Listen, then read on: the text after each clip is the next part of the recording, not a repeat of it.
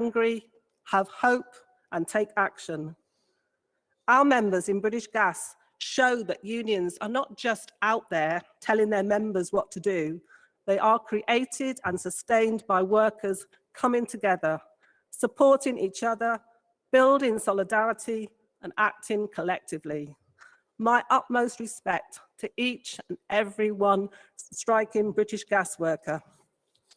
I saw how angry you were, how you grew in confidence and resolve, and fought not just for yourselves, but for all workers. You can hold your heads up high. Be proud of the action you took, and that trust, support, and unity you formed with each other, those bonds will stay with you forever. You may not have won this fight, but you have played such a huge part in making other workers' lives and employment better in the future, and that should never and will never be forgotten in the history of our union. You have instilled that hope in others to continue the fight against the unscrupulous tactic of fire and rehire. One day, fire and rehire will be an outlawed employment practice because of the stand you made. And thank you, Birmingham and West Midlands regions, for these fire and rehire ribbons that continue to highlight the immoral practice. It was that great politician, Tony Benn, that said, "Hope is the fuel of progress, and fear is the prison in which you put yourself." It's been a dark 15 months, but we can recover, rebuild, and renew if we aren't afraid or don't forget how to hope. Well done for everything you do as GMB members. So keep on doing what you all do best, fighting for that light on the hill, a better, happier, a more safe, secure, and just and equal world. And one last hope, that next year we will be back together at GMB Congress, where we can meet and debate in person, welcome and celebrate our first-time delegates properly, rekindle old friendships, create new ones, and be that members-led union that we are so proud of. Hope and solidarity. Have a wonderful Congress.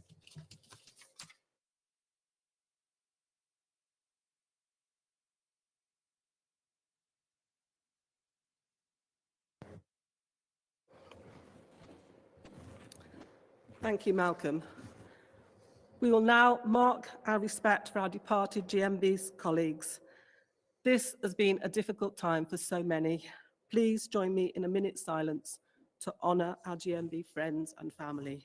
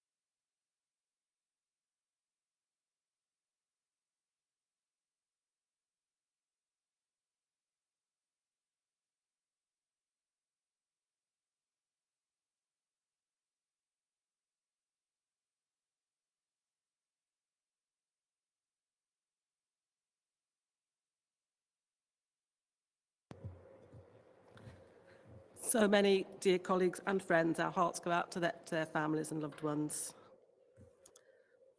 Congress, we are about to hear from the Standing Orders Committee, where Standing Orders Committee report number 1 will be moved. The Standing Orders Committee set out the rules of Congress and how it will be run throughout the next few days. This will be the first time you as delegates will be using this Congress platform to vote, and you have the right to challenge the Standing Orders Committee report. If you do intend to challenge the SOC report number 1, please can you press the raise hand button on your screen and select I'd like to speak. Please also make sure that you then send a message in the chat box to let the administrator know that what part of the report you wish to challenge. The administrator will be a member of the policy team. They will inform me and you will be lined up to speak. If there is a valid challenge to any part of the report, that part will be voted on by Congress separately to the rest of the report. Once any debate is concluded, Congress will vote on the Standing Orders Committee report number 1. Now I've explained the technical side, I'm pleased to welcome Helen Johnson, Chair of the Standing Orders Committee, to move Standing Orders Committee report number 1, and I wish to congratulate her on her 13th year as Chair. Welcome, Helen. President Congress, Helen Johnson, Midland and East Coast Region, SRC Chair, moving SRC report number 1. Congress, you will find a copy of SRC report number 1 in your final agenda, starting at page 22. I formally move adoption of that report, and in doing so, would colleagues please note the long-standing guidance for Congress on business on page 17 of your final agenda. This will help all of you, particularly new delegates, in understanding the procedures and guidelines that the President and the SRC work to. A copy of my moving speech and any further SRC reports will be issued to delegates during the course of the next 3 days. I hope this will assist everyone in being able to keep track of decisions such as withdrawn motions. And on the subject of withdrawn motions, firstly, I'd like to confirm that motion 23, local actions, standing in the name of Birmingham and West Midlands region, which appears in the printed copy of the final agenda, has already been withdrawn. Secondly, the SRC has been informed that the following further motions have now been withdrawn. Motion 121, new Inspectorate for School Meals and Catering, standing in the name of London Region. Motion 128, UK Manufacturing Workers, standing in the name of London Region. Motion 132, Industrial Infrastructure, standing in the name of London Region. Motion 145, Levelling Up the Economy, standing in the name of London Region. Motion 216, Hydrogen-Based Economy, standing in the name of London Region. Motion 217, Green Energy Supply Chain, standing in the name of London Region. Motion 219, the Environmental Crisis, standing in the name of Yorkshire and North Derbyshire Region. Motion 222, Declare a Climate Emergency, standing in the name of Southern Region. Motion 223, Commitment to Climate Change, standing in the name of London Region. Motion 224, Climate Change, standing in the name of Southern Region. Motion 226, GMB and Labour for a Green Deal, standing in the name of London Region. Motion 227, GMB supports a Green New Deal and just a transition for workers. Motion 229, zero carbon emissions, standing in the name of Southern Region. And motion 243, police oversight powers, standing in the name of London Region. Would Congress delegates please note that if any further motions are to be withdrawn, you must advise your regional secretary, who will in turn inform the SRC. Agreed composite motions, the SRC would like to thank delegates and their regional secretaries for agreeing the 14 composite motions that also appear in your final agenda, starting on page 102. Existing policy motions. In accordance with Congress decisions accepted since 2008, the SRC is recommending that motions which are existing policy are endorsed by Congress without the need for debate, following advice from the CEC on particular motions in question. The existing policy motions are listed in the SRC report number 1 at page 23 of your final agenda. You may also find it helpful to refer to the detailed report from the CEC, which is at page 113 of your final agenda. The letters EP also appear at the side of each motion in the final agenda. Emergency motions. The SOC has accepted an emergency motion as being in order for debate. This is emergency motion number 2, Justice for GMB Workplace Reps, standing in the name of London Region. Motions out of order. The SOC has ruled that the following motion is out of order for debate. This is motion 112, credibility in ASDA. In accordance with paragraph 3.11 of the Guidelines for Congress Business, the motion ought to be dealt with by a more appropriate body than Congress. The motion is about industrial strategy in ASDA, and this is an industrial matter for GMB members in ASDA and the relevant GMB committees. It is not a policy matter for GMB Congress. Election of President and Vice President. Congress, we've been informed that the only nominations received for the President and the Vice President were for the incumbents Barbara Plant as President and Malcolm Sage as Vice President. It gives me great pleasure, therefore, to tell you that they are elected unopposed and there will be no need for an election. I'm sure that delegates will join me in congratulating Barbara and Malcolm. Breaks in Congress sessions. Due to the electronic nature of proceedings this year, the SOC is recommending that there be breaks in each of the sessions. We're recommending that there is a break for 15 minutes in this morning's session. We will review the position at the end of the morning session. In addition, delegates are asked, as Barbara's already said, to take their own breaks. I finally turn to our recommendation for speaking times, as set out in SOC report number 1 at page 22 of your final agenda. Congress, we are meeting today in the most exceptional circumstances.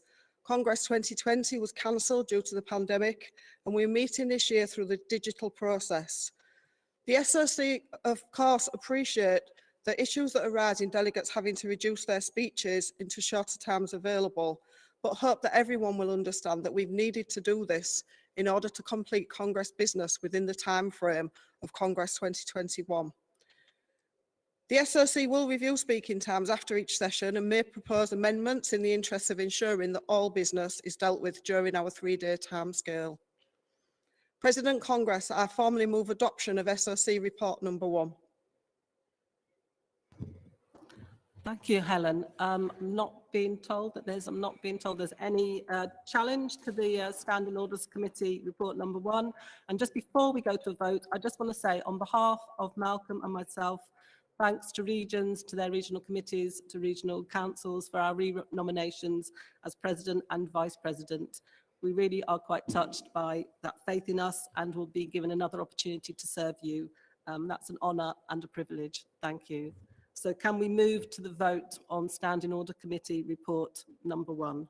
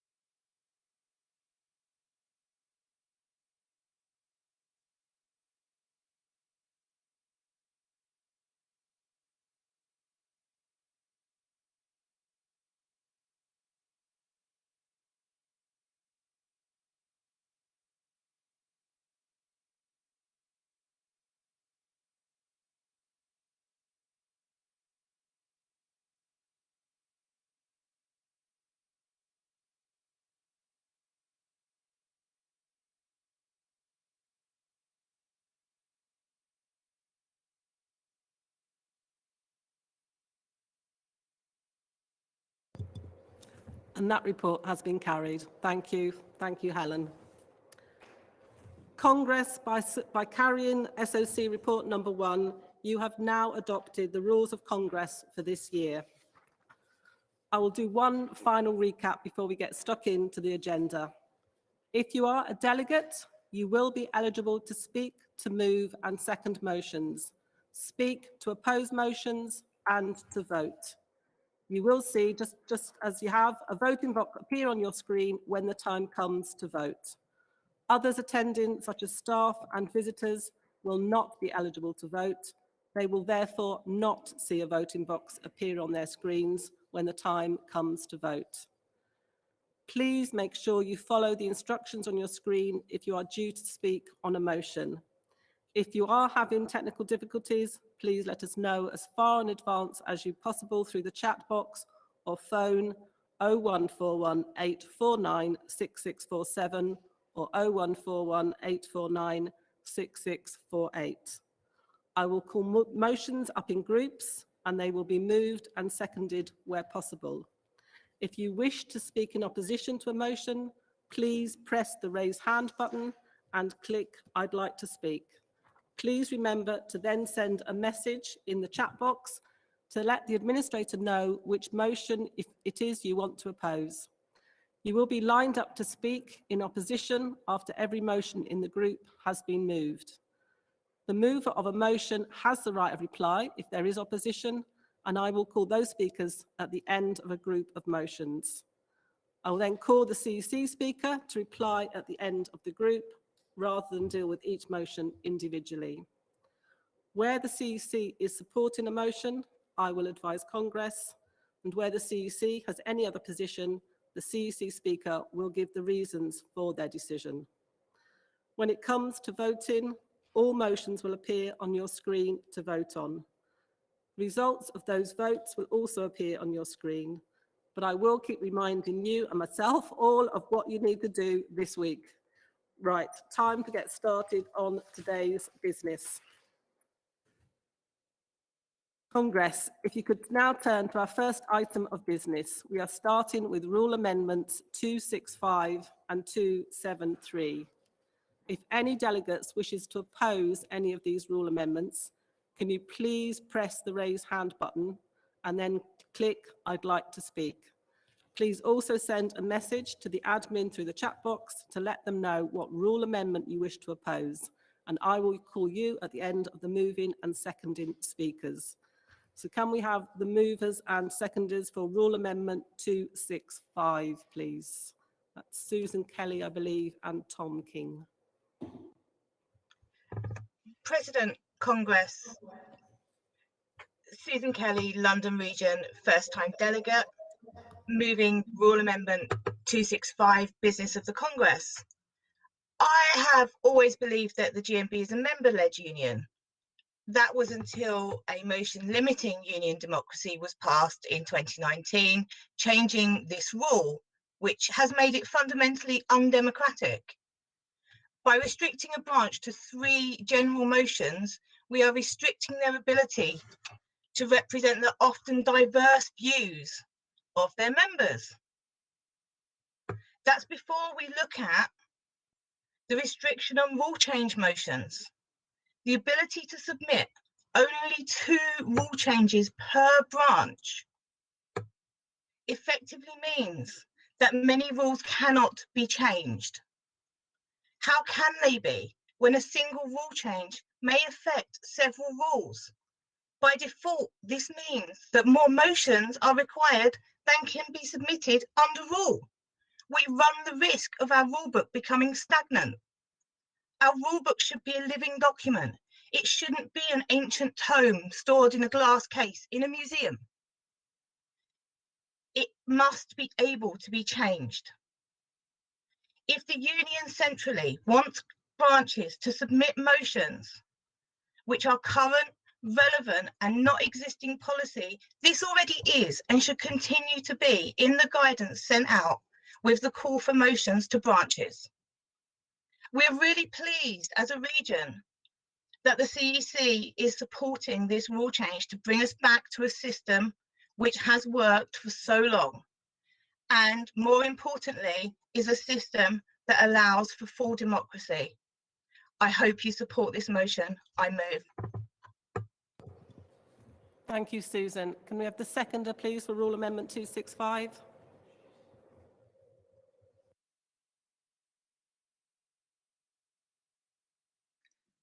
President, Congress, Tom King, London Region, first-time delegate and first-time speaker, seconding this rule amendment. And I'm delighted that the first time I speak at GMB Congress, it's on a rule amendment about rule amendments. Our members are full of ideas about how to improve the work of our union. They face countless challenges in their working lives that our union needs to be campaigning on. And they have so many views on how we can make our country and the world a better place. So it makes no sense to me that the rules of our union should prevent those challenges, ideas, and views from being heard on the floor of Congress.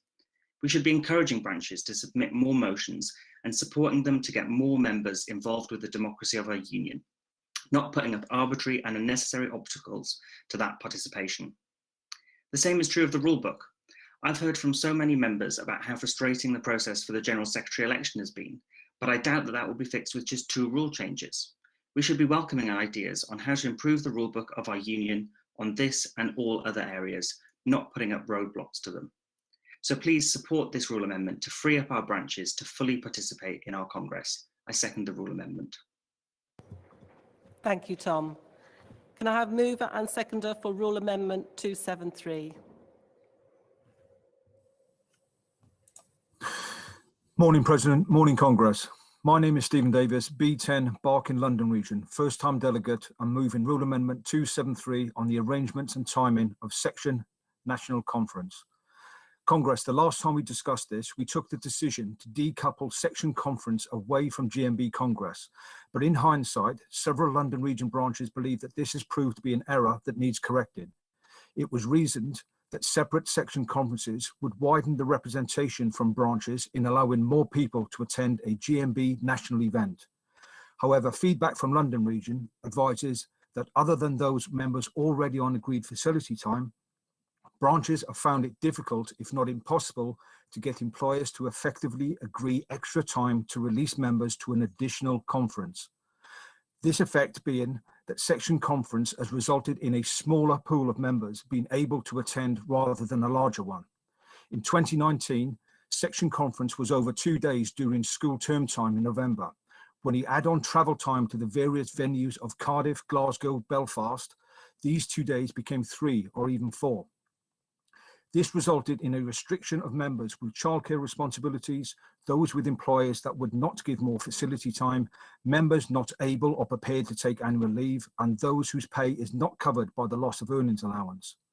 But Congress, it is not only the time and the cost to our members, it is also the additional cost to the union. And let us not forget that the cost to the union is the use of GMB member fees. Monies that could or even should be better spent on campaigns, communication, staff, and our core business of representing GMB members rather than a 3 or 4 day break to a conference that has unintentionally limited the number of attendees. Congress, the proposed rule change is not a restriction of our democracy, but is about ensuring our democracy is fit for purpose, and we should ensure as many members as possible participate. We need honesty to admit to ourselves that the carrying out of an additional section conferences has not worked as well as expected, but that is not to say that we do not hold section conferences. The question we need to ask is how best we do it, and London Region believes that the future is for section conferences to be held as it was previously, within the framework of National Congress. Colleagues, do not be afraid to admit our previous misstep on the decision to decouple section conferences away from National Congress and vote for change to realign this and to support this rule amendment. I move and thank you. Well done, Steve. Can I have the seconder, please, for Rule Amendment 273? Wayne Oswick, London Region. Rule amendments are a 273 Rule A3 Clause 2, Sectional National Conferences. Good morning, Congress, Madam President. I second this motion for the rule change as my comrade has stated before in moving this motion. The GMB financial report states that our great organisation has suffered like every other organisation during this ongoing pandemic. Whilst it was a great idea by our previous General Secretary, realistically, we feel Congress should support this motion to save the cost of 3 sectional conferences arranged throughout the breadth of the UK. My experience of the last commercial conference was that as branch secretary, we supported our delegate financially who had to travel from Clacton, Essex, across the country to Cardiff. This was expected to be completed on the morning of conference, spend one night and return the following morning, which was impossible to achieve. Not only was the travelling inconvenient, but there was added cost to the branch for additional hotel stays. Even though there has been problems in the past with sectional conference planned within Congress, it will be sensible to revert back to financially and with less organising to be done whilst holding the conferences whilst the delegates have arrived at the one and only destination of Congress. Congress, I support. Thank you, Wayne. I'm not being told that there's any speakers who want to come in opposition. No? So in that case, I will ask June Minery from the CEC to come with the CEC position on Rule Amendment 273, because we are supporting Rule Amendment 265. June?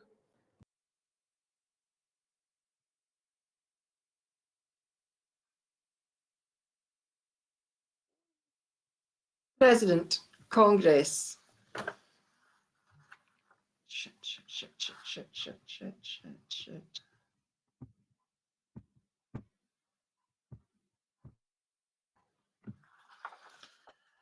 June Minery, speaking on behalf of the CEC on Rule Amendment 273. Rule Amendment 273 calls for section conferences to be reintroduced into annual Congress every year. Before the Rule Amendment to make section conferences standalone events was adopted by Congress in 2019. They were held every other year when part of the Congress programme with the Rule Amendment Congress in the intervening years. There has been only one round of section conferences in 2019 since the rule was amended. They did not go ahead in 2020 because of the pandemic and restrictions relating to lockdowns. These 29 section conferences were very successful, were not motion-based and were attended by delegates specifically working in the sectors, setting action plans for activity in their sector. The CEC believes this approach best serves the interests of members working in the sectors and should continue in this standalone format. Because they were held separately to Congress, each section was able to host these events in parts of the UK that Congress does not always have the opportunity to go to due to the size of our event. Manufacturing went to Belfast, public services went to Glasgow, and commercial services went to Cardiff. Additionally, the Rule Amendment calls for section conferences to be held during Congress every year. This ordinarily takes at least a day away from Congress, which puts an increased pressure on the Congress timetable, which has in the past led to reduced speaking times on motions in Congress. Holding section conferences at a different time to Congress allows more time for Congress business to be debated. If Rule Amendment 273 is not withdrawn, we are asking for Congress to oppose this Rule Amendment. Thank you. Thank you, June. I need to ask then London Region, do London Region wish to withdraw Rule Amendment 273? I'm going to have to wait for somebody to signal something to me.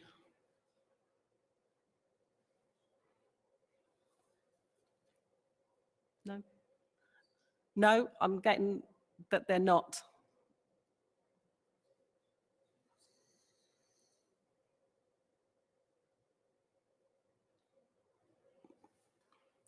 Hold on a minute. there's a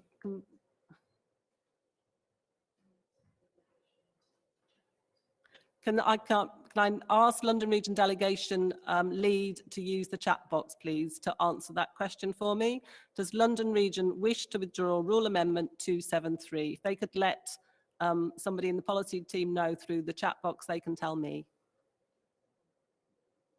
They're not. Okay, so London Region are not going to withdraw, which means that the CEC is asking you to oppose the Rule Amendment 273. But we will go to the votes now. So the first vote is for Rule Amendment 265, which the CEC are supporting.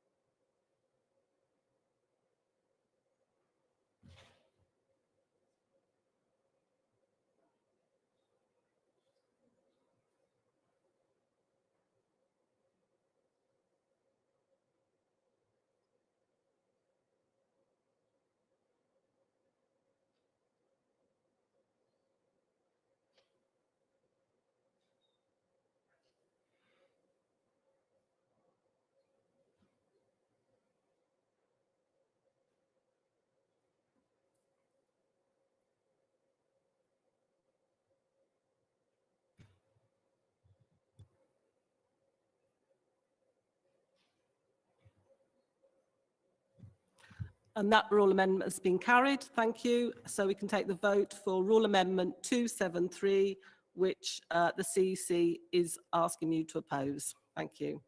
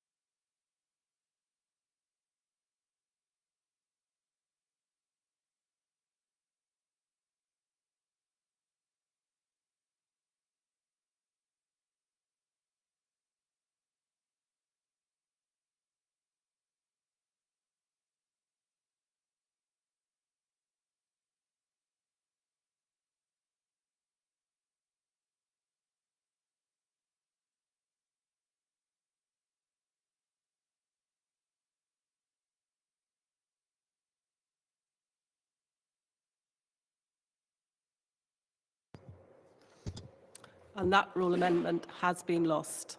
Thank you. We are now moving on to debate motions 1 and 3. Again, if any delegates wish to oppose any of these rule amendments, can you press the raise hand button and then click I'd like to speak. And please remember to also speak to the admin through the chat box function to let them know what rule amendment you wish to oppose. I will call you at the end of the moving and seconding speakers. So we're taking motion 1 and motion 3. Can I have the movers and seconders for those two motions, please? Motion 1, I think, has been moved by Gordon.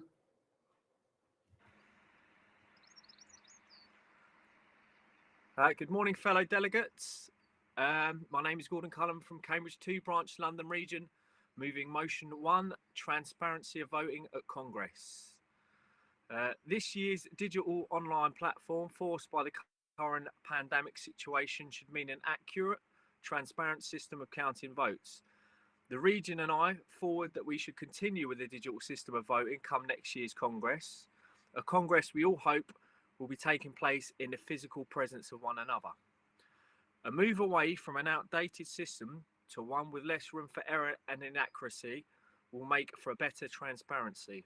We should be moving our union into the 21st century and utilising improving technology to platform how our democracy works. I move. Thank you. Thank you, Gordon. Seconder? Tony? President, Congress, Tony Chollerton, London region, seconding motion 1, transparency of voting at Congress. This Congress believes that democracy is the cornerstone of GMB and that the smooth running of Congress depends on it being fair and transparent. The main way of voting at Congress is through show of hands. This method is fine when the outcome is clear, but it gets more complicated when the vote is close. A couple of years ago, there was one such motion that divided the hall. Many felt that the result did not reflect the will of the delegates and that the vote should have gone to tellers or a card vote.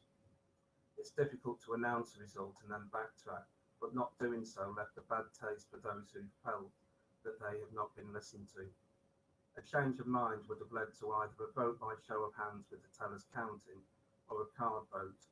Both of these options are time consuming, and each year there is pressure to get through all the business presented to us. There is, however, an alternative that can solve the problem of human error and also help speed up Congress business. This year's Congress is unique and provides a possible answer to new ways of voting.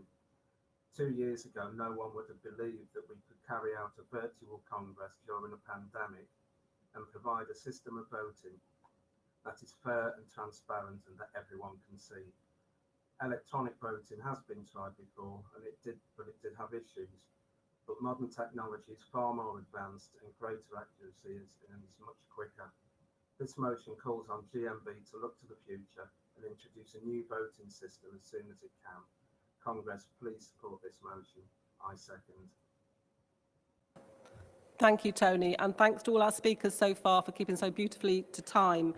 Motion 3, can we have the mover for motion 3, which I believe is Brian?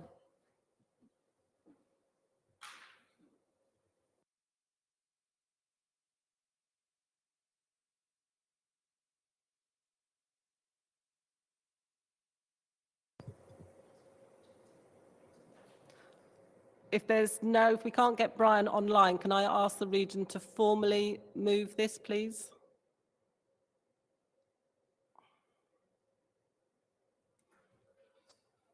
Or send the second. Brian, I'm being told you need to accept, please, and then we might be able to get you on.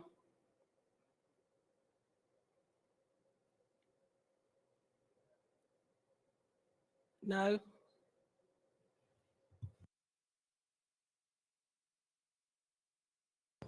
Okay, thank you. We've had it formally moved, so can I have the seconder, Tom? President Congress, Tom King, London Region, speaking to second motion 3. This is my first time at GMB Congress, and it's been a steep learning curve over the last few months. There is so much to get your head around in terms of the process and the procedures, plenty to read and digest. So from my perspective, anything that makes the life of a delegate easier, that makes it clearer to understand what is being proposed or changed, can only be welcome. So that's why I think the proposals set out in this motion should be supported. I'm sure there are people here who are experts in GMB policy and would quickly clock that certain wording in the General Secretary's report meant a departure from previously agreed policy. But to the uninitiated like myself, it would completely pass us by. And I think it's crucial that as a democratic union, we have transparency about what we're voting for and what the implications of that will be, that we have the opportunity to challenge and oppose proposals as we see fit. So that's all this motion does. Asks for changes in policy made by the General Secretary's report to be spelled out clearly in black and white. And I think that's the least we can ask for as delegates to Congress. So I second this motion and hope delegates will vote in favour. Thank you, Tom. Is there anybody that wants to come in to speak in opposition? No? Okay, in that case, thank you. Can I ask now June Minery again to respond with the CEC position on both motions? President Congress, June Minnie again, speaking on behalf of the CEC on motions 1 and 3. On motion 1, transparency of voting at Congress, the CEC is asking for the motion to be referred. We are currently using an online voting platform for Congress 2021, and we've just voted on SOC report number 1 and rule amendments. We have had to use this platform as a necessity for holding a Congress this year as the safest possible option due to the pandemic. If this form of voting proves to be reliable and is suitable for use in a face-to-face Congress location, the CEC will review whether the existing voting arrangements could be replaced by an online voting platform for future physical Congresses. In our ordinary Congress, delegates are expected to be in their seats for voting and should not need encouragement as outlined in the motion.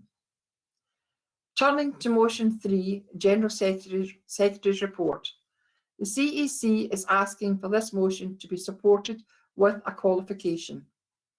In all our policy setting documents, the CEC ensures that policy is set out clearly and with full reasoning and explanation.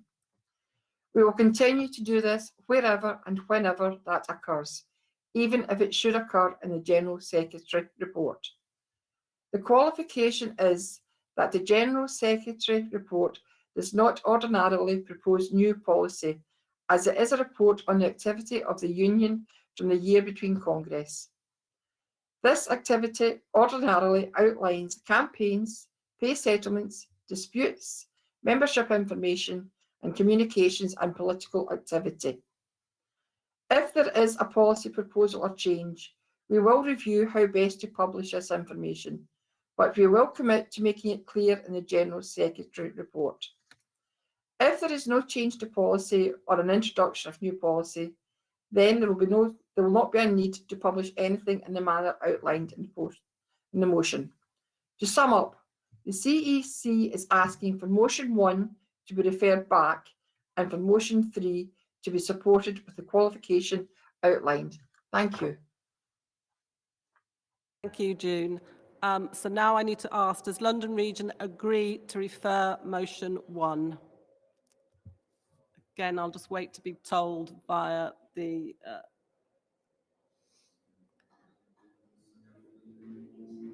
Thank you, London Region. Yes, you're agreeing to refer. So because you've agreed to refer, we do not need to put that to the vote. Then I need to ask London Region, agree the qualification on motion 3. And again, I'm getting the thumbs up. So thank you, London Region. So we will now move to the vote for motion 3.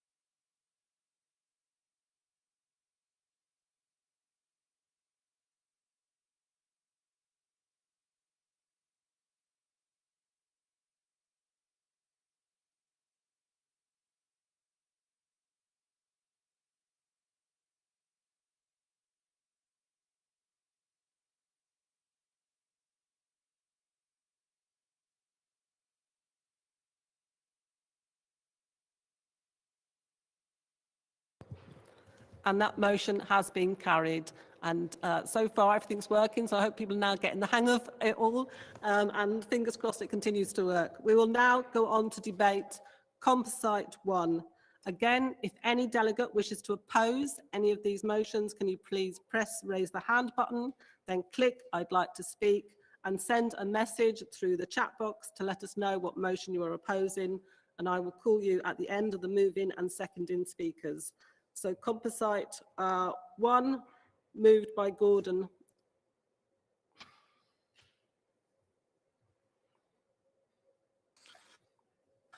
Hello again, Congress. Madam President, Gordon Cullen from the London Region. Moving motion 6, GMB Democracy. I'd firstly like to congratulate Gary Smith on a recent election victory and welcome him as our new General Secretary and Treasurer. And look forward to seeing many of the excellent battling campaigns in Scotland exported throughout the regions. The type of campaigns which engage and empower members. We believe a similar strategy is needed to bolster democratic participation in union elections. We've seen an improvement in this year's union election turnout. However, a coordinated strategy across regions is needed to improve turnout from 10% of this year to a much higher percentage. We therefore instruct the Central Executive Council to look at a strategy that looks at modern technology, social media, and other platforms to publicise elections, to highlight the candidates and what they stand for. A timetable of actions is needed in preparation of the next election that can be publicised to branches early and helps engage with them to build democratic participation and to foster an atmosphere of collective ownership over the process. Congress, I move. Thank you, Gordon. Also, just to make you aware, we are doing motion 11 and motion 16 in this group. So can the speakers, movers and seconders for motion 11 and motion 16 also be ready in line? Can I ask this to London Region? I think we're having trouble with your seconder. Can I ask London Region to formally second Composite 1, please? And that's been agreed. Thank you, London Region. That means move on to motion 11. The mover of motion 11, please. Ben. Thank you. President, Congress, Ben Cook, Midlands and East Coast Region, moving motion 11. The last general election was a tough watch for Great Britain, with Labour losing 51 out of the 52 Brexit seats. I was lucky enough to stand as a parliamentary candidate in the last general election, but one of the biggest barriers you face as a candidate is getting your message out before the postal votes come out. And it is very difficult due to time restrictions. If you're in a key seat, you have plenty of time to get ready. But if you're in a seat that's not as winnable, then you do not get selected as early, so there's less time to do it. So it's very difficult. So the reason it's so important that GMB encourage this is as a candidate, you don't have access to delegates that work in the workplace industrially. And our members, they all work very different shifts, which means it's very difficult to gain access to voting for all of our members. This is why, as a trade union, it's so important in elections. We have the power to encourage every member to vote and to make the process easier for them as well. And please support this motion. Seconder, please, for motion 11. Yvonne? President, Congress, Yvonne Davidson, Midland and East Coast Region. First time delegate, first time speaker. I second this motion that GMB should be sending emails out at any level, national, regional or branch, containing a link for our members to register for postal votes. In 2015, there was a House of Commons briefing document 7419 dated the 4th of December on postal voting by Elise Ubero, which stated that turnout has been shown to be higher amongst postal voters than those who vote at polling stations. 86% of people who were sent a postal pack voted, compared with 63.5% of those who were entitled to vote at polling stations and didn't. Postal voters are more likely to vote and also vote earlier, which helps Labour candidates in assessing their vote and where they actually are at an early stage in the election when postal votes are counted and possibly target campaigning more effectively. Postal voting participation is increasing at every election, and it's a well-known fact that Labour voters don't turn out if the weather is bad. So we should encourage them to be able to do their voting from the comfort of their homes. I also think the pandemic has affected us in the last elections, as we know that the poorer areas are the more likely areas where people would catch COVID, and these are our areas where our voters are. The Tory areas, the affluent areas, they would have gone out and voted. So I urge you to support this motion. I second this motion. Thank you. Our first time delegates, well done for coming up, and the first time speakers as well. Can we move on to the mover of motion 16, please? Hi, hey, I'm Luca. Yes, so President, Chair, Congress, I'm Luca B., Southern Region, London Borough of Southwark Branch, and first-time speaker. I am here to talk about motion 16. In order to raise and improve awareness on mental health, we wish that this Congress instructs the GMB National Office to improve, expand, and promote the visibility, ease of access, quality and profile of all the work, resources, and materials dedicated to mental health on the GMB website with immediate effect. Mental health issues are on the rise, and they have been rising steadily for a number of years. As an example, in the UK alone, in between 2010 and 2017, the number of people suffering with depression rose from 2.7 million to 2.9 million, and the trend doesn't show any sign of changing anytime soon. Of course, a rise in people diagnosed with mental health issues can mean as well that the stigma associated with them might be decreasing, as more people come forward and seek help. But as the charity Minds puts it, in any given week in England, 27 in 100 people are diagnosed with several mental illnesses. Some examples amongst the many are 8 in 100 people, anxiety and depression, 4 in 100 people, PTSD. But we need to be cautious about this figure. Many of these figures have come mostly from subjects that were aged 16 and over, living in private housing, living in England. These exclude loads of groups of people, for example, people in prison, in sheltered housing, in homeless or rough sleeping. So the true numbers are probably higher than this figure shows. Concurrently, it has been found that the NHS mental health care staff can lack the capacity, skill, and training they need to do their job effectively. Following an analysis of over 200 mental health complaints upheld by the Ombudsman, the report highlights 5 common failings that are compromising patient safety and dignity: failure to dispose and or treat the patient, inappropriate hospital discharge and aftercare of the patient, poor risk assessment and safety practices, not treating patients with dignity and or infringing the human rights, poor communication with the patients and or their family or carers. These are just a small sample of the numerous issues that concern mental health. Although I understand it doesn't paint a pretty picture, I believe it does paint instead a compelling case for the GMB to up the ante on its work on this issue. We all find ourselves often being vocal about mental health, but we also know that even in our most deeply felt relationship, most people we know and love lack the awareness, capacity to deal properly and humanely with mental health. This is the reason why I want to reiterate the importance for this Congress to do more when it comes to provide for its members, its reps, its full-time official or even the general public with quality, easily accessible resources, material, works regarding how to properly support and give help to those suffering with mental health issues. I move. Thank you. And Southern Region are agreeing to formally second this motion. But I believe there is somebody who wants to come in to speak in opposition to motion 11. John, if you'd like to speak.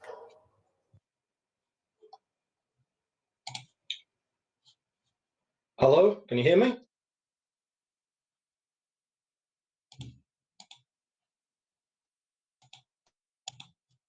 I'm not getting on.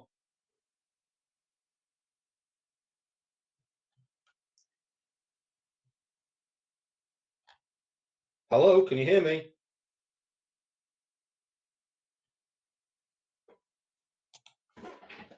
On. Hello? Hello? Can you hear me okay? John? Yes? Yes, we can hear you, John. Right, I wish to speak, John Stevenson, Yorkshire and North Derbyshire. I wish to speak against motion 11 because it has an unforeseen potential problem. That problem is it's asking us to put an email link into all emails that we send out. As a branch and a multi-employer branch, we know that a lot of employers have anti-spam, antivirus systems in place that automatically quarantine external emails, and then our members have to get them unquarantined. That potentially has a side effect that means the emails won't be seen. I totally applaud what the motion is trying to do, but this knock-on effect could cause the branch great problems as a Congress decision has to be followed. So where would that leave us if we can't talk to our members? I urge Congress to reject this because of that unforeseen problem. Thank you.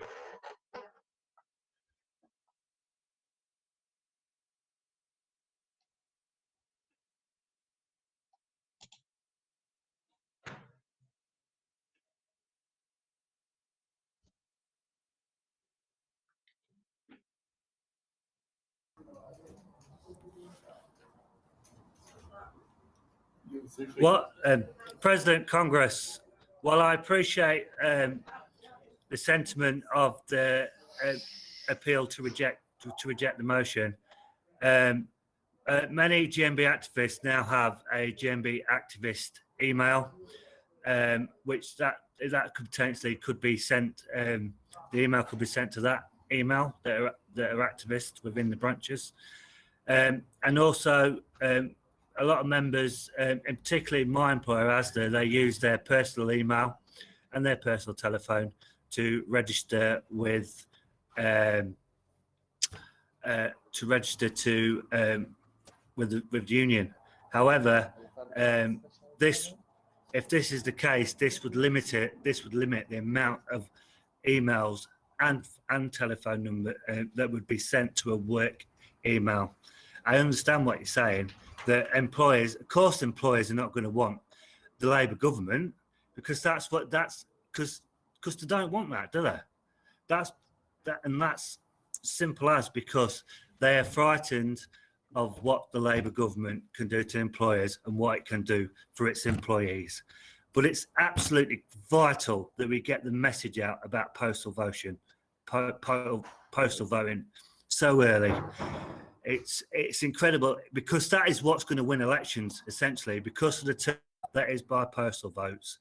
And that is why it's so important that we get that message out to our members that to use postal votes, because we have members that work nights that do not have access to voting. They can't vote on the day because they're asleep. So I urge Congress to please support this motion. Thank you. I will now call David Hope to respond with the CEC position on Composite 1 and motion 11, because the CEC are supporting motion 16. President, Congress, David Hope speaking on behalf of the CEC on Composite 1 and motion 11. Composite 1 consists of motion 6 and 7, which relate to the General Secretary's election in 2019. We've just concluded the next election with a new General Secretary days into the job. The CEC has agreed the bylaws for this election ahead of Congress in order for us to have a General Secretary elected after over a year with the vacancies.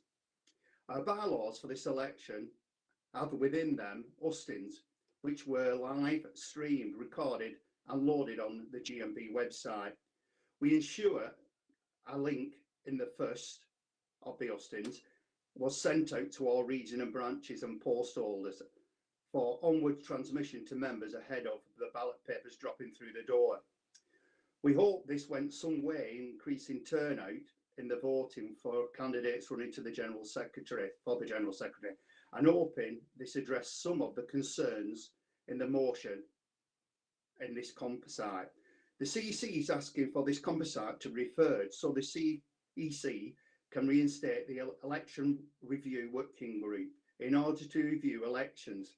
This could be reinstated to meet prior and after each election to advise the CEC on election procedures, timetables and bylaws. In turn, the branch working party could examine methods of increasing membership engagement and make recommendations to the electoral review working group. Turning to motion 11, postal voting registration. The CEC is supporting this with a qualification. We agree that the election defeat in the general election in 2019 was disastrous for Labour. We support every effort should be made to make voting easy for the electorate. We support the thrust of the motion at a national level, and we can do what the motion asks us to do. The qualification, however, is regions and branches should reserve the right to decide on whichever they include the links to local communication or not. Therefore, Congress, the CEC is asking for Composite 1 to refer back and for the motion to be supported with a qualification. Thank you. Cheers, David. Thank you. So the question is, does London Region agree to refer Composite 1? If they could let the policy team know, and then they can let me know. Perfect. Got a thumbs up. Thank you, London Region. I already know that Midland and East Coast Region agree the qualification on motion 11. Thank you, Midland and East Coast. I do not, because London Region accept the referral, I do not need to put Composite 1 to the vote. So we'll move to the vote on motion 11, please.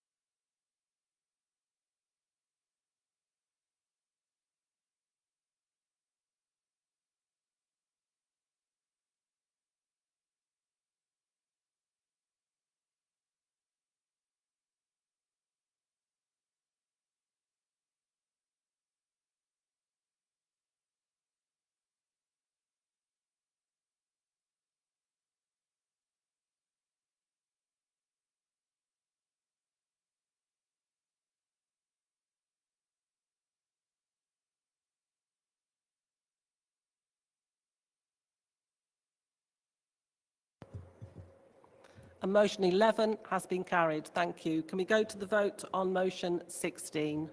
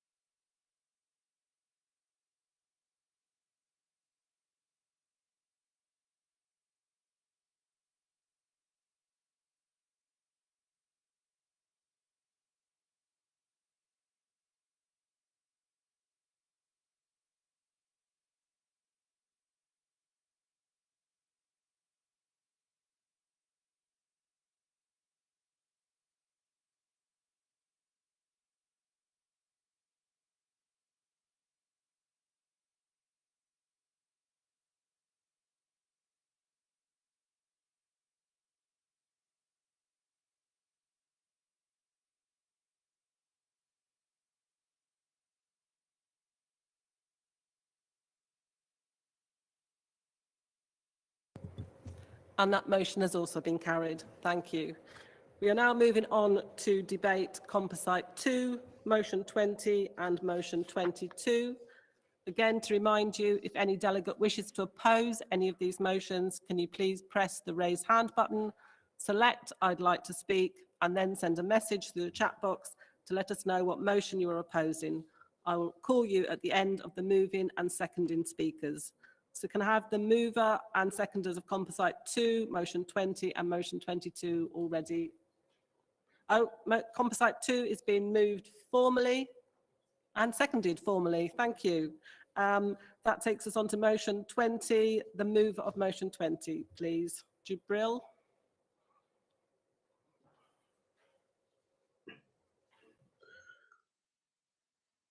President, Congress, Girolamo, GMB Southern Region, first-time delegate, first-time speaker, moving motion 20, support for GMB reps.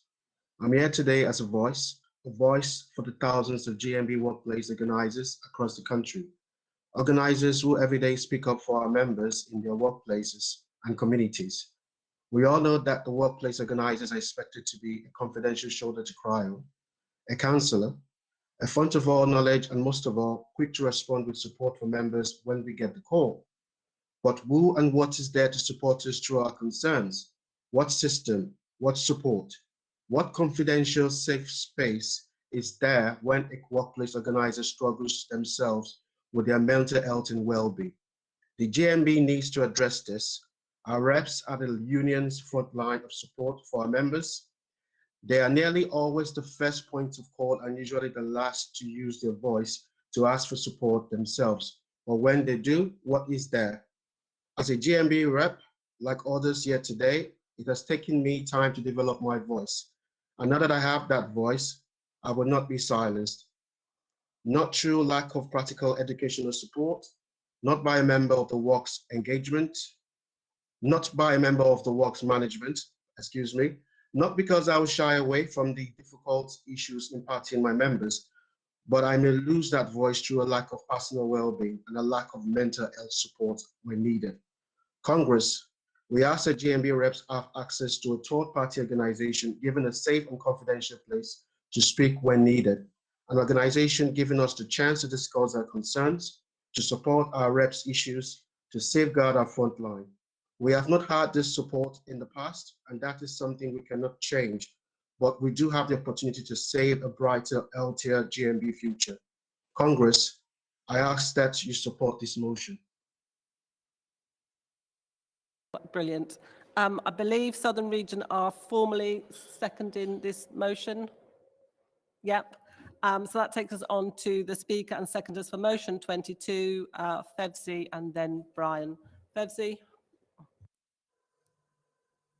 President, Conference, Congress, Fevzi Hussain, moving motion 22 in the name of my branch, GMB CWU Staff Branch and London Region. Congress, TUPS, stands for Trade Union and Political Staff. As a branch president at a CWU employer, we're quite fortunate that we have staff being recruited who are expected to be quite sympathetic with the trade union movement. And we are fortunate at the CWU. The CWU are a very supportive employer when it comes to industrial relations. But even it really niggles me because, I think that there's absolutely no reason why we shouldn't have 100% trade union membership. When those people apply for a job at the CWU, or indeed any trade union employer, one of the conditions of that employment is that you are sympathetic and that you support the trade union movement. So when you join that job, and then when you decide consciously not to join a trade union, that is unacceptable. We are talking small numbers, but I think this is a big point of principle. It's a principle that we have to address. Like I said, at the CWU, we are talking very small numbers. But if you replicate that across the trade union employers where the GMB has recognition, and the political staff who play very important roles. There's absolutely no reason why they should not be in a trade union, and obviously where we have recognition in the GMB. So it goes without saying, our union has got organising challenges. Our membership is on the slide a little bit. So I think a good place to start is in these friendlier environments. And I am urging that we begin some kind of dialogue, and we basically hold people to their word when they take up these roles, that they're sympathetic to the trade union movement and they want to support the trade unions, that they join the trade union. So on that point, I move. Thank you, Fevzi. Seconder, Brian?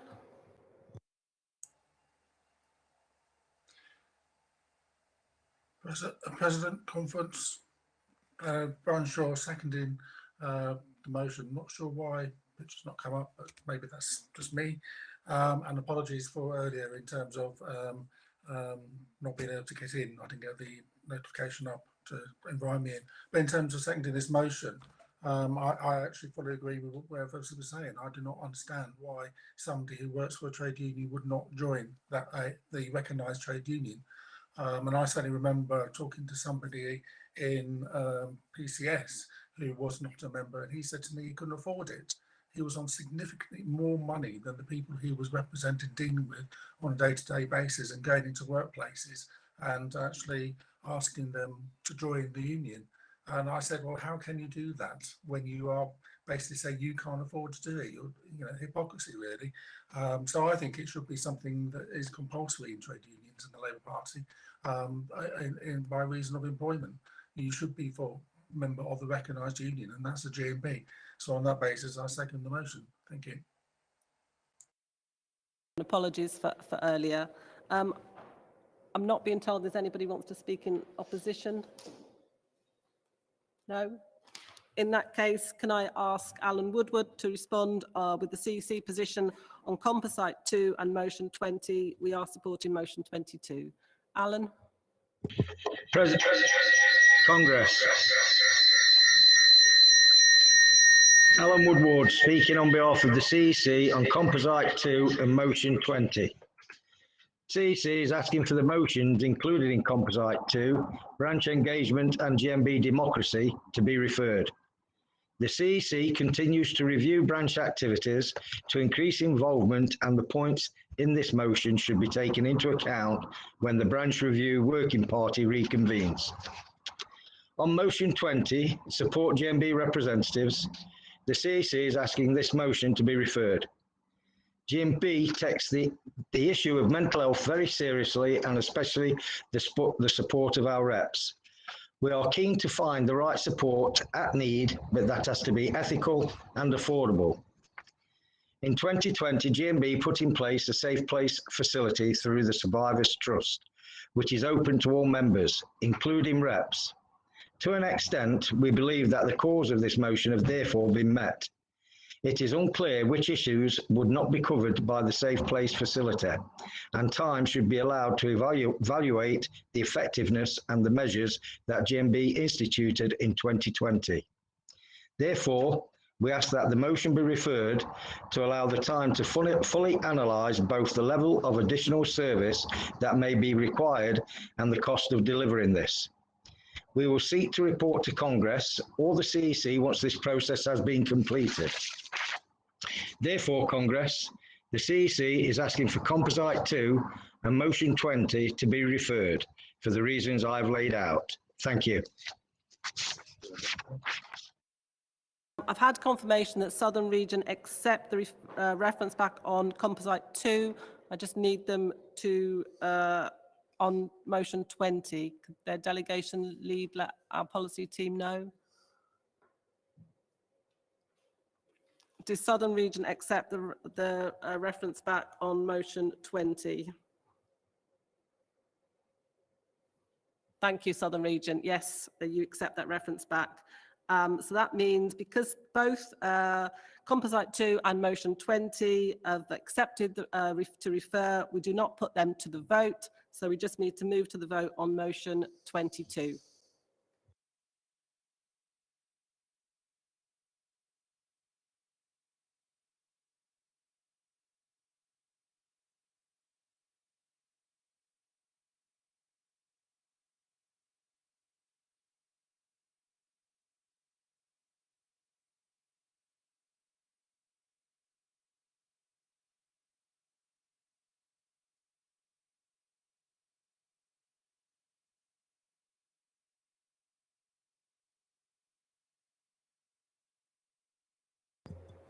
And that motion has been carried. Thank you. We can now move on then to debate motion 25. And again, if any delegate wishes to oppose this motion, can you speak to the admin through the raise hand function, and I will call you at the end of the moving and seconding speakers. So motion 25, mover and I think we're formally seconding. Mover is Roxana. Hello, Congress. My name is Roxana. I'm Northwestern Irish region, first time speaker. This Congress calls on the CEC to support and help to set up an Eastern European recruitment campaign. The GMB stewards and activists deal with a lot of skepticism in the workplace due to Eastern European beliefs and distrust. The reason behind all these issues is that in some East European countries, trade unions are corrupt or they have no power to represent their members. Many Eastern European immigrants don't speak English and do not know their rights as employees in UK. What can GMB do to help them? Can they really trust GMB? Is GMB powerful enough to represent them? Are they gonna be just puppets in a bigger game? The CEC needs to develop and resource a new kit with training so GMB stewards and activists can target Eastern European workers and make them understand that trade unions have a voice because of its members, and we can only be powerful if we stay together. Please support. Thank you. Well done, Roxana. And I'm really sorry that we can't give that applause to first-time speakers and delegates that normally they get at Congress, but well done. I will now, and so it's been formally seconded, so I'll now call Kevin Hensby to respond with the CEC position.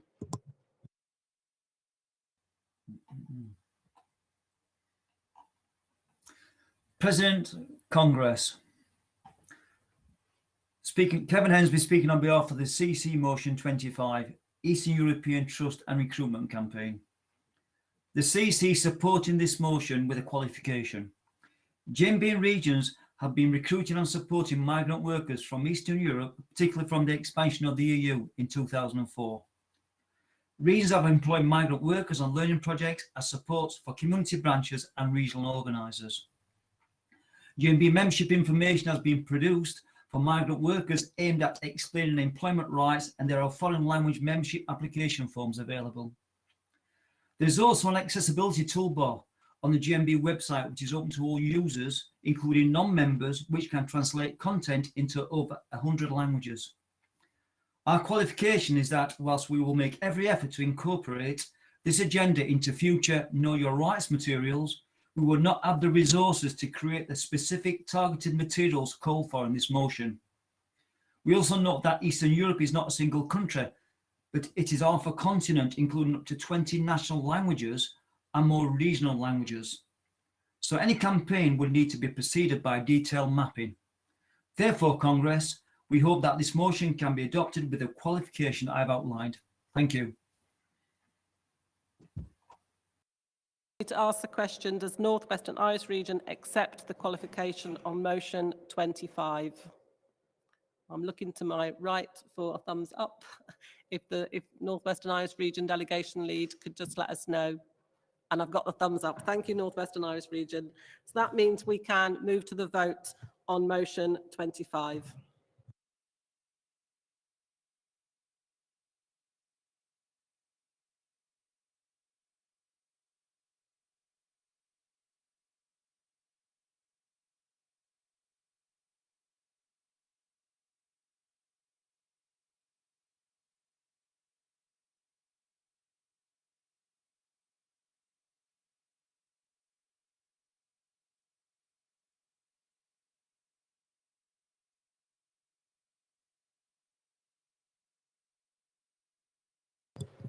And that motion has been carried. Thank you.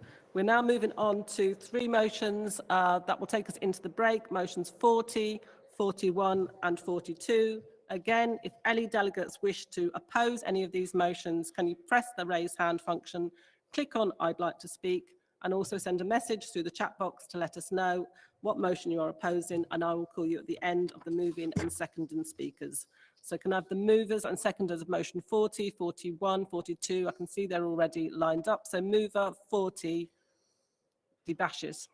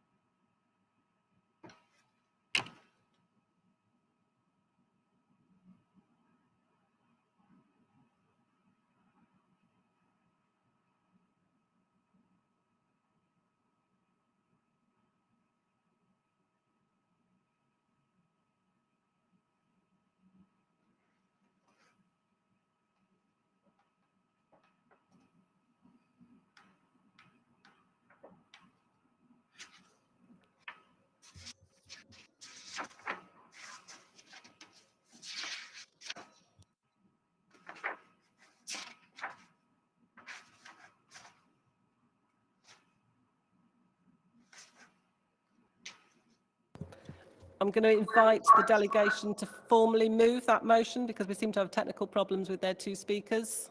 Could I ask, which region is it, Midlands and East Coast? If they could formally move and second that motion. Thank you. Thank you very much for your help. So that takes us on to motion 41, where the mover is Jason. Good morning. Jason Evans, Midland and East Coast region. Moving motion 41, non-disclosure agreements. President Congress, firstly, I'd just like to congratulate Gary Smith from myself, the L50 branch, and the wider water sector on his election as the General Secretary and Treasurer. Gary has always done us proud in the past, and I know that obviously now that can continue for the wider movement. Congratulations, Gary. On the motion, whilst certain American presidents and movie moguls have brought these non-disclosure agreements more into the public eye in recent years, their widespread use is unfortunately seen far closer to home. Indeed, many of our own employers use them to effectively gag existing and former employees from divulging sensitive company information, which would otherwise potentially bring the employer into disrepute, some justifiably so. Members can be bullied into agreeing to these gagging orders, and even our own shop stewards and officers can get drawn into these unscrupulous practices, often to the detriment of the member and even a collective consultation and our members' ability to rely on a transparent workplace representation. Well, this motion calls upon Congress to endorse a programme of education and awareness for members,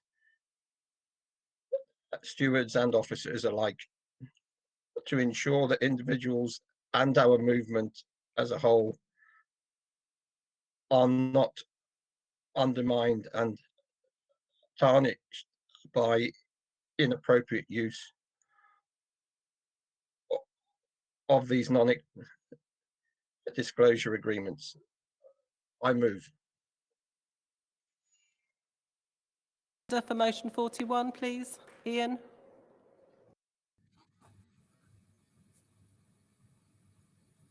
Hello? Sorry, I second this motion because I guess I'm not the only one who alone is not understanding the complexity of non-disclosure agreements. While it's accepted to have their place in the workplace, as a union, we need to ensure that any clauses within them are both fully understood and they are not an unacceptable restriction to our members.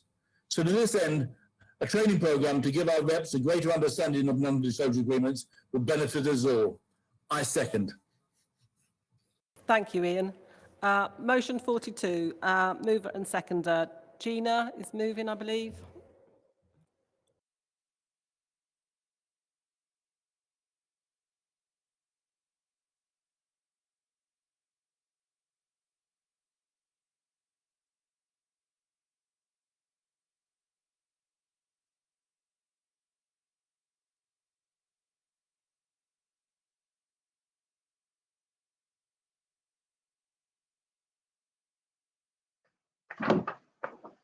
Gina Harding, Yorkshire North Derbyshire Region. Congress. We applaud the work done by the GMB political team and the many GMB MPs and councillors that have been elected. The GMB continues to provide essential training for members seeking to become MPs and financially supports council candidates. We call on Congress to expand political training to educate members about the different roles within the Labour movement, including the Constituency Labour Party, local campaign forums, and parish council. Training is needed to explain the influence being a Labour Party member can give. We call on Congress I myself currently hold the role of youth officer in my local Labour Party and am a former candidate in the local elections. I welcome the opportunity to develop our knowledge and capabilities through political training. I believe our politics need to reflect the people it serves, to give the GMB a stake in decision making at all levels. Clear training, informing members about the structure of the Labour Party is needed, and the level of time commitment required should they wish to stand. Money is gratefully received, but education is needed to provide an understanding of what being an elected representative at every level means. Our members have valuable life experiences and knowledge of what is happening in the workplaces of this country. Their opinion matters and would significantly help the Labour Party as the first choice for working people. Opposition is painful, and ultimately we have no impact on those in our movement suffering the effects of a devastating attack on workers' rights by the self-serving Tory government, which targets the most vulnerable in our society. It is more important than ever that we make sure trade union voices are at the centre of the Labour Party, influencing the policies that will ultimately affect the lives of our members. Don't moan, get active, and be the heart of the decisions that impact on those who we represent. Thank you. No, thank you, Gina. Seconder, Dave. Hello, Dave Berry. Seconding the motion 42 on behalf of Yorkshire and North Derbyshire. I'm happy to second this motion. There's a cartoon circulating on social media based on the Peanuts cartoon where Charlie Brown is turning to his colleague Lucy in the next school desk and saying, "Nobody's going to give you the education you need to overthrow the system." It's light-hearted, but I say this now after 42 years after taking my initial shop steward training. And for me, that training was an education. It was liberating, whereas my formal education had taught me about conformity, following rules, that what I would achieve was through my individual endeavour. My trade union training showed me the issues that are raised by Barbara in her opening address about collective action, about collective organisation, about collective challenge. And that stood me in good stead for the 42 years. The political times are changing. There's talk of a new normal, of levelling up, of things being different in the future. This is a time that the GMB must seize if change is to come. We should extend our political training. It should be political education so that GMB members can stand forward for these positions and take forward our collective representation of our members. I'm happy to second the motion.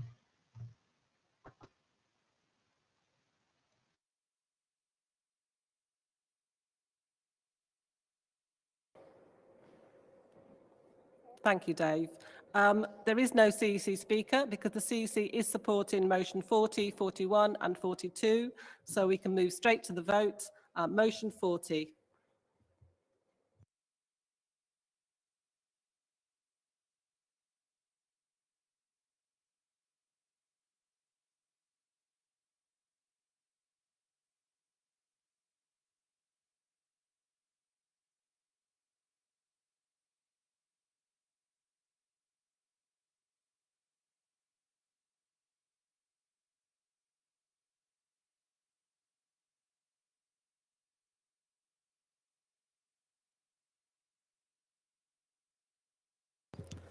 That motion is overwhelmingly carried. So that takes us to motion 41.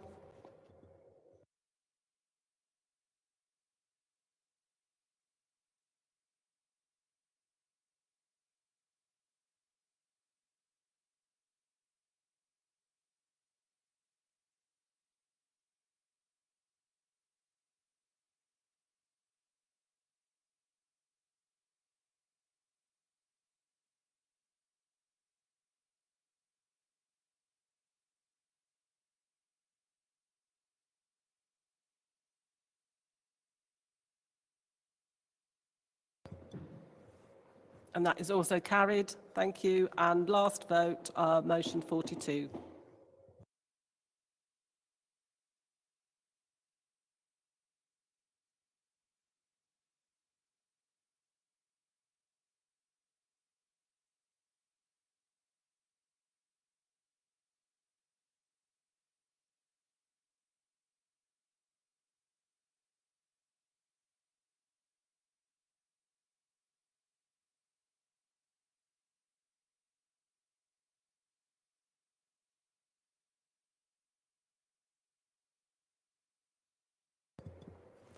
And that is also carried. Thank you. Congress, as I explained at the start of the morning, we will be taking breaks during the sessions, and I think this is now a good time to do so. This break will be 15 minutes long for you to stretch your legs, get away from the screen. We'll be starting the next part of the morning session with the CEC special report on the Task Force for Positive Change. So I would urge delegates who will be speaking on this to make themselves ready and are back at your devices promptly. Thank you.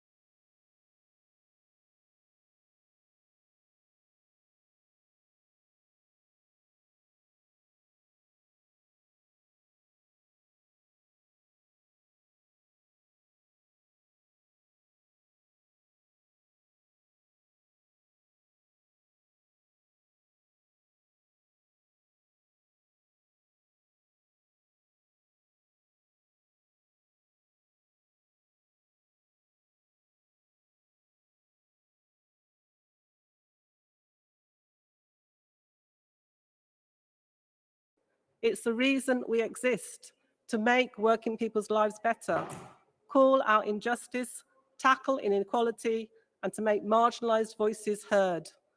This is the union of GMB Desai and the Grunwick strikers, the Glasgow women's strike and equal pay. I'm proud of the work that has begun and believe the task force will bring the best from the past and help embrace a new future. But they won't be doing it alone. This change must include a role for everyone. No one must be left behind. We recognise that all culture of misogyny and racism hurts everyone, and that a wrong done to one is a wrong done to all. That together we find institutional courage to address sexism, harassment, and racial injustice. This work does not divide us by gender, but it will unite us in inclusion, a union where everyone feels welcome. We recognise that diversity is also a strength. But we've been here before and nothing meaningful has happened. Recommendations were disregarded. So what's changed? What's changed for me is that the eyes of the world are on us. We are proud that we made this public, that we were transparent. We have taken important steps and have external independent resources, including sexual harassment expert Dr. Helen Mott and our new senior project manager, Nicole McIntosh. The world has changed from how we share information to expectations of our leaders, and rightly so. Not just for us, but for the whole movement. GMB's role will be key, from awareness to action to accountability. And I want to leave you with an aha moment, anger for the injustices suffered. Hope, as I said this morning, hope that change is possible, that we can and will take the union forward, and action. Take this message back to your regional councils, branches, reps, and members. More than ever, your union needs you to heal, to change, to grow, to feed into the work of the task force, and to implement equality until it is at the heart of everything we do. My action will be accountability, to ensure that this work is not dropped or forgotten, that it is widely felt, deeply felt, visible, as it is winnable. Civil rights activist Maya Angelou said, "Take up the battle, take it up, it's yours. This is your life, this is your world." Congress, I say, this is your union. Take up the battle for equality for all, here and everywhere. Please support the CEC special report.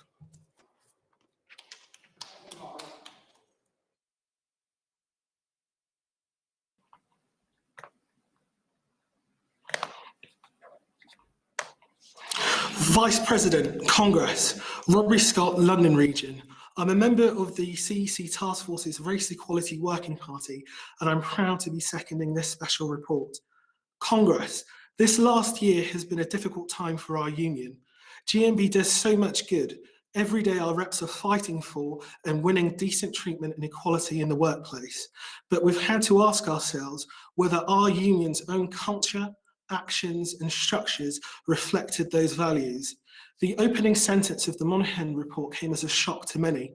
The GMB is institutionally sexist, but to many others, those words were an accurate description of their own experiences. And Congress, we know that our challenges do not end there. Almost 20 years ago, the Elizabeth Henry report found evidence of institutional barriers and discrimination for Black, Asian and minority ethnic members, but that report's recommendations were never implemented. That is a historic wrong that we have to put right. We must change, and we are. Congress, the report in front of you today outlines the work that the task force has done since it was established by the CEC and the work that is still ahead of us. The Race Equality Group has been formed with a remit that includes looking at the Henry recommendations in light of changes in legislation and practices over the last 2 decades. We will look at safe spaces and reporting processes and establish proper equality monitoring data. And I want to give a commitment that we will meaningfully consult, listen, and report back through our equality structures, the CEC and Congress. Let's change our union for the better. Congress, we ask that you carry today's report and endorse that work. Please vote in favour of the report. Thank you.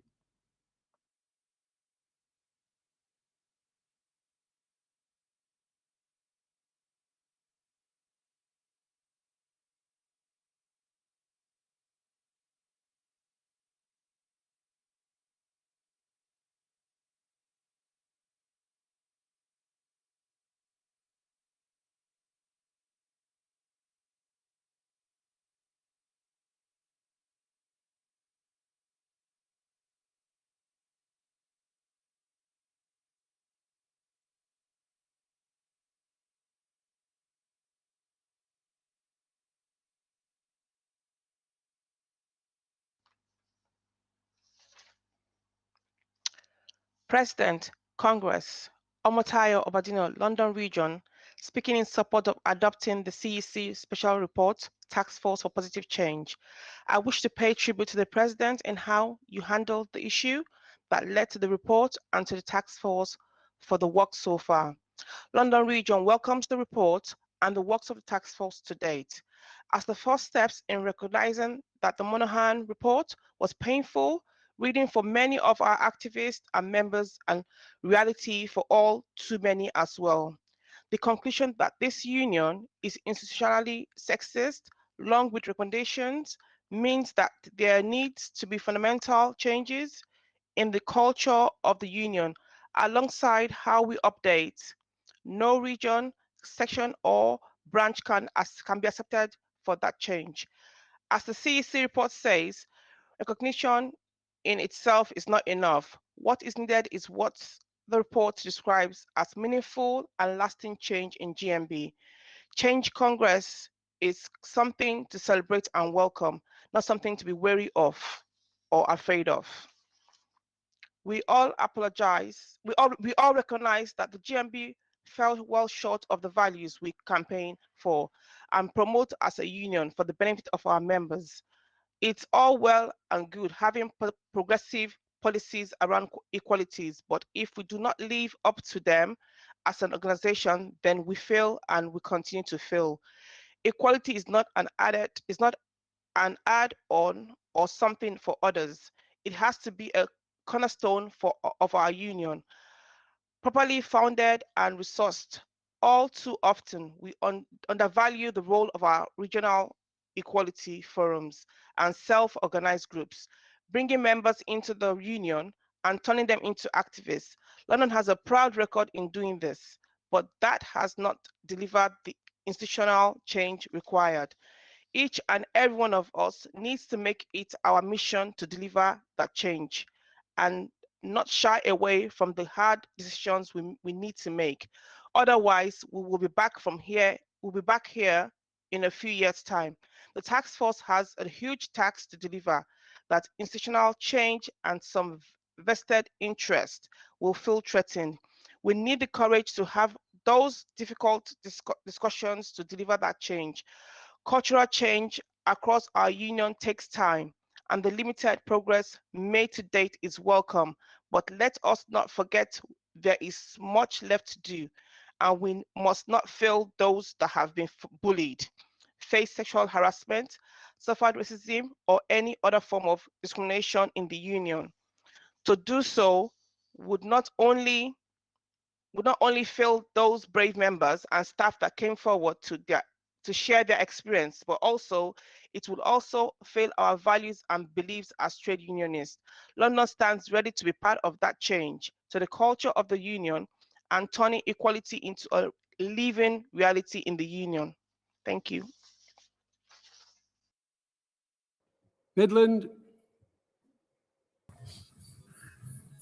Ian Burkett, Midlands and East Coast Region, speaking on behalf of the region on the CE Special Report, Task Force Positive Change.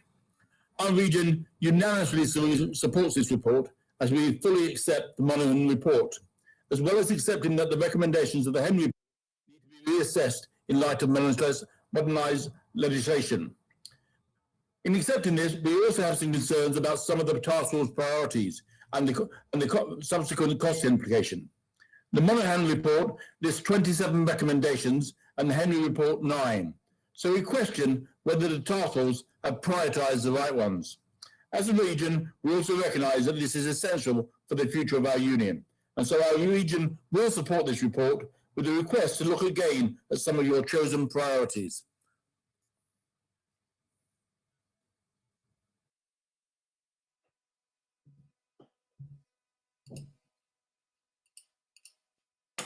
President's Congress, Paul Richards, North Western Irish Region, speaking on the Task Force Group report.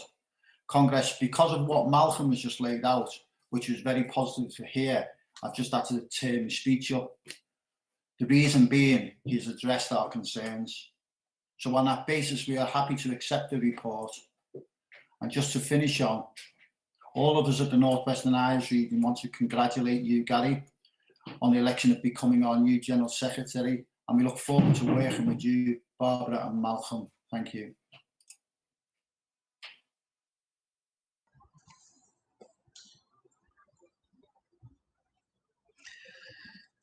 President, Congress, Annette Riley, GMB Scotland, speaking in support of the special report on the task force for positive change. I just want to highlight a couple of actions that's been taken in Scotland.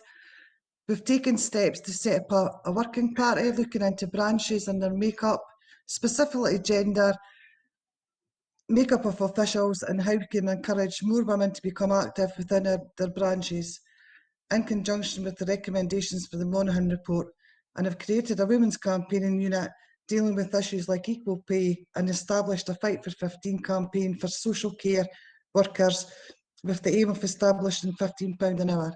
Please support.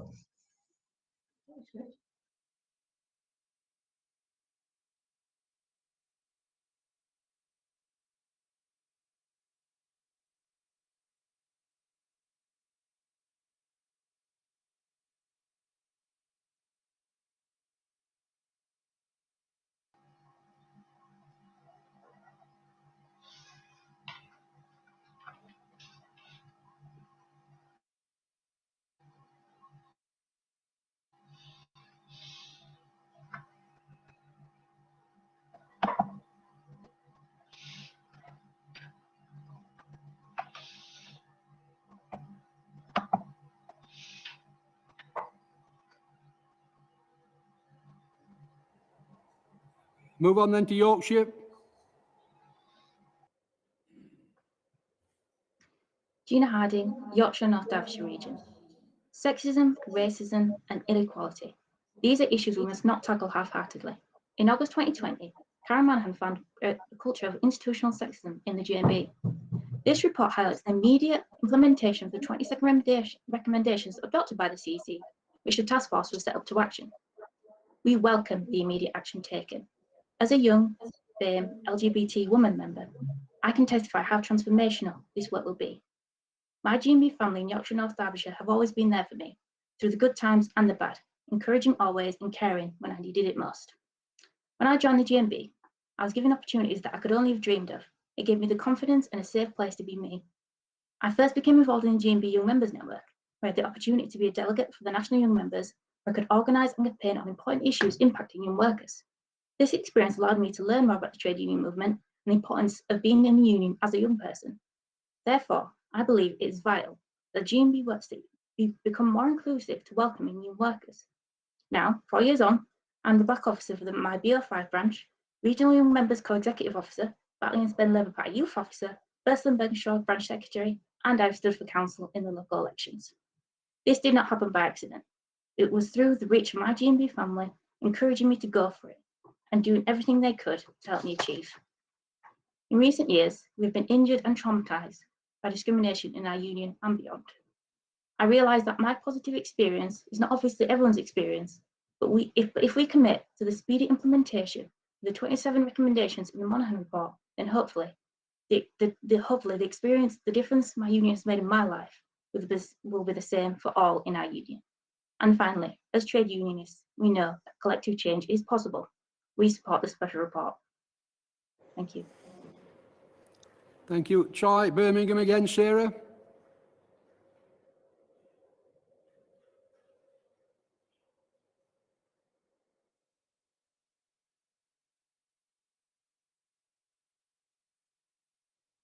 You still having trouble, Sarah?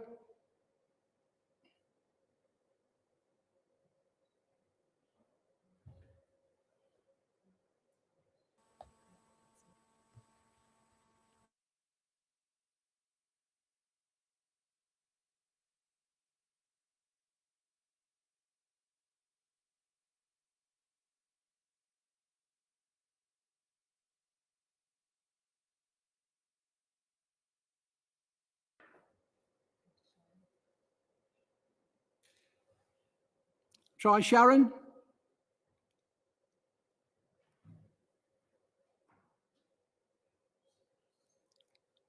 Still no luck with Sharon?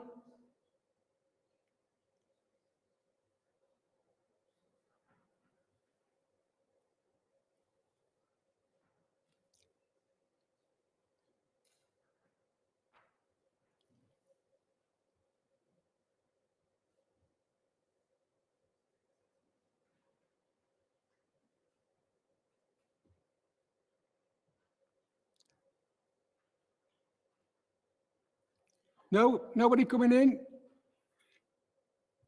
Right, we'll have to move on then. I will now move to the vote for the CEC special report on the task force and positive change.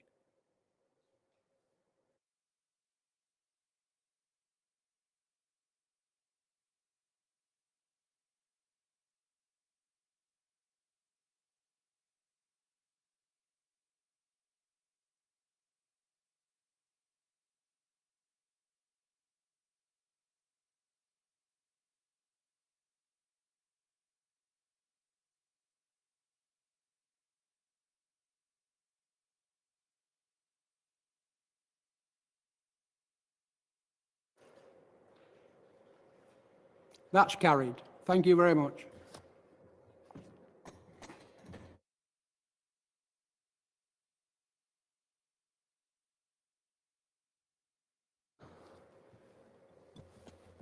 Thank you for that support.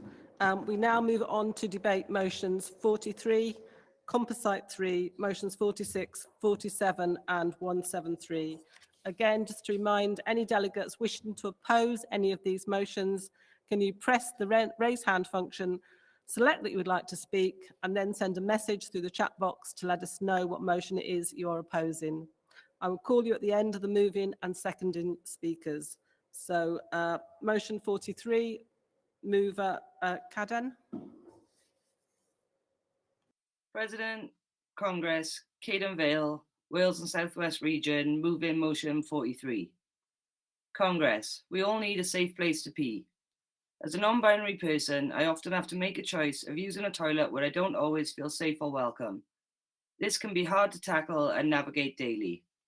Public bathrooms are where I'm most likely to be questioned or harassed. In public bathrooms, I've had comments made about me, been refused entry, been removed by security, and I've even had unwanted photos taken of me. Colleagues, in response to discussions about the rights of transgender and non-binary people in the workplace, on how to protect and respect folk who identify as a different gender to what they were assigned at birth, some companies are offering gender-neutral toilets. Workplaces that have gender-neutral toilets foster an inclusive environment that shows the company cares about diversity.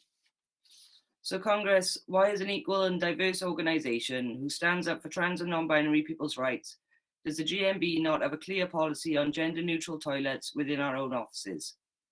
The GMB are campaigning within workplaces across the country for gender-neutral toilets for their members, but still our very own offices have facilities which are not trans and non-binary friendly. Whilst anyone can use a gender-neutral toilet, they are particularly important for trans and gender non-conforming folk who may feel unsafe or uncomfortable to use gendered toilets. An increase in gender-neutral toilets should be something we aspire to. This motion calls for the GMB to de-gender toilets in its buildings so that all facilities are gender inclusive and campaign for employers where we represent members to do the same. Please support this motion. I move. Thank you. Seconder, Dean. President, Congress, Dean Ismay, Wales and South West Region, seconding motion 43. Congress, following on from Caden's speech, this motion also calls to ensure that in any future buildings acquired the GMB instigates that in our estates that may involve toilets or changing facilities are either completely gender neutral or gender neutral accessible cubicles are provided as a matter of routine. When looking at any new buildings or refurbishing current offices, the GMB should ensure that an equality assessment is undertaken to ensure that gender neutral toilets are a priority when planning commences. Within the Wales and South West Regional Office, we commend that they have individual cubicles which have their own sinks and provided with individual shower facilities. We have a gender neutral toilets. However, not all have been degendered, which we are currently changing as this motion is requesting. In most of the sub-offices, there are gender neutral toilets, and the new office within Swansea has been acquired with the main priority to ensure that these facilities are there to ensure gender neutral toilets are there from the outset. This must be the way forward for all our GMB buildings. We must lead the way as an organisation. We must lead by example and carefully plan and priorities that we can offer our activists and members the facilities this motion requests. Please support this motion. I second. Dean, move us up to Composite 3. Rebecca, I believe.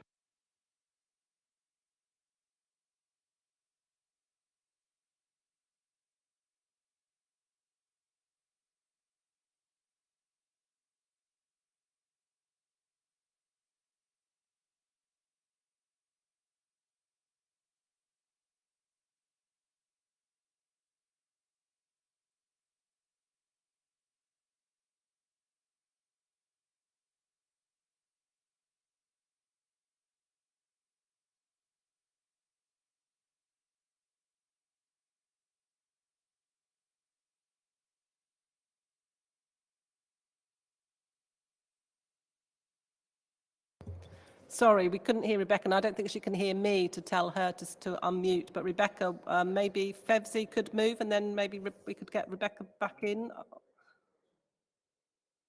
Fevzi? Oh no, Rebecca's, let's see if we can get Rebecca back in. Rebecca? If you can come back in, Rebecca, and this time unmute yourself, please.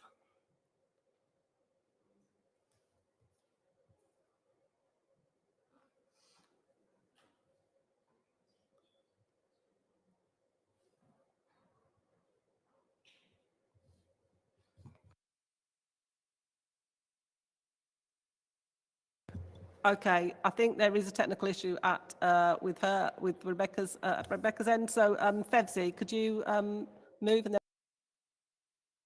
Yeah, sure. Thanks, Barbara. Congress President. Firstly, remiss of me not to congratulate Malcolm, Barbara and Gary on their elections when I spoke earlier. Congress, I echo the President's comments in her opening contribution about the words hope. We have to have hope when it comes to the challenges facing our great union. But we should never, we can't underestimate what catastrophe we're facing. And I don't use that word lightly. You look at the Metropolitan Police in 1999, they were labelled as institutionally racist. 1999. Today, in 2021, that label is as strong as ever. The first line of Monaghan QC's report said the GMB are institutionally sexist.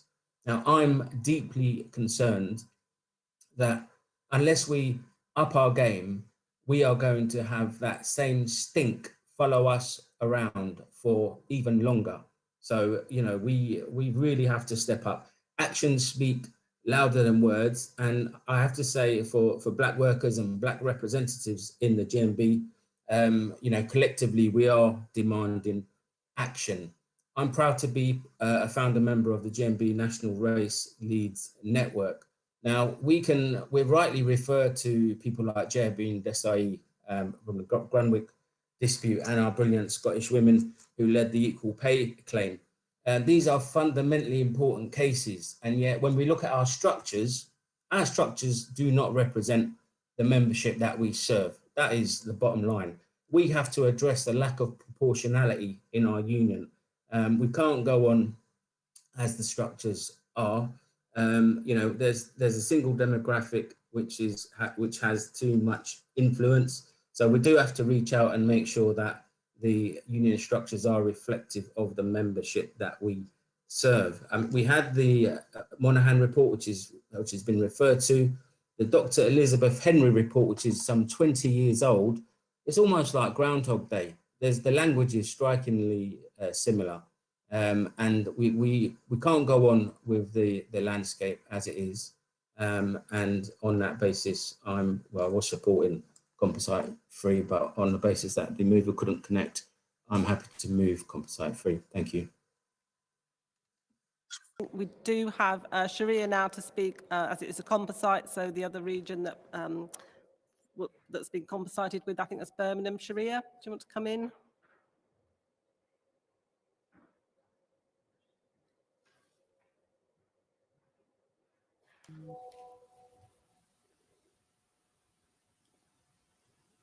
Hello? You're on, Sharia. Hello? Can you hear me? I can hear you. Not sure if you can hear me, but you're on. Yeah, okay. I'm just reading this on behalf of Rebecca due to the technical difficulties. I believe this motion supports much more than the Black Lives Matter movement. Black Lives Matter set out to bring forth the injustices that Black people have always faced to the world. It is shocking and upsetting to know of the amount of racism and in particular racial attacks still occurring today. The rise of social media has helped in regards to raising awareness with the hope of continuing to bring forth change. The exhausting list of young Black men and women who have lost their lives is nothing less than devastating.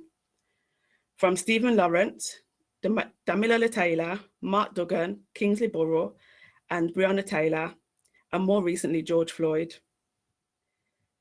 They've lost their lives due to their skin colour, and this continues to be a threat to the world. But why is this the case? My main reason for joining the GMB was for an opportunity to be part of a community committed to change. As a young Black woman in the social care industry, I faced much discrimination and unfair treatment, a lot of which went unnoticed. I had to fight for managerial positions, with many questioning my ability. We need for those who will not tolerate such treatment to fight with us, and I'd like the GMB to take a more active stance on why this motion is so crucial. We are one race despite our different skin colours. This includes supporting and encouraging current Black members in this union and encourage many more to join. I must also briefly mention our non-Black members and activists who have shown immense support, such as Joe Cox, standing up for equality. Referring back to the Black Lives Matter movement and the senseless killing of George Floyd, this is just the beginning. The publicity of this terrible incident forced many organisations to look at their equalities, policies and procedures. Sasa Johnson also committed to change. We pray for you. The recent death of Deidron Reed, a 14-year-old youth, again racially motivated. My thoughts and condolences are with him and Sasha's family. It is now that the GMB need to look at bringing forth this important motion and start supporting the lives of those penalised in the workplace, fighting for equal pay, etc. I would like to mention my fellow GMB colleague, Sharia, who I worked closely together with in putting this forward to you today, sharing the same passion. We cannot change the shocking number of those who have lost their lives and continue to, including all the stories that appear not worthy enough of mainstream news coverage, yet are shared daily across social media platforms like Instagram. I know that I speak for many when I say this, but we are tired of fighting for justice on a daily basis in all aspects of everyday lives. We accept it being referred with London, but we will be watching the progress of the task force closely to the end. Black Lives Matter, and they always will. Thank you. No, thank you, and thank you for stepping in at short notice. Thank you. That takes us to motion 46. The mover is Jan Smith.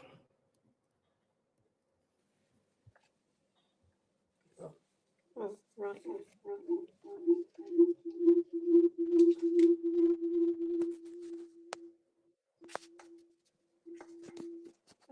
What's happening? Right. Got the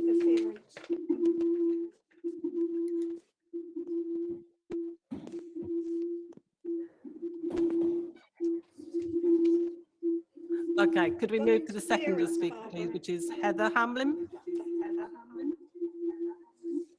Right. Barbara. You're very faint, Heather. I'm trying to.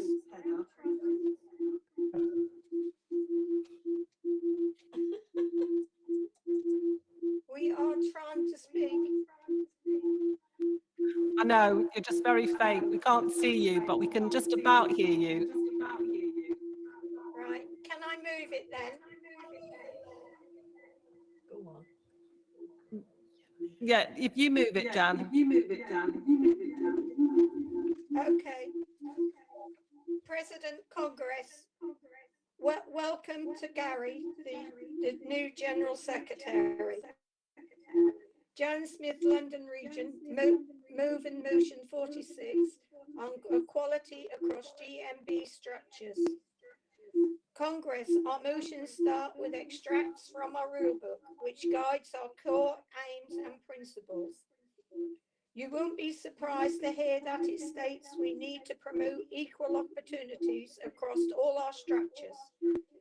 We read the Monaghan report, and that also said that we need to end discrimination against people because of their sex, race, nationality, religious belief, disability, age, marital status, or sexuality. Congress, I want to pick up on one of these strands.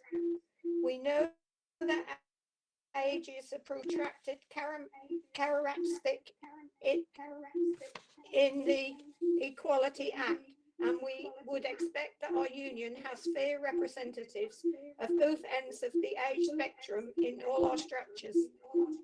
We congratulate our new General Secretary and hope we will use all the great work done in Scotland and shake up our structures.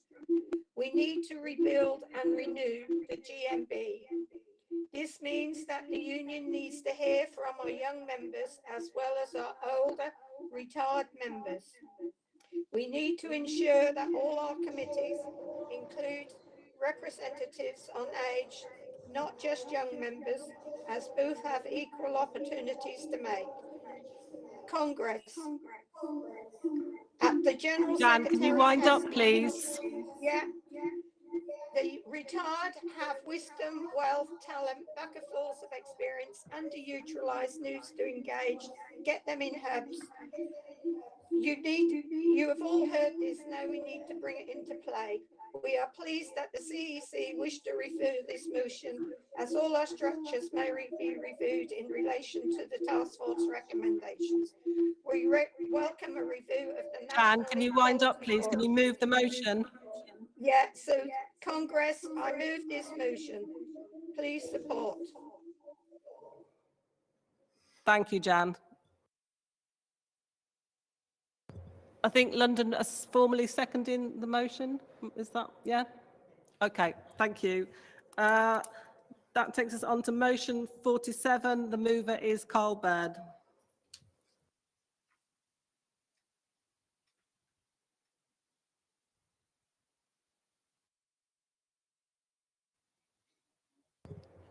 You're okay, Carl, to speak?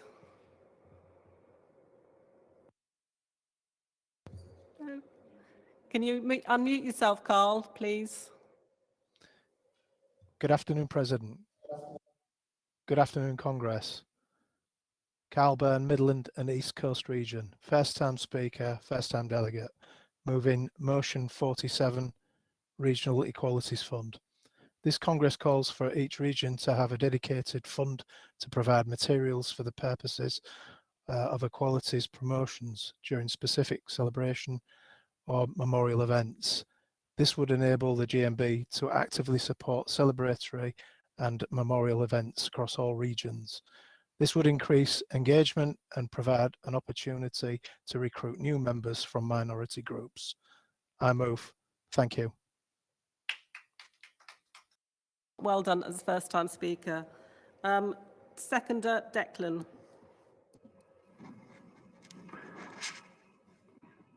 President, Congress, Declan, Midland and You East also Coast need to Region. unmute, Declan, please.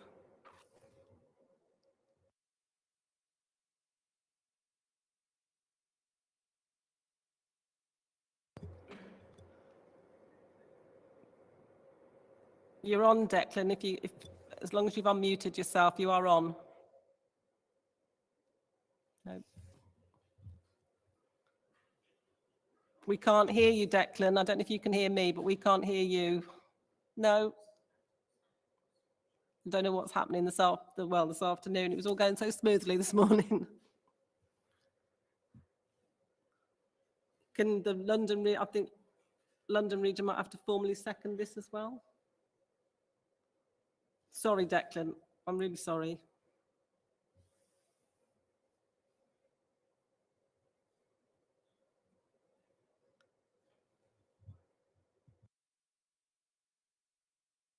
I'm just waiting for instructions to see if London. Oh, is it Midlands? Is it Midlands? Sorry, I'm getting my motions muddled up. It's Midlands and East Coast that need to maybe formally second this. If they could let us know through the policy team. Just put in the chat that they formally. No, Midlands and East Coast. Yep, no, we got the thumbs up. Thank you, Midlands and East Coast. That takes us on to motion 173, and the mover is Unmesh.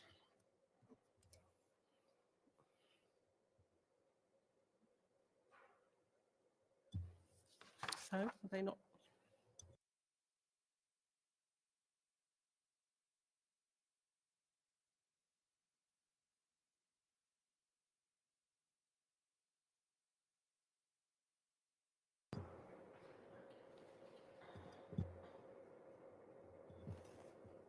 We're just waiting for them to be queued up. Got two speakers speaking on motion 173. If they could be ready to come in. There's Unmesh and Taranjeet. So if either of those are available, could one come in to speak? Okay. Taranjeet, if you're online and you've got, yep, Taranjeet, could you come in to speak, please? And to move the motion.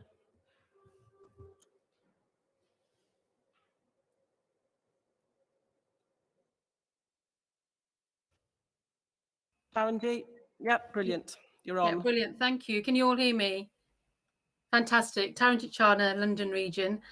Seconding motion 173, Black Lives Matter, always a trade union issue. President Congress, firstly, may I take this opportunity to congratulate Gary Smith on being elected as our General Secretary Treasurer, and we look forward in working alongside you with positive change.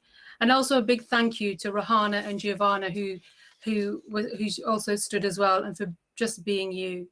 So just back to the motion.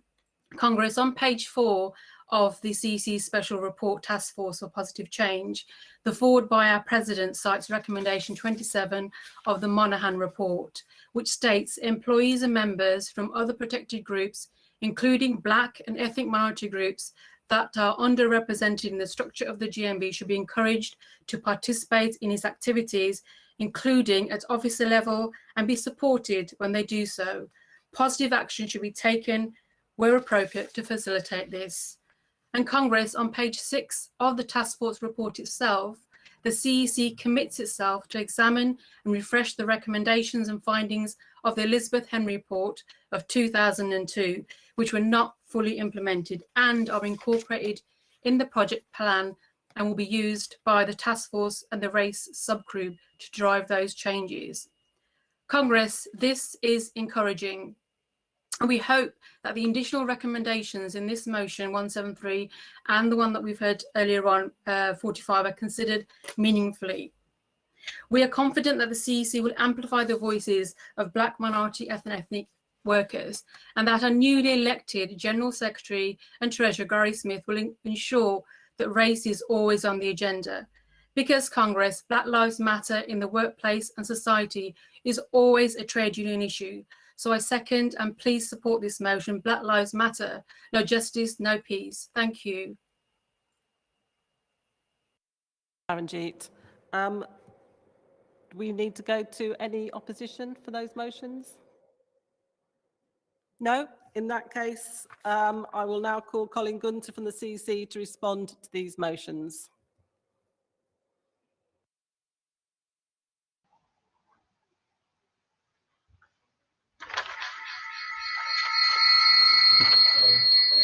Yes. Colin Gunter. President Congress, Colin Gunter speaking on behalf of the CEC, outline our positions on the following motions. Firstly, on motion 43, gender neutral toilets in GMB buildings, the CEC is supporting this motion with a qualification. While GMB existing policy to make our buildings more accessible for all associated with the GMB, we would need to engage in consultation with staff and tenants of buildings we own, as well as the landlords of the buildings we do not own, in order to make adjustments outlined in the motion and make changes where practical. On Composite 3, equality, justice and respect for everyone, a black focus, and on motion 173, Black Lives Matter, uprisings, always a trade union issue, the CEC is asking for both of them to be referred. The CEC agrees that achieving race equality must be among the highest priorities of the Union. We fully support the aims of the motion concerns in Composite 3 on motion 173, and GMB has been proud to stand in solidarity with the Black Lives Matter movement and to lead the calls for an independent public inquiry into deaths among Black, Asian and minority ethnic workers during the coronavirus pandemic. In light of the critical findings on the Monon report, it is important that the structural discrimination is confronted wherever it is found, and that the findings of the Elizabeth Henry report and their implications for GMB are revisited. In autumn 2020, the CEC established a task force to develop recommendations for implementations of the Monon report. An examination of the recommendations of the Elizabeth Henry report were included in the task force remit. The work of the task force is ongoing, and we would not wish to cause delays through the creation of multiple groups with overlapping remits. We therefore ask that the motions be referred so all their points can be considered as part of the work of the Task Force Race Equality Working Party, which will report back to the CEC and to Congress in line with the reporting mechanisms called for in the motions. Motions 4 to 6, similar, we are asking for this motion to be referred. The task force established by the CEC will be considering the recommendations of the Monon report, including recommendation on equality structures. Currently, the National Equality Forum, as GMB's central activist body, is reviewing its constitution. It could be counterproductive to institute another and potentially conflicting review, and we therefore ask that the calls for this motion be referred for the consideration as part of the NEF review. Finally, turning to motion 47, the CEC is once again asking for this motion to be referred back. We celebrate the important campaigning done across GMB regions on equality issues. We are calling for this motion to be referred to the CEC Finance and General Purpose Committee to consider any potential impacts on non-ring-fence spending commitments that could arise from the creation of dedicated funds within existing spending limits. To sum up, the CEC is asking Congress to support motion 43 with a qualification and to refer back Composite 3, motions 46, 47 and 173 for the reasons I've laid out. Thank you.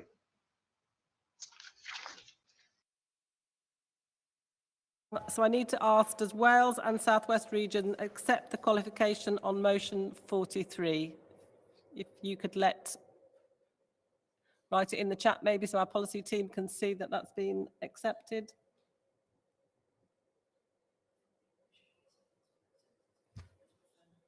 Okay.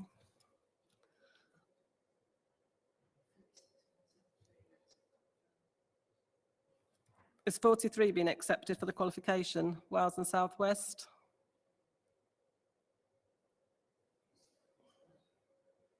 Yes, thank you, Wales and South West. And then Composite 3, Birmingham and London accept reference back on Composite 3.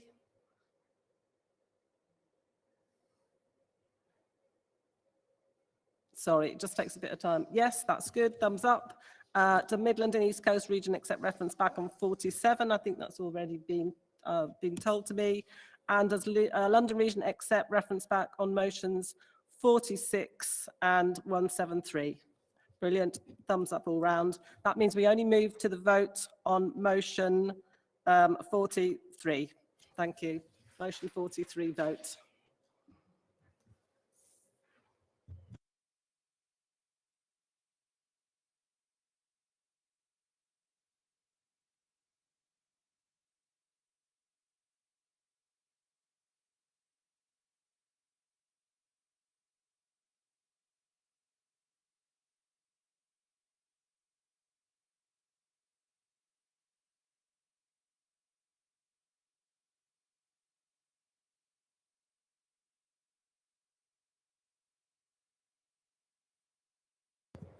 And that's been carried. Thank you. We're now moving on to debate motion 64, 189 and 190. Again, if any delegates wish to oppose any of these motions, can you press the raised hand button, click I'd like to speak, and also send a message in the chat box letting us know what motion you are opposing. I'll call you at the end of the moving and seconding speakers. So if the mover and seconders of motion 64, 189 and 190, I think are already queued up. So mover of motion 64, Pushpa. Thank you, President Congress. So, can you hear me? President Congress, Pushpa Makwana, London Region, moving motion 64, bullying at work. This motion was written over the winter 2021-2022. This was written at the time of the labour and trade union movement response to the government's scroll away form. And then back to lockdown was quite an uncertain and was not that what expected from the organisation called Her Majesty Opposition. These demands, as they're relevant today, as when they were written, and uncertainty where we face as we approach 21st of June 2021 and the autumn with a possible third wave suggested, we need to be clear. People need to be able to make themselves safe. These demands were developed by our branch senior caseworkers on observing and changing nature of help and our members' needs. Many of our members cannot work or afford not to work, and sick leave and redundancy compensations have been shown to be inadequate. Lockdown has taught us true meaningful of essential work. It should be rewarded effectively and income level protected against sickness and redundancies, particularly during the pandemic. Congress, redundancy has led to the higher workloads and increase in pressure on carers and the vulnerable to return from furlough when their choice would have been kept safe. Some of these redundancies have been caused a drop in business, others are growing industrial failure in our SME export-led business caused by the terms of failure relationship agreement with the EU. Congress, we demand on universal credit on the eviction ban. We are now too late for the Labour Party record and is good, but we should stand on these demands. Universal credit is a digital age equivalent to poor Victoria, poor law and housing insecurity in essential recuperation in British politics. Throughout the lockdown, financial support of the self-employed has been poor. Only those in records over 2 years are eligible and only profit is supported. With the isolation of society, we are left with herd immunity, which is cruel and lethal for some 130,000 people and still counting on. We can, at GMB, we can do this better and stand together. We are people's union in solidarity. Unity is strength. I move the motion. Please support this motion. Thank you.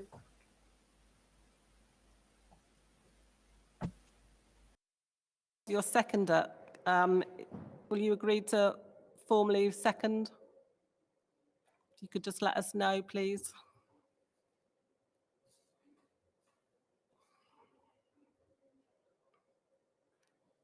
Yeah, agree. Thank you, London Region. That moves us on to motion 189. And Ben Cook, you're going to, I think, move the motion.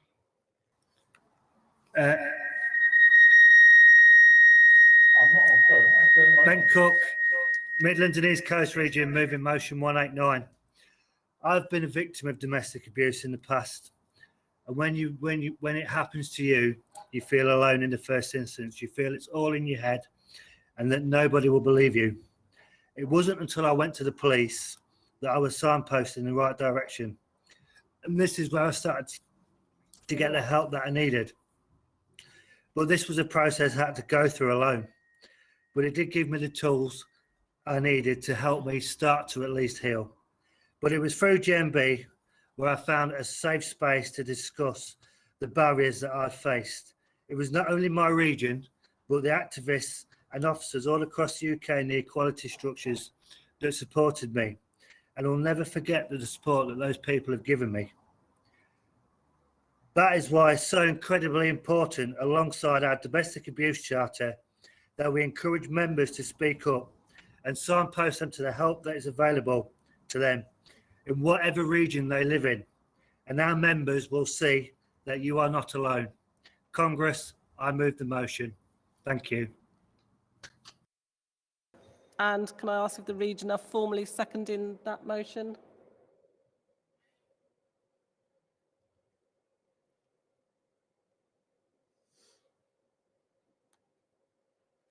Looking for a thumbs up. Midlands and East Coast, are you formally seconding motion 189?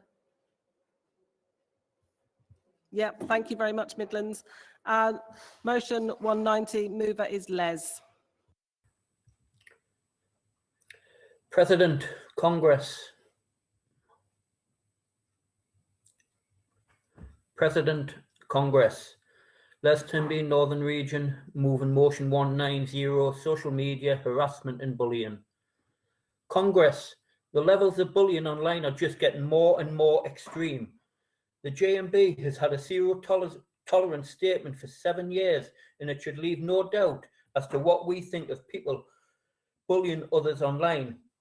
However, we all know of the countless examples of social media being used for the most disgraceful of means. There should be no tolerance of bullying and harassment in the wider community. Congress, it is a regret that the levels of enforcement are poor and that the resources are simply not being devoted by the authorities to tackling an issue that is getting dramatically worse over time. In political circles, you just have to look at the obscenities that are perpetrated in the name of political parties against one another. Congress, it needs tackling. It needs new legislation to outlaw bullying and harassment on social media. It needs the owners of social media platforms to take control of their own platforms and hold to account all those who use social media to abuse, bully, and harass. These perpetrators need to be stopped and to be held to account for their actions. The GMB calls on the government and the Labour opposition to commit to passing new legislation with strong penalties to tackle those people that just think it's okay to bully and harass people. Please support this motion. I move. Thank you, Les. And it's been formally seconded, so thank you to Northern Region. Is there any opposition to any of these motions? No? Okay, in that case, I will call on Kathy Abubakir from the CEC to respond on motions 64 and 189. CEC are supporting motion 190.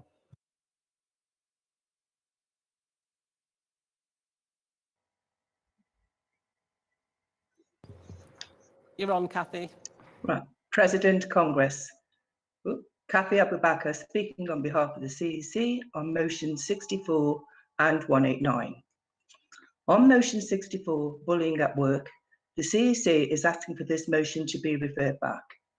Bullying at work is a trade union issue, and the motion calls for steps to be taken that raise policy considerations and resources issues for the union. The CEC will be supportive of the general principles raised in the motion, and we believe these will benefit from further examination, particularly on the campaign materials and the specific political campaign.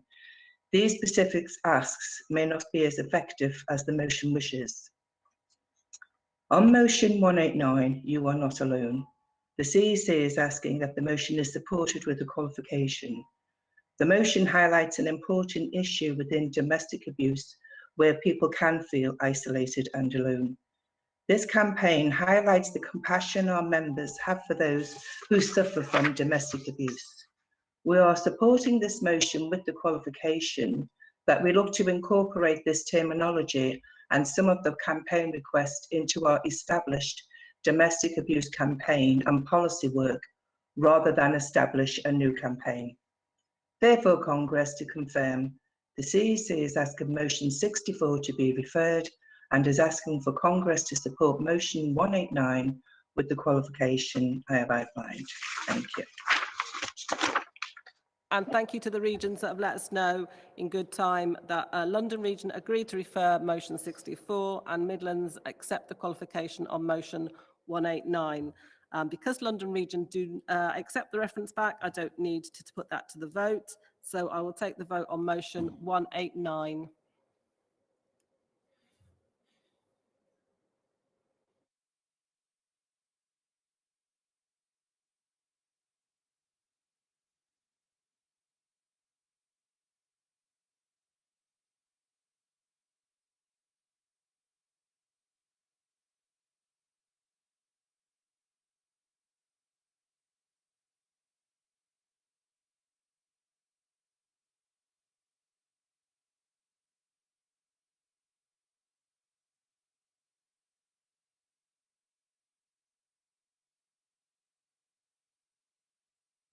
And that motion has been carried. Thank you. So can we go to the vote for motion 190?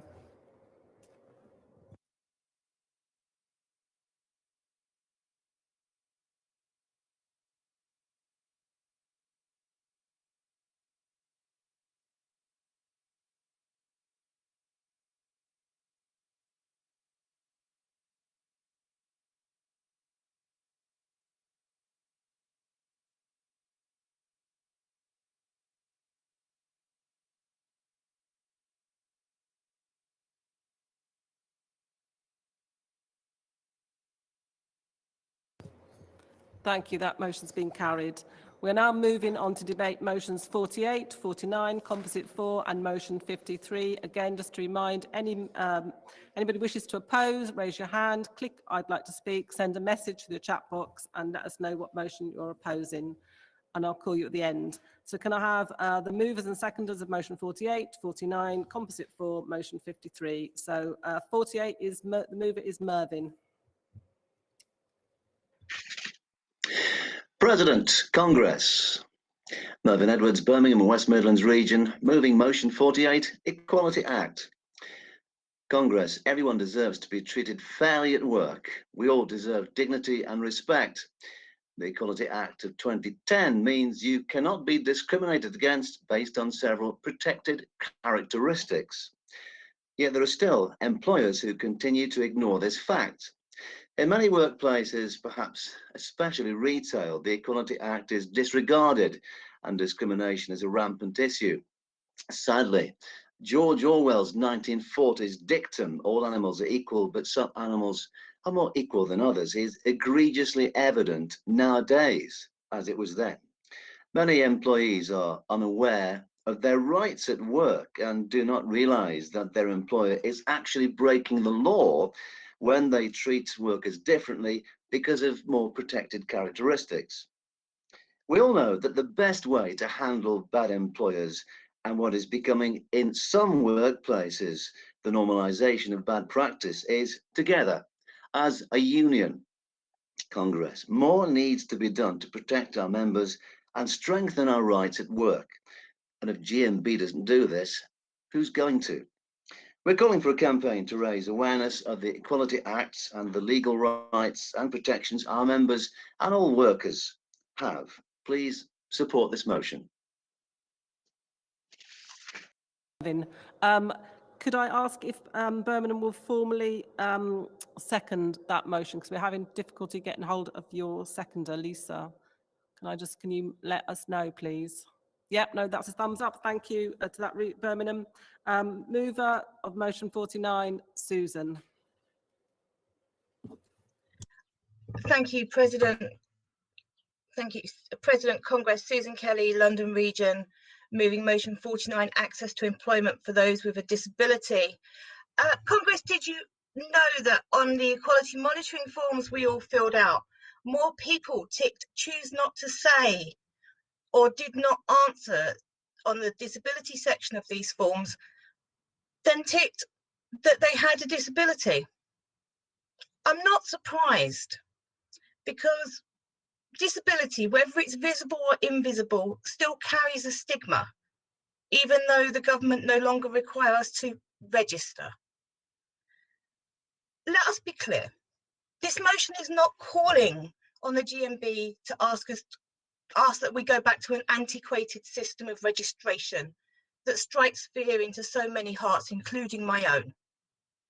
Nor is it calling on us to go back to a system of employers having to employ us for the sake of ticking a box. Nobody wants that. What we're asking for is equality. Disabled members understand and recognise the excellent work that the union has done to campaign on our rights. We understand that there is a reasonable adjustments passport that the GMB has produced with the TUC, and it's just one area of work that's been done. And it makes our lives easier and it makes them better. And we want this to continue. The self-organised groups in the regions, along with our regional equality officers and national office, do wonderful work in raising awareness and producing key documents for our reps and our branches and our officers. What we want is for this to carry on. We're not trying to undermine it with this motion. We want to work with the union to find a new progressive system based on merit and using best practice for interviews and employments, utilising things we already have to show that we, as disabled people, are an asset to an employer, not a burden. I ask that you, as Congress, pass this motion so that we, as a union, continue to be at the forefront of positive change. Thank you. Jonathan.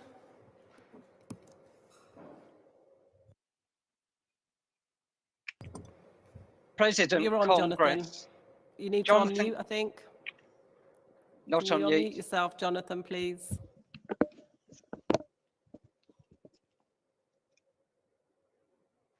President Congress. No, we still can't hear you, Jonathan.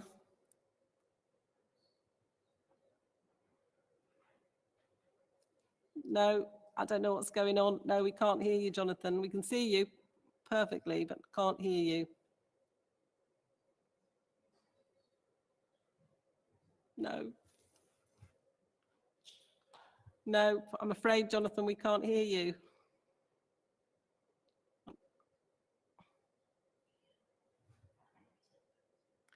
Try unplug. I'm being told, try unplugging your headphones. No, no, they're trying all the sorts of advice. Sorry, Jonathan. That means, can I ask if London Region formally second that motion? Sorry. Oh, the delegates could hear him.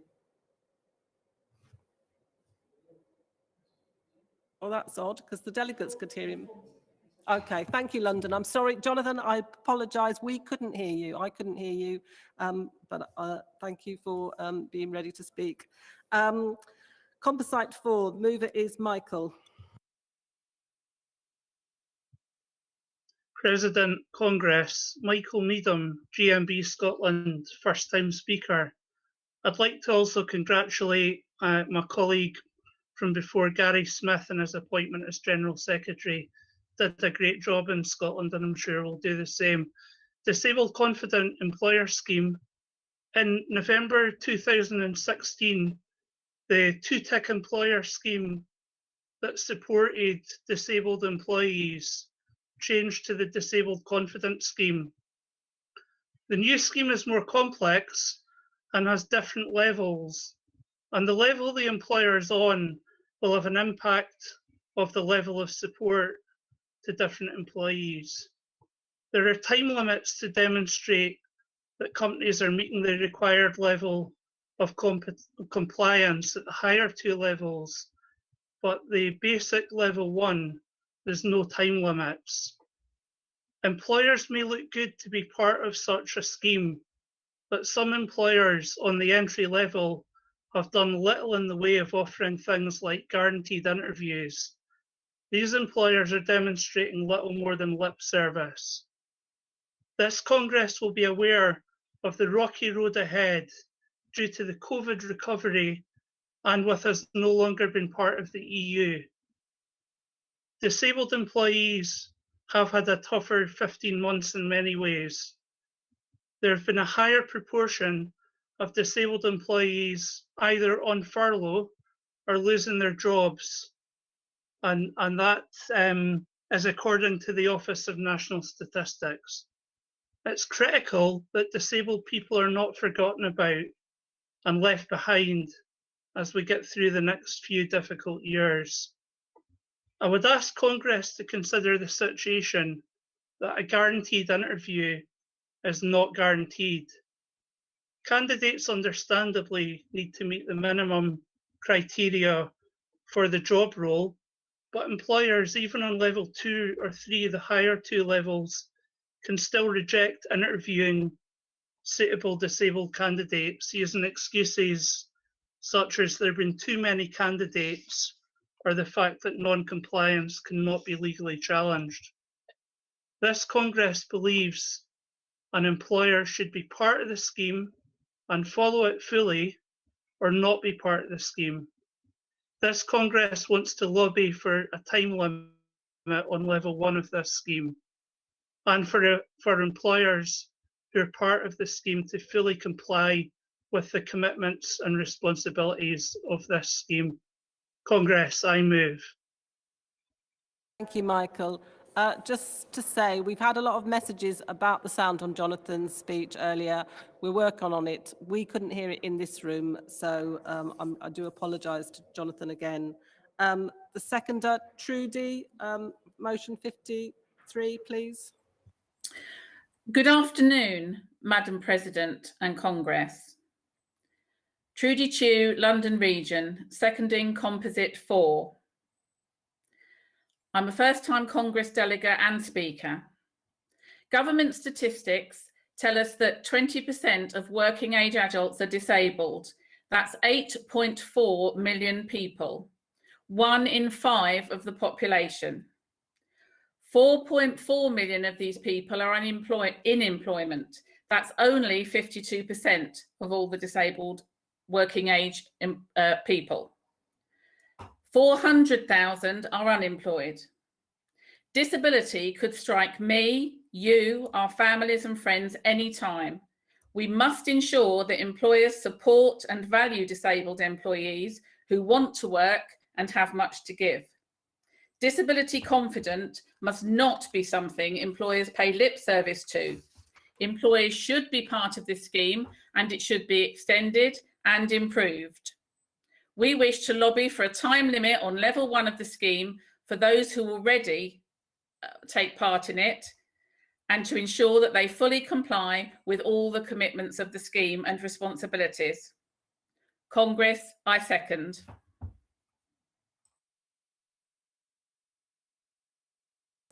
That moves us on to motion 53. Gavin, mover, please.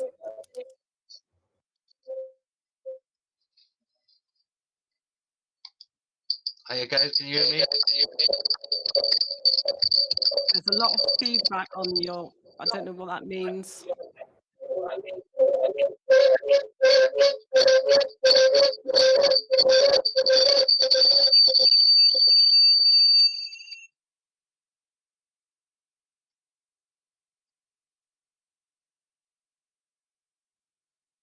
We can see you okay, Gavin, but then we've got a lot of problems with sound in terms of getting feedback when you, but do you want to try again?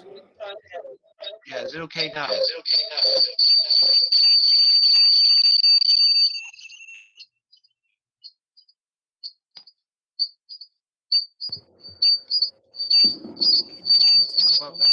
Gavin, can you turn your volume down on your device, please? That might solve it, it might not, but it's worth a try.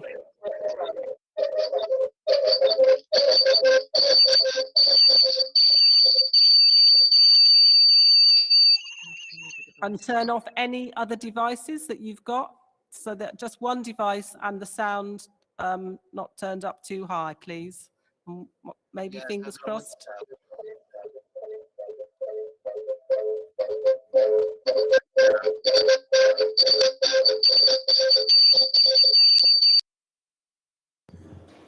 Sorry, Gavin, can we move to the seconder, which I believe is I don't know the seconder is. Sharon? Sharon Harrison.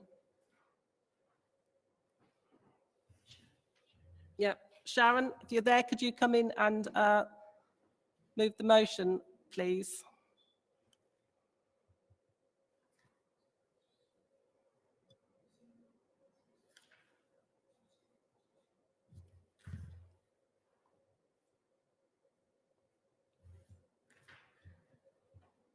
Sharon, I know you're lined up, but do you need to accept? And then you can come in to move the motion, because we can't get Jonathan and Gavin.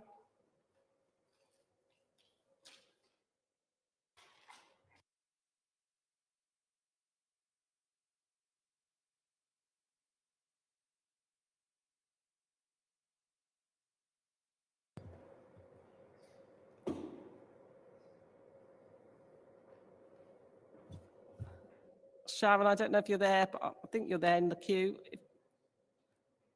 If you can press accept.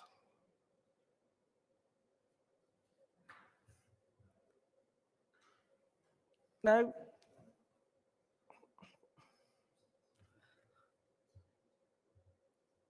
Do we ask the region to formally move and second that motion?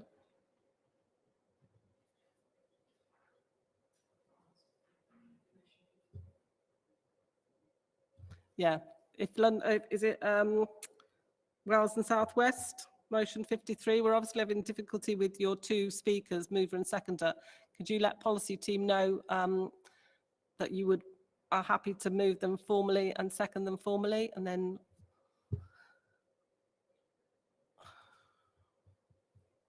yeah, thank you, Wales and South West, and apologies to Gavin and Andrew. That takes us on to any opposition. No, not been informed of any opposition.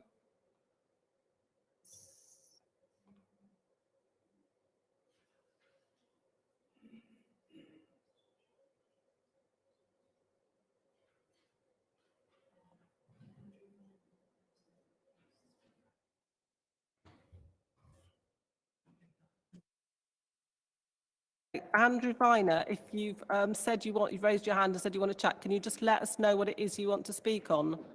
Are you wanting to come in to speak in opposition of something? If you could let us know that in chat so that we can call you in, if that's what you want to do. So Andrew Viner.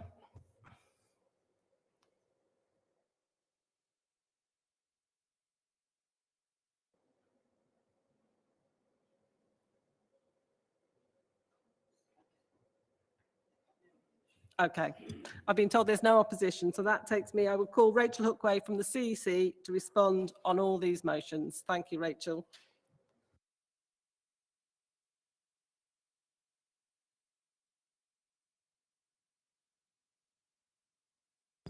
Rachel, you're on mute, I'm told. Can you unmute yourself? You're not on mute.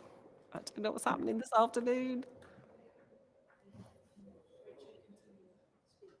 Okay, if people can, we'll just check that you're heard. If you're heard in another room, then it must be something in this, the room I'm in. So we're just checking that you can be heard. So if you just carry on with your speech, Rachel. Okay, Rachel Hookway speaking on behalf of the CEC on motions 48, 49, composite 4 and motion 53. Turning first to motion 48, Equality Act. The CEC is supporting this motion with a qualification. Our qualification is that the Equality Act is a complex document and it would be difficult to communicate all aspects of the Act in a single campaign. There are also other ways to raise awareness alongside campaigns, such as through training. We currently campaign on individual parts of the Equality Act, such as reasonable adjustments, and we will target other parts of the Act through our campaigning and training work, incorporating the calls of this motion, including in the retail sector. On motion 49, access to employment for those with a disability, the CEC is also supporting this motion with a qualification. GMB has campaigned strongly on the issue of disability equality and representation, including through creating its own reasonable adjustments passport in partnership with TUC and a neurodiversity at work policy.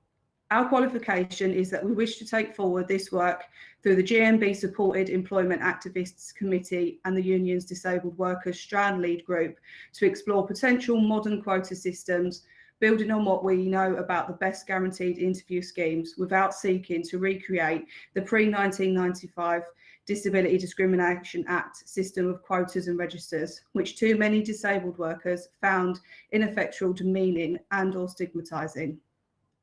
On Composite 4, Disability Confident Employer, the CEC is supporting the composite with a qualification.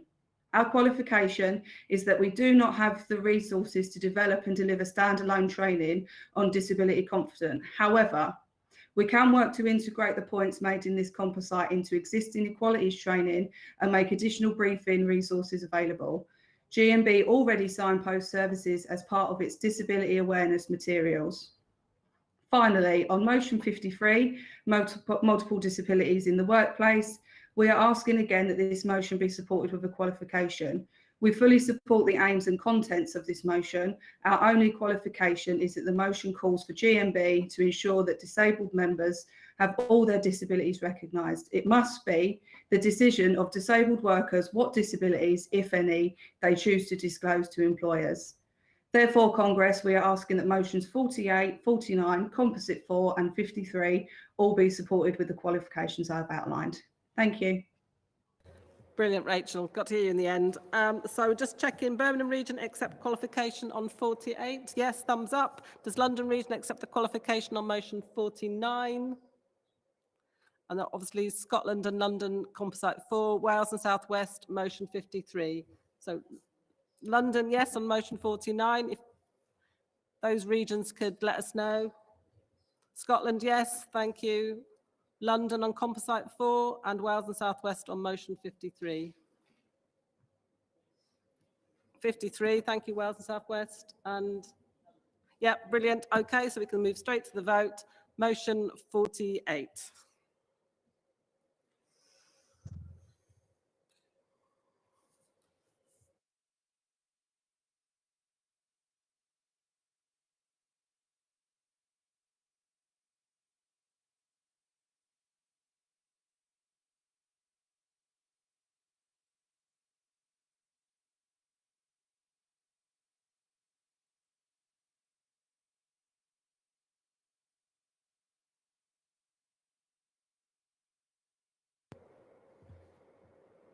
That's carried. Thank you. Vote on motion 49.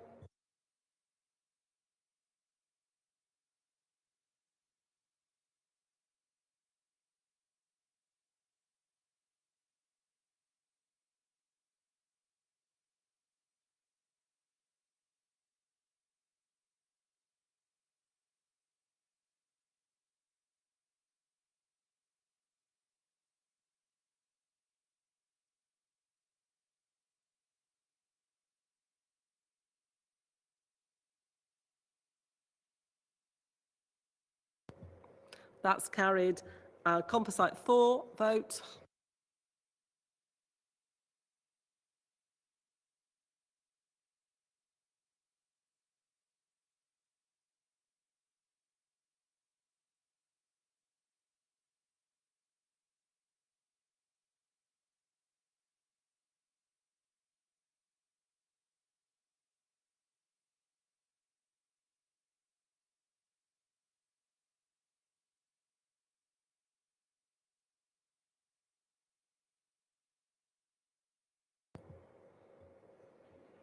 That's also carried. And then the vote on motion 53.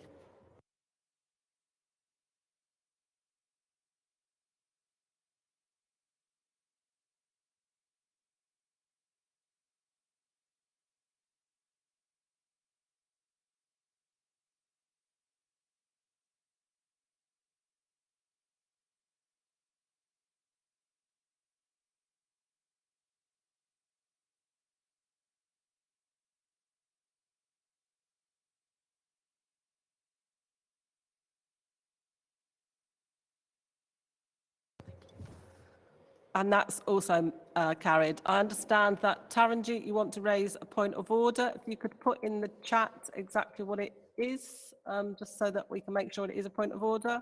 But we are moving on to debate motions 51 and 55. Motion 54 has been adopted as existing policy and therefore has been carried without debate. Again, any delegate wishes to speak in opposition, please raise your hand, click I'd like to speak, send a message in the chat box to tell us which motion you wish to pose. Motion 51, mover Jonathan. Congress.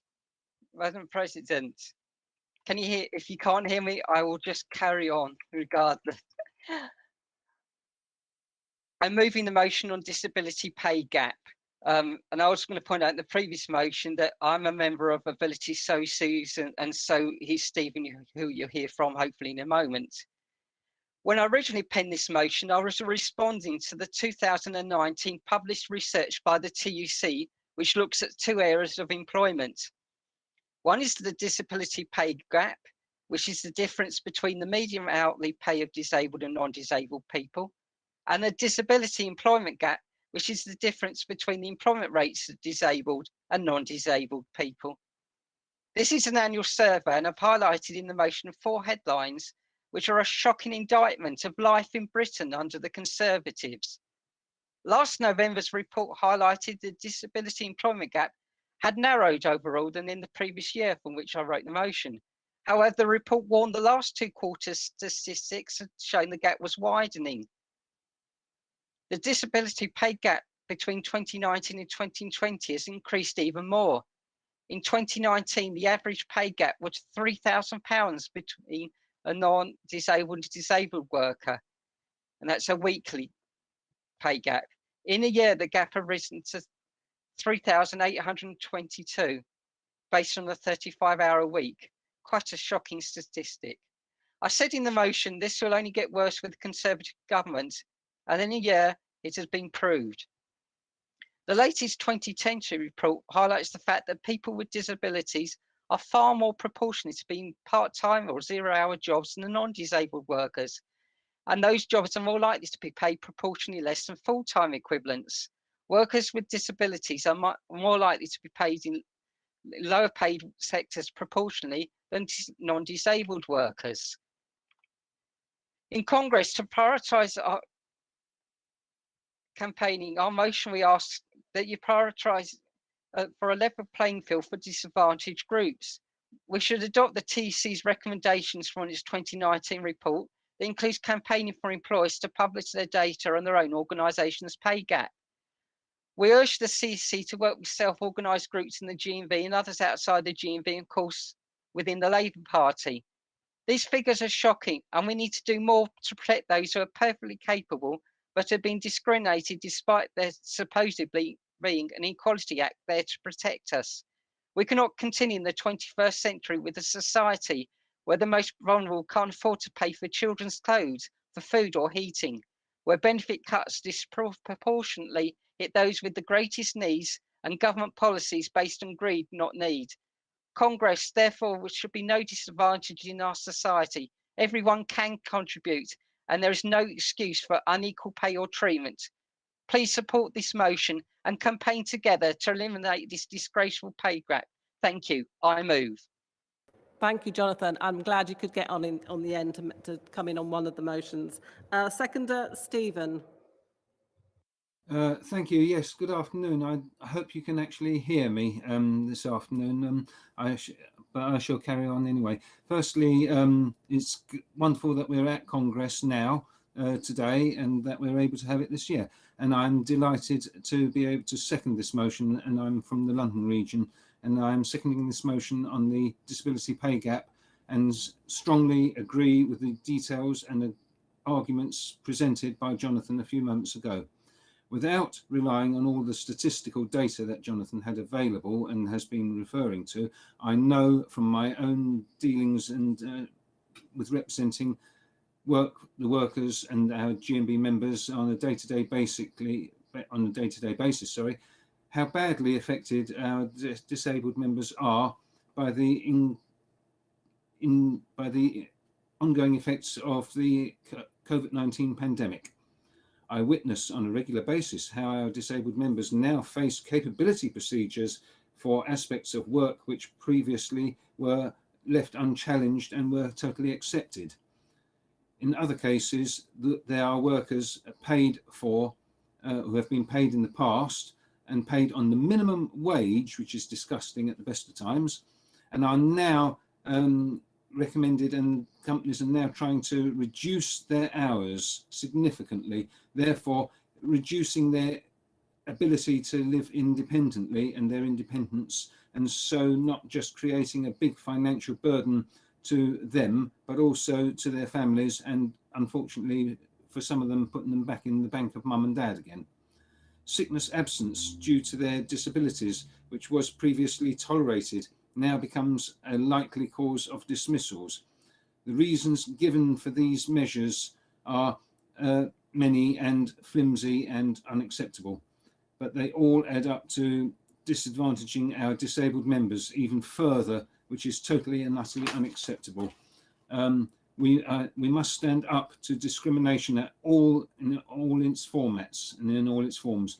This is totally unacceptable, and we must stand up to it, and we must show them the red card. This statistics also do clearly show that this is totally unacceptable. Thank you for listening to me. I second. Thank you, Stephen. Motion 55, I believe Mervyn is moving this motion. President, Congress, Mervyn Edwards, Birmingham and West Midlands Region. Moving motion 55, hidden disabilities. Congress disability equality is fundamental to our union. I can speak passionately about this because 3 members of my own family are disabled. The last decade of austerity and benefit reforms have disproportionately impacted on disabled people. Alongside this, a general lack of awareness coupled with negative stereotypes and a rising stigma has only increased the discrimination faced by the disabled community. Hidden disabilities, such as hearing issues, present an added barrier for many workers. There remains a feeling in our society that the only real disabilities are the ones that you can see. Congress, this is a callous idea. Members with hidden disabilities often suffer in silence because their employers create uncomfortable and sometimes hostile environments for disabled workers. This in turn can keep people from seeking the reasonable adjustments they desperately need. Countless disabled workers feel that their employer and their colleagues view disability as a problem, with many also working in places that have absolutely no policies around disability. Attitudes towards disabilities are often very negative, with disabled workers reporting harassment and bullying time after time. There needs to be greater awareness of and support for workers with hidden disabilities. We're calling for openness and transparency, enabling us to signpost our members to receive the help and support they truly deserve. Congress, please support this motion. Your region are formally seconding. No? Oh, no, we're not. Sarah, sorry. Sarah James, if you want to second this motion.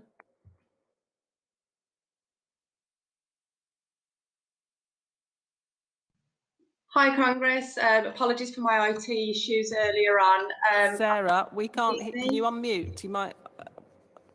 I'm not muted my end, so I will carry you unmute, on. Sarah, or else we're just going to check that if the delegates can hear you, but we can't. Because Sarah, you just if you the delegates can. Okay, so just carry on speaking then, Sarah. Fantastic. I don't know what it is in our room that we can't hear you, Thank but you go for it. No problem. Just coming in to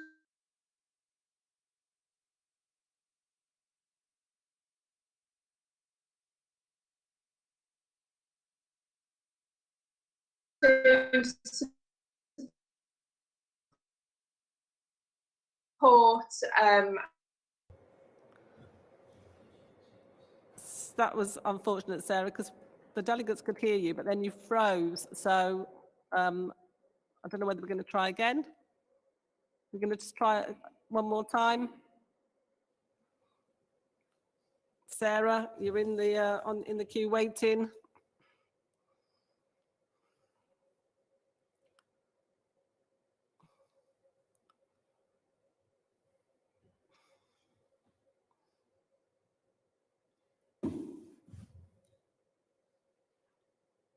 No, no, I don't know what it is, Sarah. We can't bring you in. I'm really sorry. No, but I think, yeah, I see you've declined. So we're asking that, or the region have already formally seconded. Yeah, okay. There are, okay, so there is no CEC speaker, sorry. There's no opposition, I don't think, is there? And so the CEC is supporting these motions, so we can go straight to the vote. So motion 51.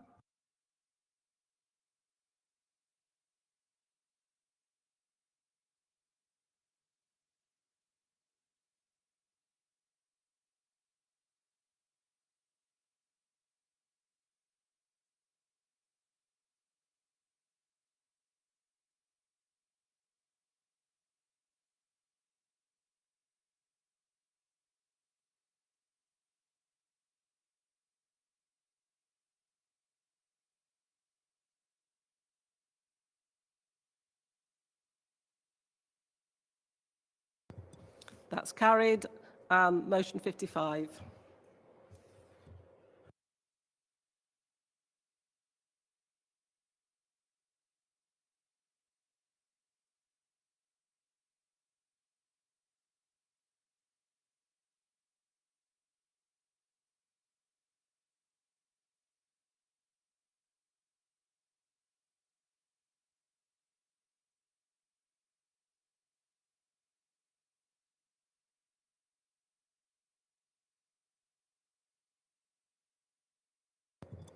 And that vote is also carried. Congress, this concludes our first session of the week. We are going to have an hour's break for lunch. Thank you for all your attention. It's not quite gone perfectly smoothly, but I hope you understand this is the first time we've ever done this and it's a learning curve for everybody, us and delegates, but you've all done brilliantly. You've kept to time. Please make sure you get some time away from your devices over lunch and stretch your legs. We'll be starting promptly at, let's say, 20 past, and we'll be continuing with the programme of motions on equality and inclusion. Thank you.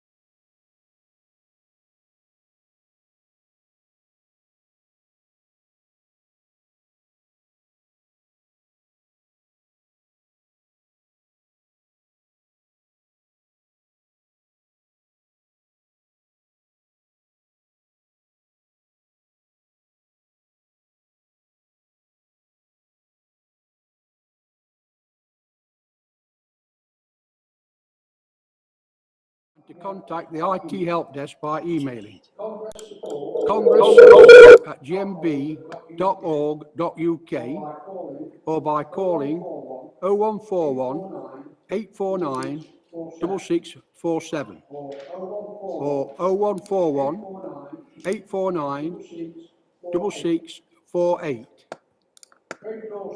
Craig Dawson has kindly suggested that delegates try going into the settings tab in the top right hand corner and then click onto the configure webcam and microphone button.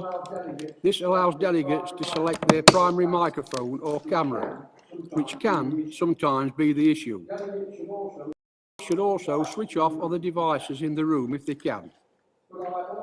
Could I also remind regional delegates that if they are accepting a CEC qualification or reference pack or formally seconding or moving a motion, then please could they write that in the chat instead of raising their hands? Thank you. We now have SOC report number 2, so I will call Helen.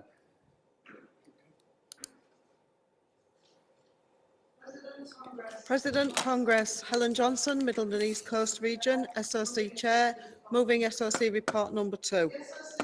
The SOC has been informed that the following motions have been withdrawn.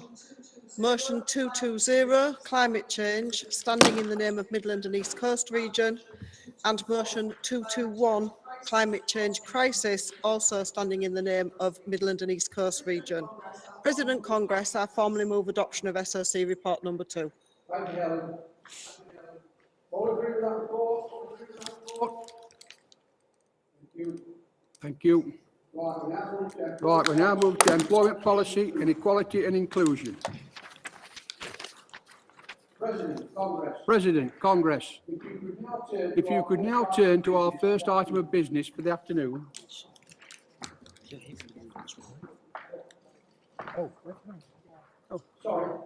Sorry, I'm trying to push things too quickly. Can we have a vote on the SOC report, please?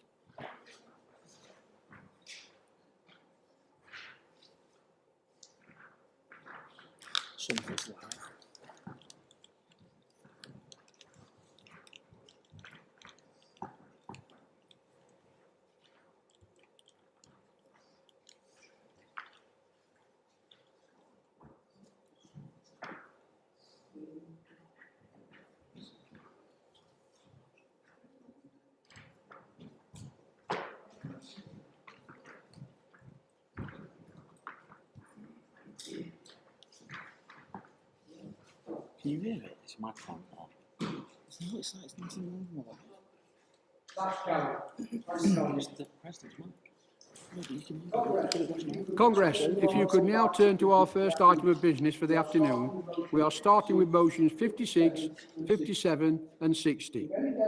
If any delegates wishes to oppose any of these rule amendments, can you speak to the admin through the raise hand function, and I will call you at the end of the moving and seconding speakers.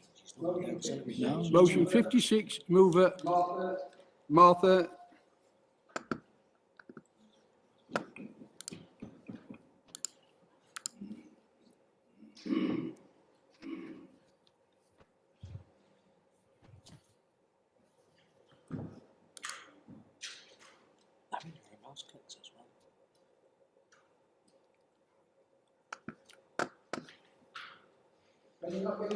Can you not get in, Martha? Right, move to the seconder then. Nicola. Hi, can you hear me? Yes, can hear you. Carry on. Can you hear me? Yes. Yes, we can hear you. Yes, we can hear you. Can't you hear us? Yeah, I can hear you now. Thank you. Right. President Congress, Nikki Palermo, Southern Region, B50. Fibromyalgia is a debilitating condition. Estimates suggest nearly 1 in 20 people are affected to some degree. Severe cases of fibromyalgia stop people from working. Clinical experts believe that environmental factors, including workplace stress, can contribute to a person developing fibromyalgia. Too many employers adopt a cavalier attitude towards workplace stress and are reckless about the long-term health impacts on their employees. Congress resolves that GMB will seek to raise awareness of fibromyalgia and the role that workplace stress has in contributing to this long-term disability. I second this motion. Thank you. It sounds like double audio's coming through.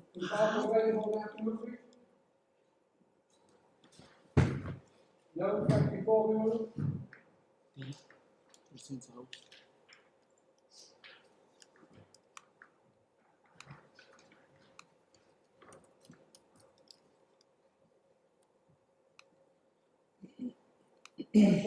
Council and Region formally move motion 56.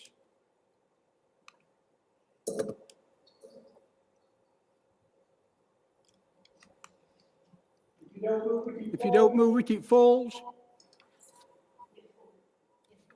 It's moved. Thank you very much for that. Move on then to motion 57. Robbie. Hi there, Robbie Donnelly, Southern Region. Congress, you have, I hope, read motion 57. It is a very strong and well-written motion.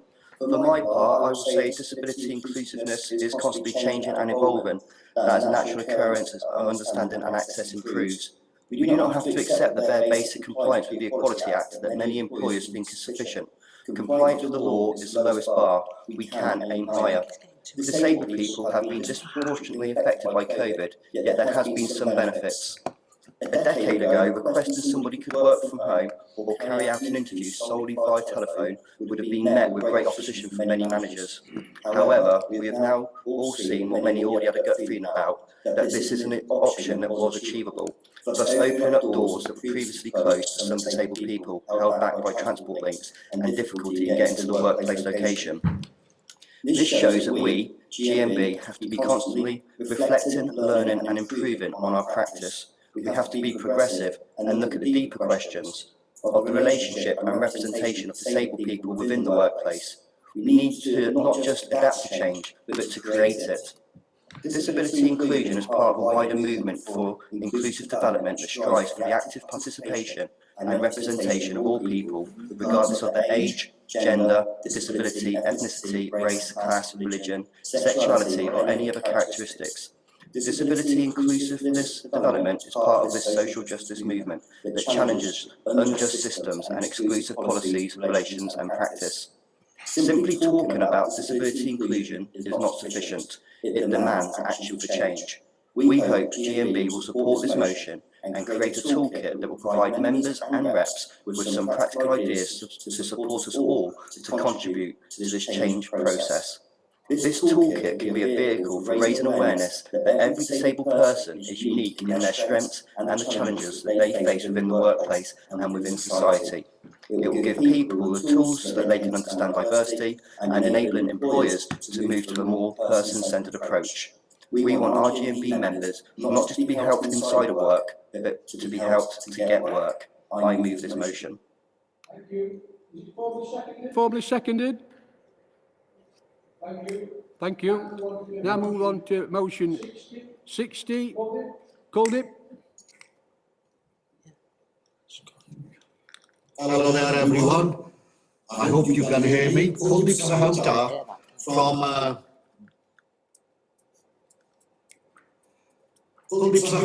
branch 50, Wellington, Birmingham, West Midlands. I'll try to keep it short, conference. My motion is about childcare. I think it says it is on there. Many people are working and it's not always possible for parents to spend time with their children. If companies let parents of their young children have time off so they can go on holiday with them, the parents benefit as they get to create lots of special memories. The children benefit because they get a chance to bond with their parents. Everyone benefits because parents and the children get to develop relationships and help them cope with the difficult times together, which in turn creates happy and healthy society. So This conference notes that it is often difficult for parents of young children to get time off during the school holiday. Often parents have to take their holiday during term times, which means that parents miss out on the quality time with their children, and the children are not able to establish longer lasting relationship with their parents. This Congress asks that they petition government and business to ensure greater flexibility for workers with young children during the holiday. I move and I hope the conference will support this motion. Thank you very much, Mr. Chair. Thank you, Barry. That's been formally seconded. Informally seconded. So motion 56, 57 and 60 are all being supported by the CEC. So we can go straight into the vote. Votes now for motion 56.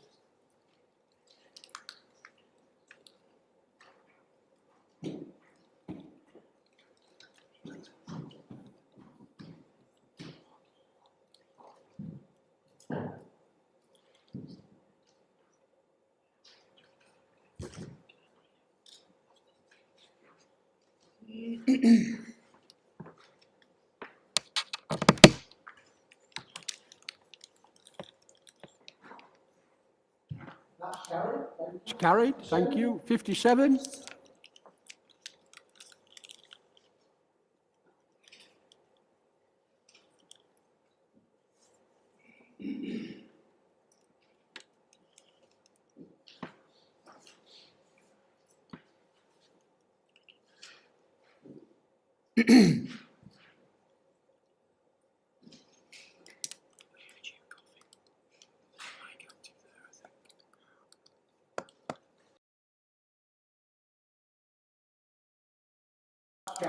That's carried. 60.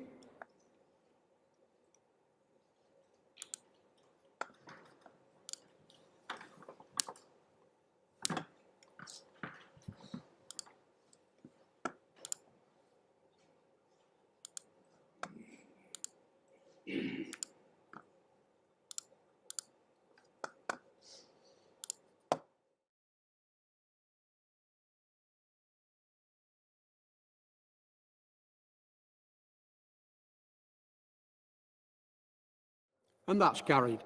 We'll now move on to item 3, which is the employment policy, equality and inclusion.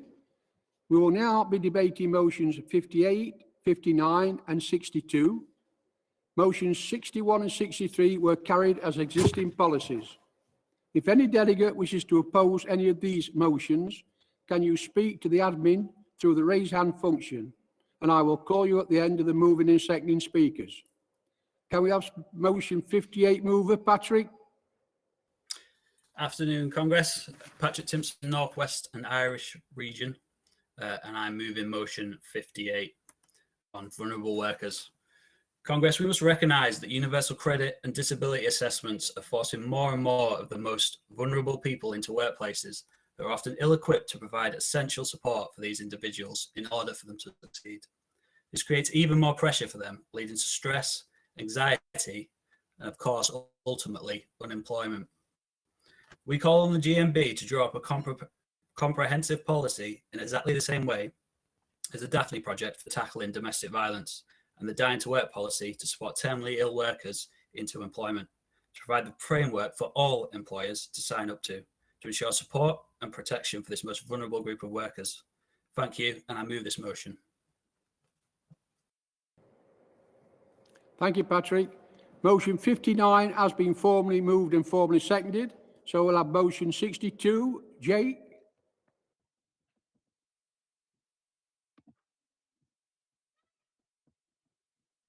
You hear me? Yes. Yeah.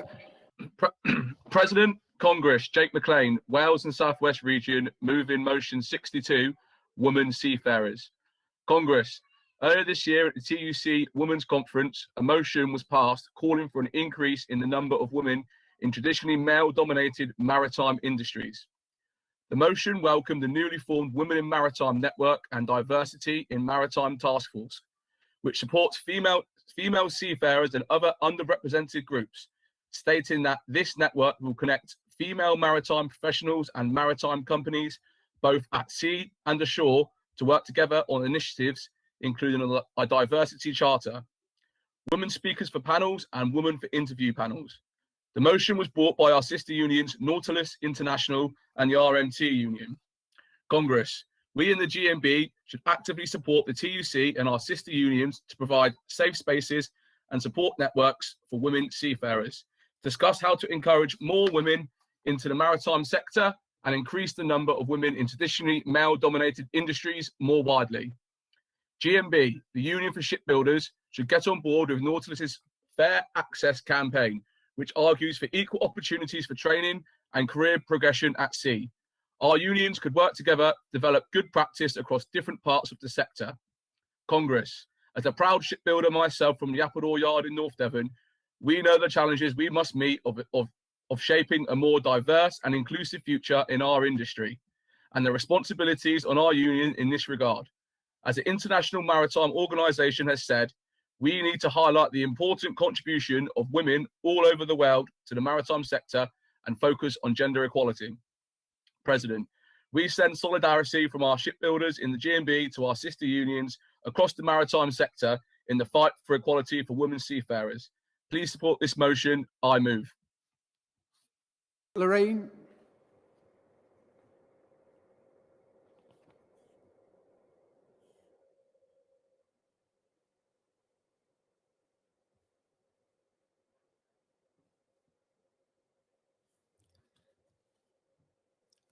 Can't you get in, Lorraine?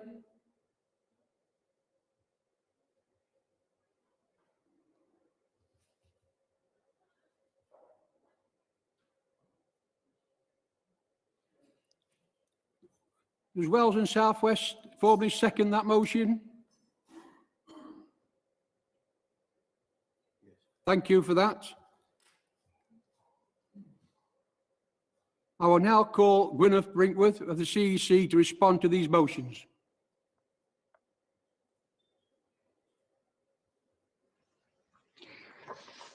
Vice President, Congress. Goylan Brinkworth speaking on behalf of the CEC on motions 58, 59 and 62. On motion 58, vulnerable workers, the CEC is asking the motion be referred. GMB has long spoken out against punitive and inappropriate disability assessments which do not comply with basic medical or occupational health standards. It is difficult to see how a full policy, which would require very extensive consultation with disabled workers, could be produced within existing resources. We are therefore asking that this motion be referred to the GMB Equality Through Inclusion Department to consider how this issue could be taken forward through alternative means such as developing signposting resources. Turning to motion 59, breaking the race ceiling across public, private and third sectors, the CEC is again asking for this motion to be referred. The CEC fully supports the principles of this motion, which builds on existing GMB policy on the need for employer transparency and pay gap reporting.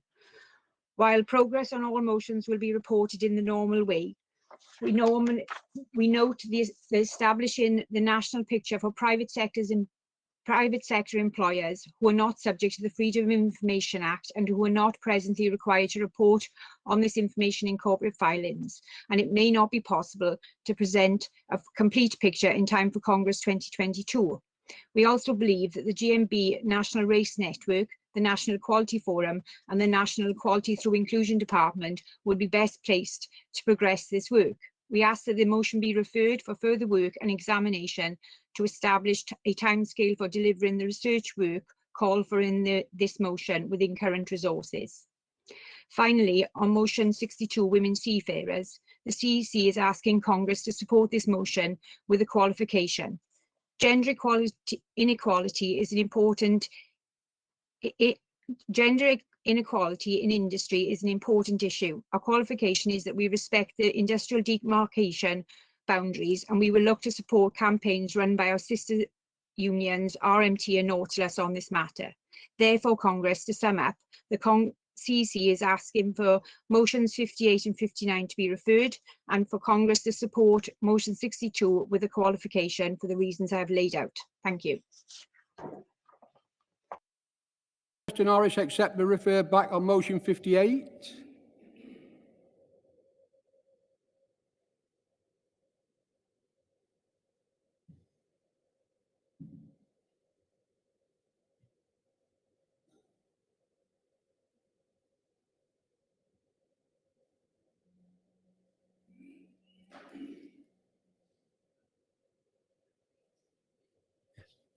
Right, thank you. Does GMB Scotland accept reference back on motion 59?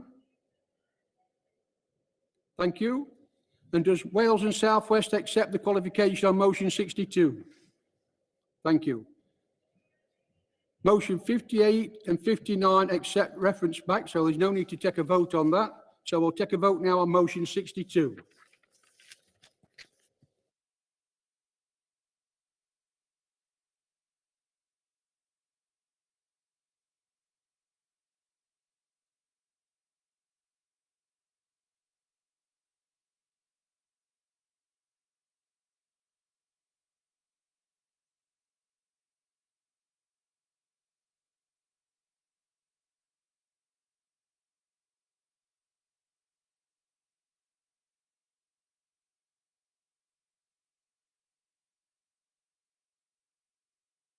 Is the health, safety and environment.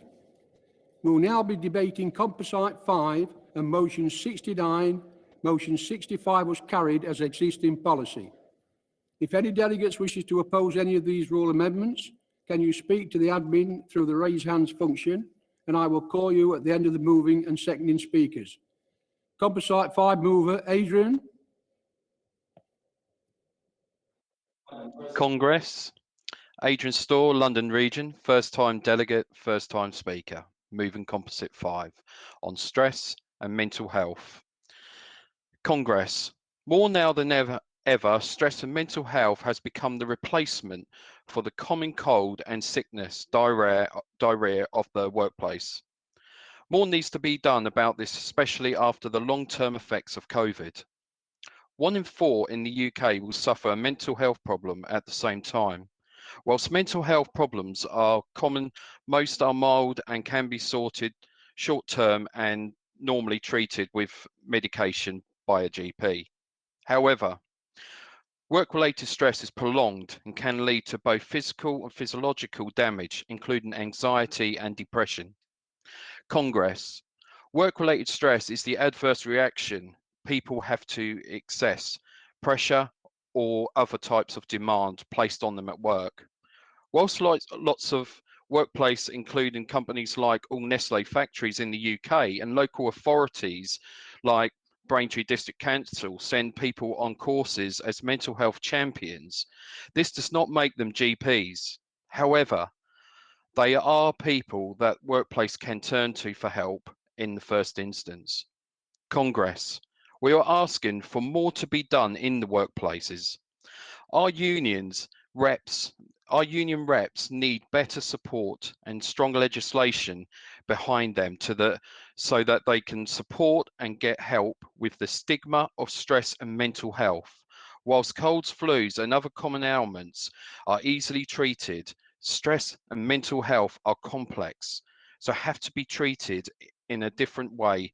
They are no quick fixes. However, lots of workplaces do not recognise stress and mental health in their workplaces. We need to continue to campaign for Mental Health at Work Act, specifying the approach and methods expected of all employers in managing mental health in the workplace. We need to ensure that absences due to stress and poor mental health are reported to the HSE as on the same basis as other physical industrial injuries. Congress, please support our motion. I move.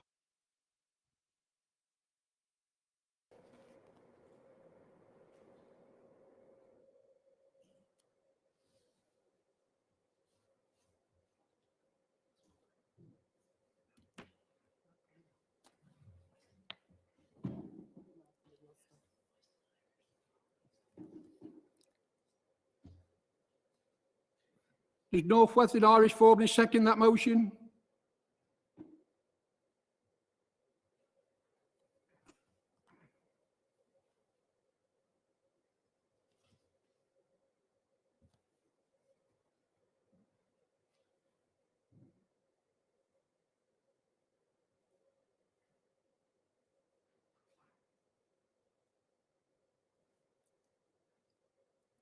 Waiting for a seconder. Can we have one or the motion falls?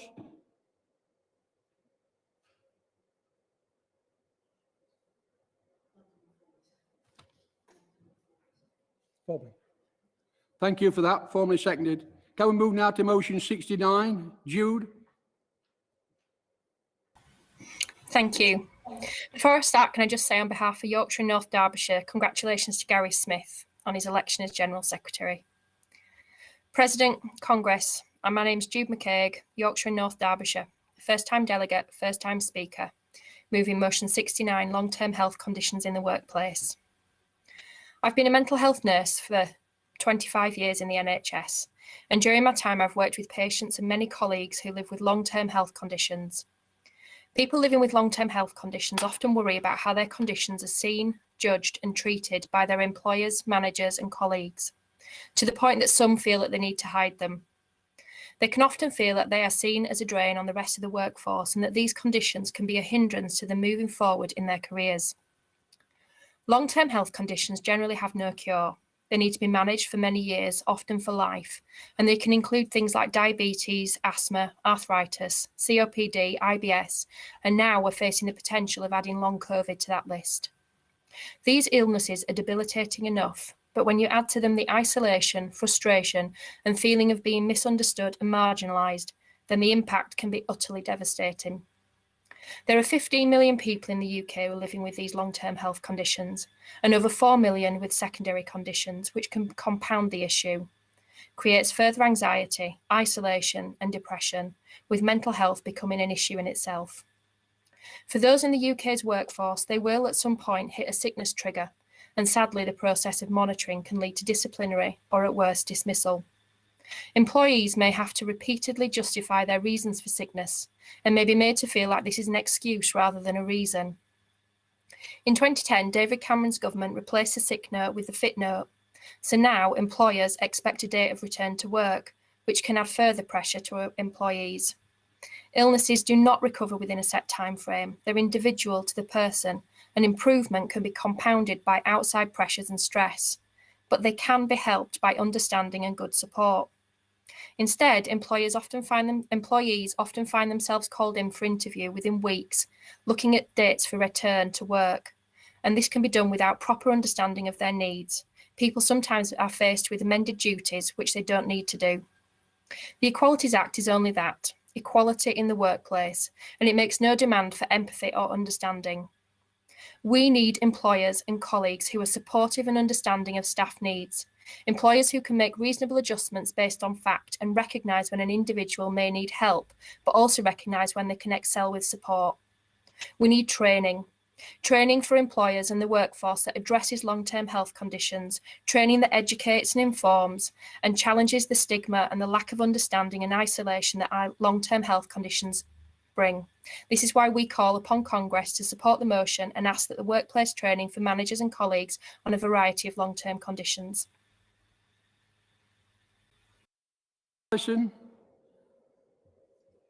President, Congress, Alison Morell, Yorkshire and North Derbyshire Region, seconding motion 69, long-term health conditions in the workplace. I am not one of the 15 million or one of the 4 million that Jude speaks about. I have several long-term health conditions. Yes, I'm greedy, and I know I'm not alone in that situation. And we continue to work to be valued members of society. At 50, after being bullied by a previous manager and told by HR that I hid behind my mental health in an investigation interview as to why I could not cover extra voluntary duties, I was threatened with dismissal on capabilities due to my asthma. It turned out that I was living with heart failure, and the stress of the situation I was put under was part of my problem. I've been made to feel like a dud, a spare part, and overlooked. Yet I was the best performing officer in the contracted role that I undertook. If human resources and a manager can do this to a person demanding that they give a date of return to work after 4 weeks, calling them back every 4th week, asking them why they weren't ready to come back to work, how can they help me return to this And then they did mention to me that if I didn't return to work, I would go down the capabilities and there would be a hearing. So this still hangs over when anyone is being asked to come back into the work situation. These are the conditions I have are not my fault, but that of genetic. I've asked no favours or sympathy of employers, just that they are to be educated into what long-term health conditions are, and that they expect individuals to be anything other than human beings. We are not resources. I second the motion 69, asking for your support for workplace training for managers, colleagues on a variety of long-term health conditions. Thank you. The CEC is supporting both these motions, so I put them straight to the vote. Composite 5.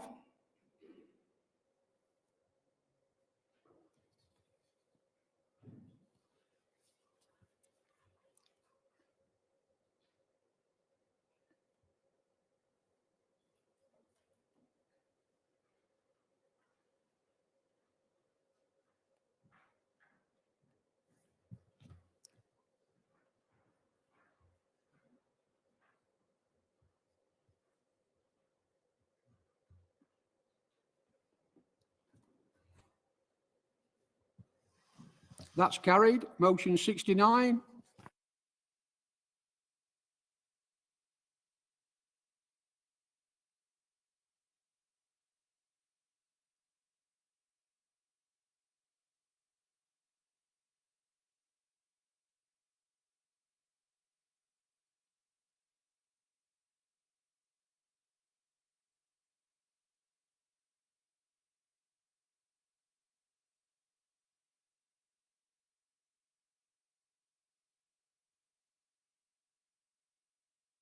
And that's carried.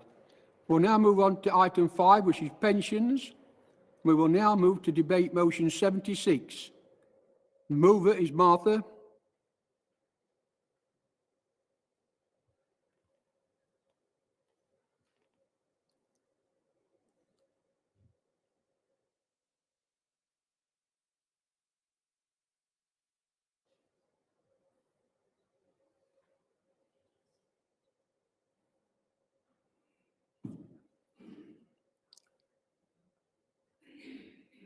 You're still having problems, Martha. We'll move on to seconder, Syed.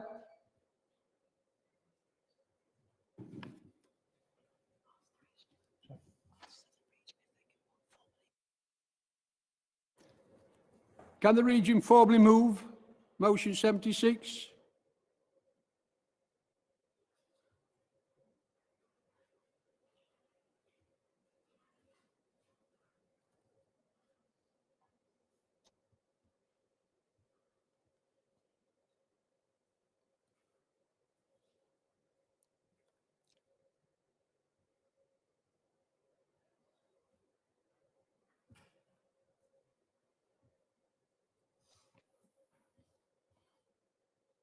Southern region 76, have we got to formally move it? Thank you. And now we've got Syed to second, or are you formally seconding it?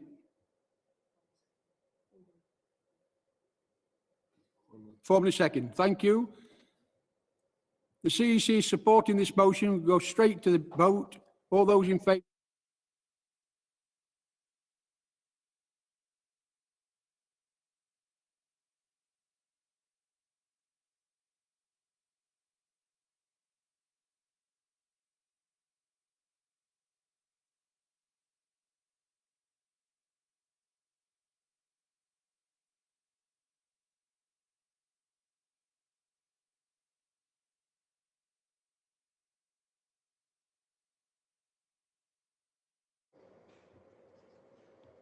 That's carried. Now move on to item 6, which is employment policy, rights at work. We are now moving on to debate composite 13 and motions 78, 80 and 81. If any delegate wishes to oppose any of these motions, can you speak to the admin through the raise hands function, and I will call you at the end of moving and second speakers. Composite 13, mover Haley. Hayley Maxwell, GMB Scotland, first time speaker, first time delegate, moving composite M on the Tory anti-trade union laws. President, Congress. Trade unions have been attacked by Conservative government legislation a total of 8 times between 1979 and 1997. After 18 years of Tory rule, we had 13 years of Labour governments, but not a single anti-union law has been taken off of the statute book. Instead, Tony Blair made 2 boasts. Britain had the most restrictive anti-union laws in the Western world, and Labour would keep them on the statute book. And if he was honest about one thing, it was that. After the Tories returned to power in 2010 and decimated our communities with their austerity agenda, they made sure to weaken our defences with another raft of anti-union laws, more legal hoops to jump through before we can go on strike, and even greater restrictions on picketing, and longer advance notice of strikes for employers. Another crisis, and they're coming for us again. Their 2019 election promised more anti-union laws, this time in the shape of minimum service agreements. Fighting these new anti-union laws is absolutely vital. For Tories and employers, the loss of European Union minimum standards after Brexit gives bosses an opportunity to attack workplace rights. Many bosses have already used the global health crisis as an excuse to sack workers, to fire and rehire workers, and to attack workers' pay and conditions of employment, and telling us that we should be grateful to have jobs at all. And where are the Labour Party? Their commitment to scrapping all anti-union laws has disappeared from their radar. Where is their political commitment when the unions that built them are under attack? Congress. Our union was founded by Eleanor Marx and others in the strikes of the match girls, the gas workers and the dock workers of the 1890s. In Glasgow, 8,000 women made history with their 12-year dispute over the equal pay they deserved, winning it with a strike. Did they give their employers advance notice of their strikes? Did they hold pickets of only 6 members? Did they provide a minimum service during their strikes? And did they hesitate to strike in solidarity? No, they didn't, and that's why they won. And that's why the Tories want to introduce this legislation to restrict our ability to win in the future. Those most exploited in the economy, women, young people and migrant workers, already face huge barriers in being heard at work. Our right to strike is the single most important tool workers have to defend themselves against exploitation, discrimination and unsafe workplaces. And that's why we need to get serious about campaigning to get all anti-union laws off the statute book. Instead of anti-union legislation, we demand a charter of workers' rights, including the right to strike. We will not beat the attacks on our movement by petitioning, letter writing and lobbying MPs, but we will beat this legislation by direct action in the workplace and by strikes. I urge you to support the composite and, more importantly, to campaign to scrap all anti-union laws. Thank you, Hayley. Count Midland East Coast, formally seconded.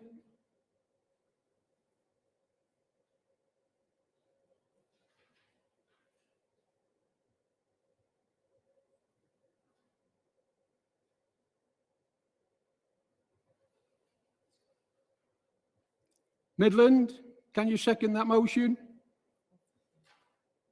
Thank you. Now move on to motion 78 and the movers Tarangic.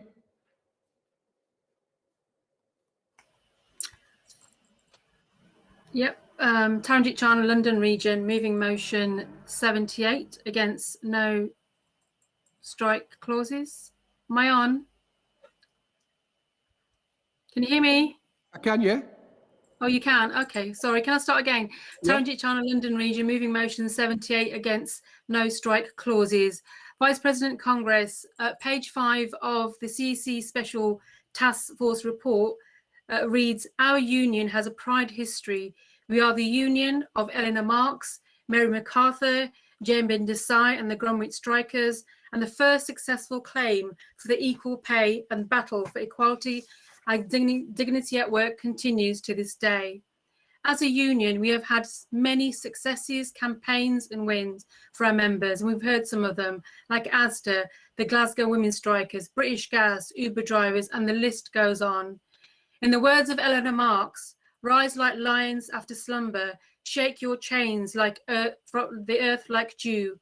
We are the many, they are the few.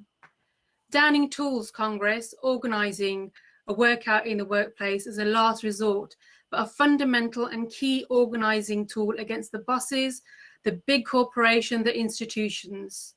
A strike, a walkout, Downing Tools, wherever guise it comes in Congress, it's our fundamental right to challenge, to negotiate, to hold to account and improve workers' rights.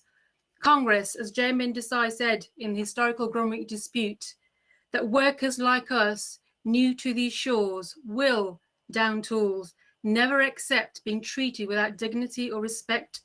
These are migrant workers fighting for the rights for pay and conditions for all workers. The British bus boycott, which followed Rosa Parks' action to refuse to give up her seat. Again, workers organising and using trade union fundamental tools.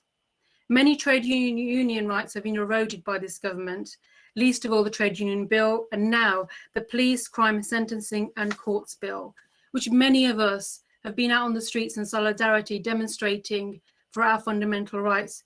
Do not erode our right to strike. Congress, I move this motion. Please support solidarity. Satvinder. Congress, the right to withdraw your labour is the essence of what it means to be a worker. The ultimate right, the nuclear option, without which all other rights remain precarious. And I speak as one who, as a member of the University and Colleges Union, as a college lecturer, after years of negotiation to preserve our pension rights, was driven to call strike action. And the one thing that worked last year and the year before was our refusal to mark papers and to hold classes. And so therefore, it's one thing that works, and I therefore most heartily commend it to Congress today. Move on to motion 80.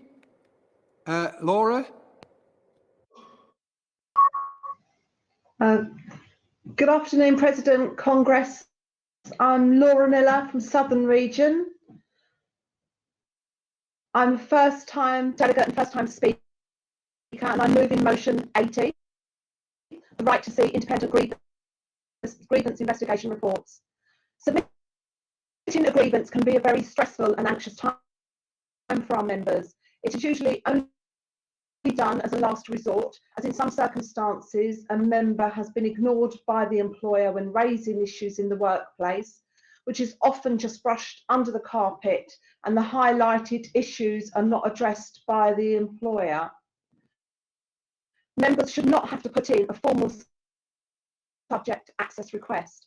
It should be the right of the employee to see the investigation report in full, the same opportunity that managers have to see and digest the information contained.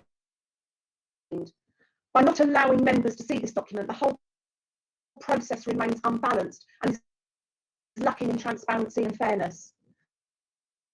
Currently, if an employee wishes to appeal a grievance hearing outcome, the only information they can base their appeal on is the information in the outcome letter from the employer. This leaves the employee at a disadvantage, as they have no access to the investigation report or findings.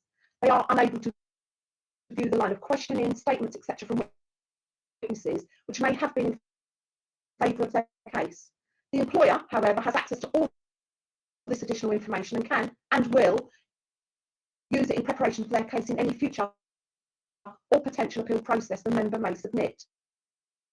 Therefore, I'm asking you to support this motion to strengthen our members' rights in this area of grievances in order to aid a more open and transparent grievance process for members who work in the public and private sector. I move. Thank you. Thank you. Does someone formally second that motion?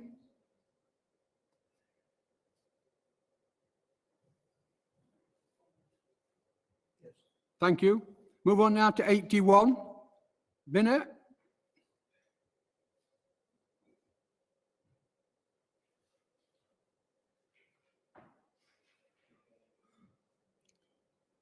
'81 Northern. Binner.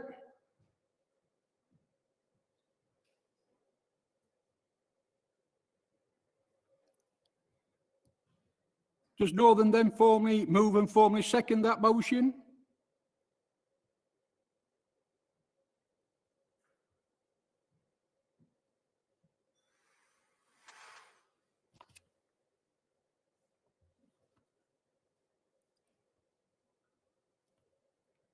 Anyone in the region?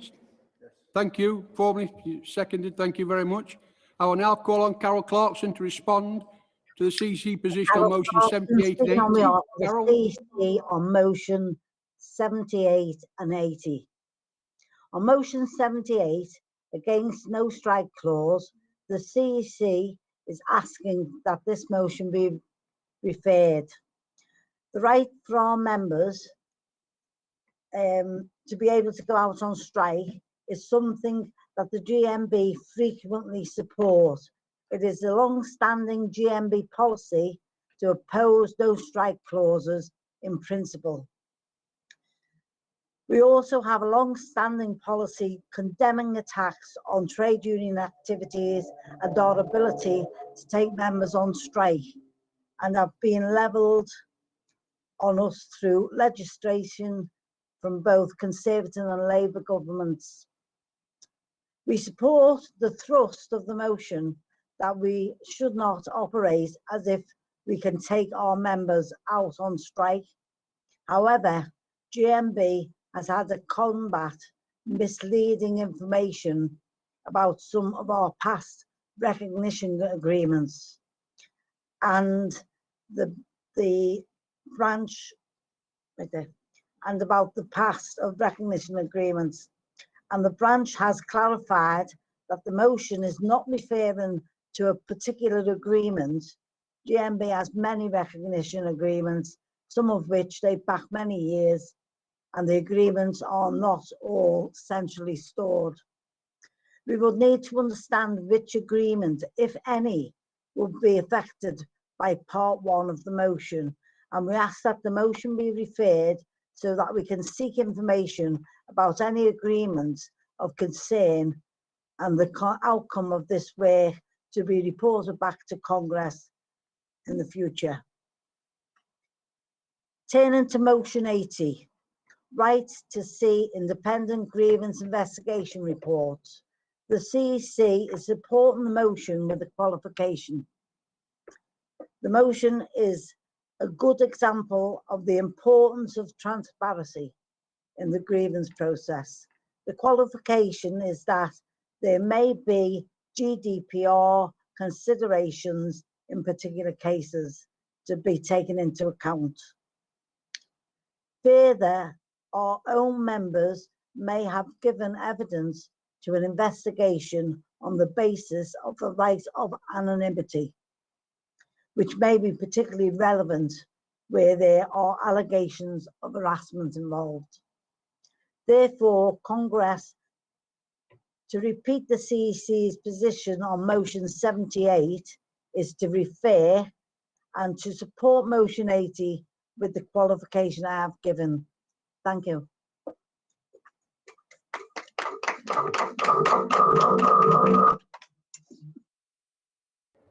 Thank you. And does the Southern Region accept the qualifications on motion 80?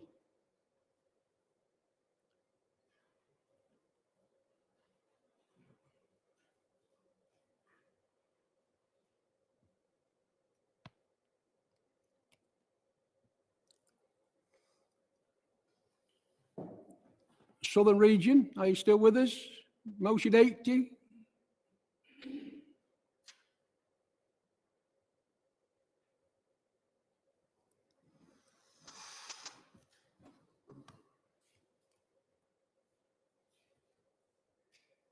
No? If you don't accept the qualification, then it'll have to be put to the vote, and the CEC will ask.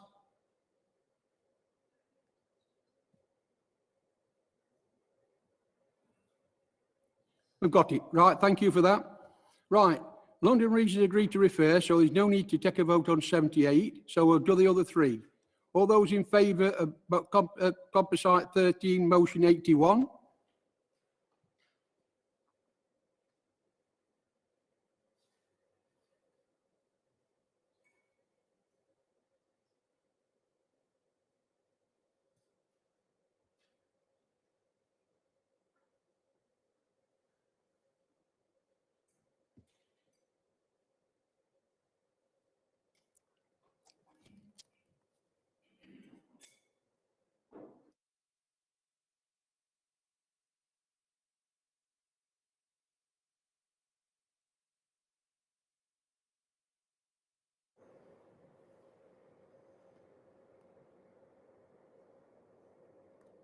They carried, thank you. And now, motion 80.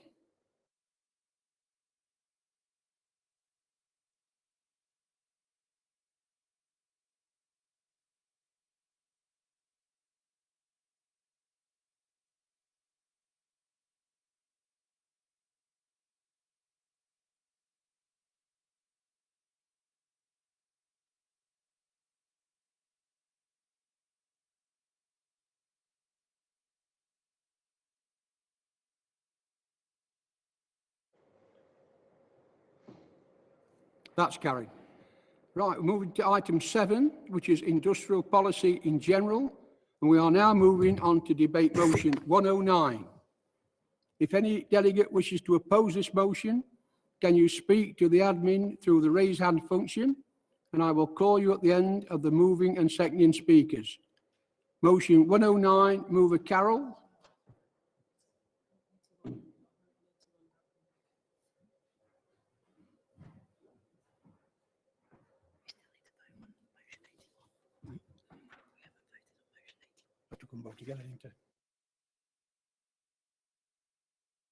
Just move back a bit and now take a vote on motion 81.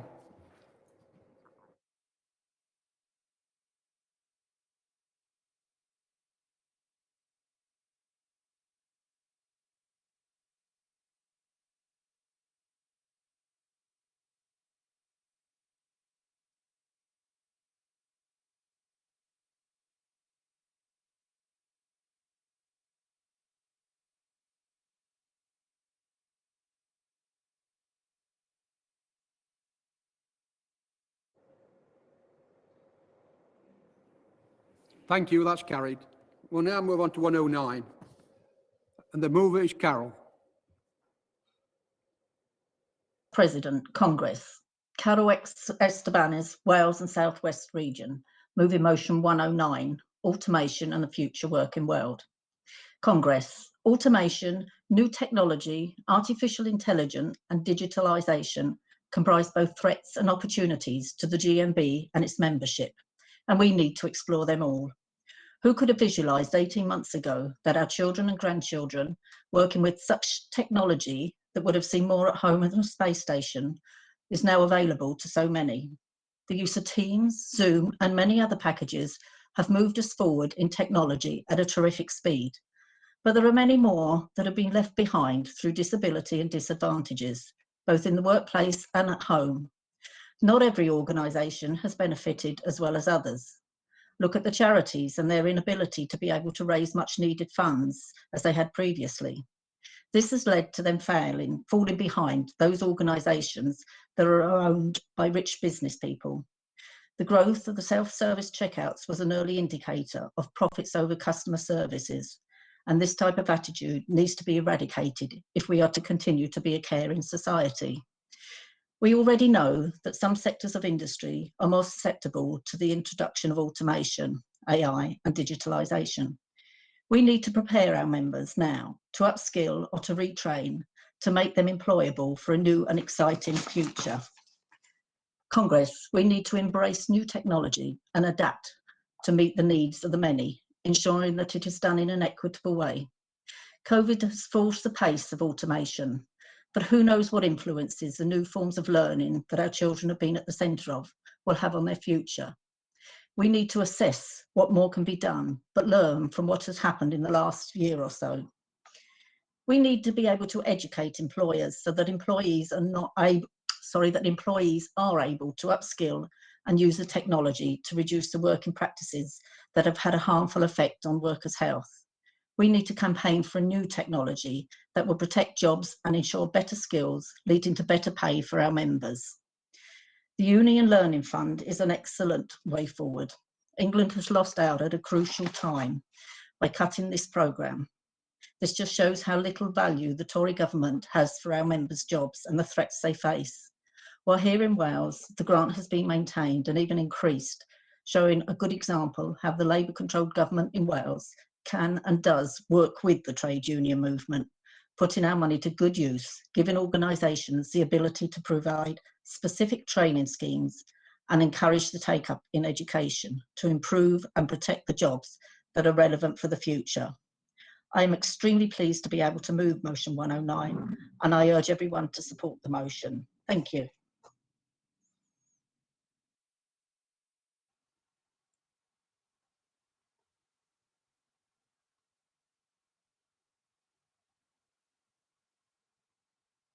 President, Congress. Maxine Butler, Wales and South West Region, seconded motion 109. Congress, we must protect our members' jobs, we must upskill our members, and we must campaign for an industrial strategy for all those sectors that will be affected the most by the introduction of new technologies, automation, artificial intelligence, and digitalisation. We must work with government, as we are in Wales, to protect those who will be affected. Already in Wales, we have agreed and in place the REACT scheme that protects people affected by redundancies. They receive £1,500 towards retraining, they receive £3,000 as an incentive for a new employer to employ them as a redundant employee, and the new employer can claim £1,200 to help retrain them to undertake the new role. Personal training accounts, this gives people who wish to retrain a sum of money that they can use to help them upskill or reskill. This is available to everyone, not just those that are facing the threat of redundancy. Finally, we have the Welsh Union Learning Fund, allocates grants to assist trade unions and employers to work together and to decide what training is needed. President, this is the way that government, employers and trade unions should work together in social partnership and not in an adversarial way, which is the Tories' way. President, there are many challenges facing our membership, free trade details, Brexit and automation, just to name for a few. If we are to protect our members now, we must develop the strategies to keep them well trained and able to adapt to the challenges ahead. Congress President, I call upon Congress to support the motion, and by doing so, supporting those members that will face the uncertainty of automation in the future. I second. Diolch yn fawr iawn. Maxine. Colleagues, Alan Law has raised his hand. Can he please chat to the administrators to tell them what he wants to talk about? Thank you. I will now call Sandra Daniel to respond to the CEC position.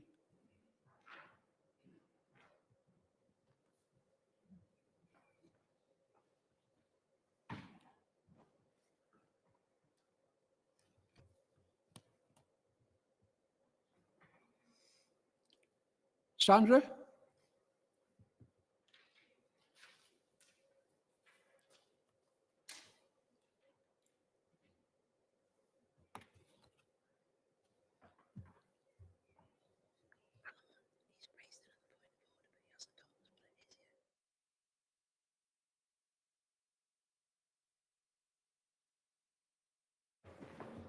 No Sandra at the moment. Can we get Alan up then to see what he wants to talk about?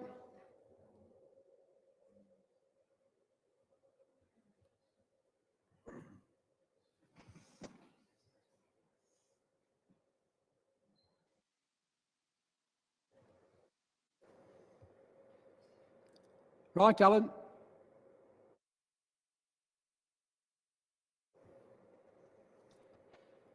Are you on mute, Alan? We can't hear you.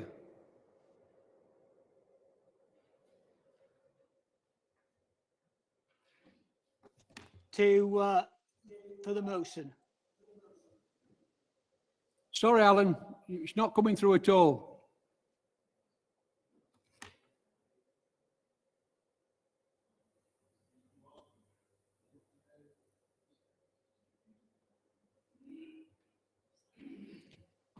Hello? Hello? Yeah, apologies. I'm just a bit too keen. The motion in a couple of times. Yeah. Just apologies. Please accept my apologies.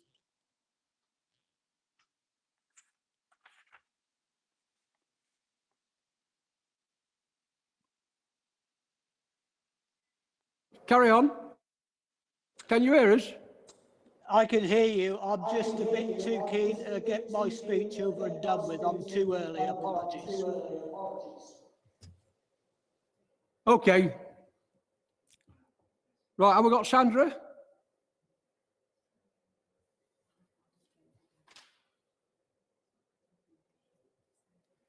No, right. Ask Barbara. Vice President, Congress. Barbara Plant in place of Sandra, speaking on behalf of the CEC on motion 109, Automation and Future Working World. The CEC is supporting this motion with a qualification.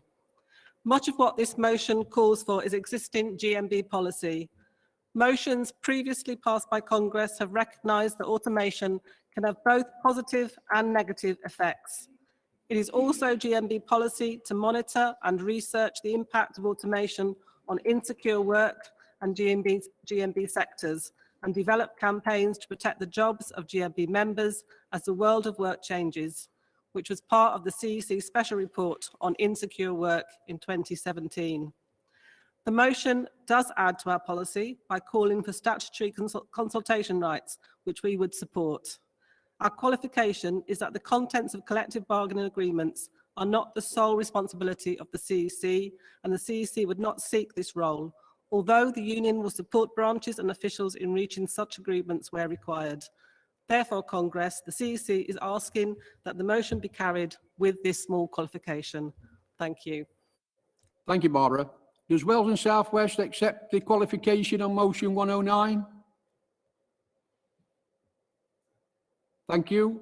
We'll now move to the vote. All those in favour of 109?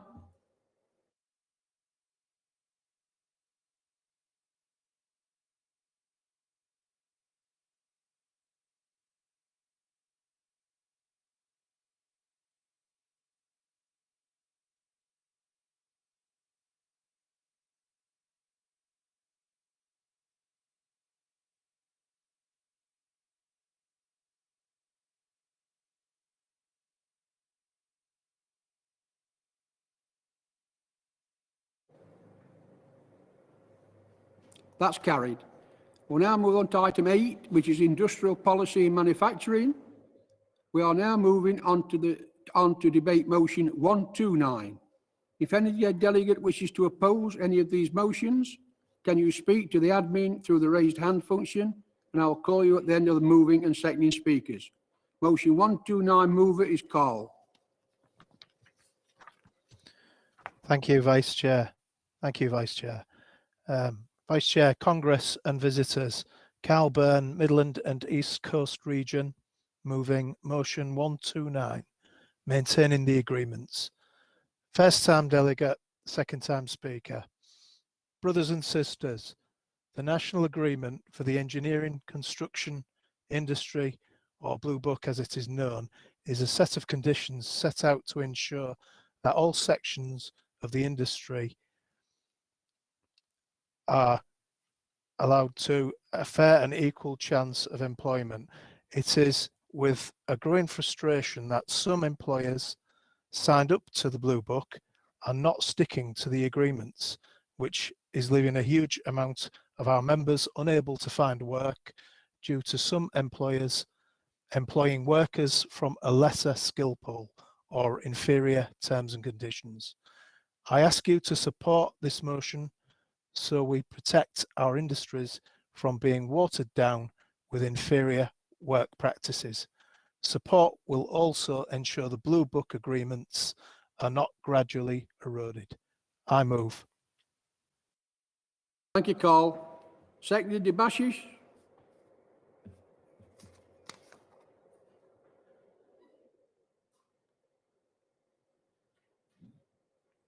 Right, can we ask the Middle and East Coast region to formally move the motion? Formally second the motion.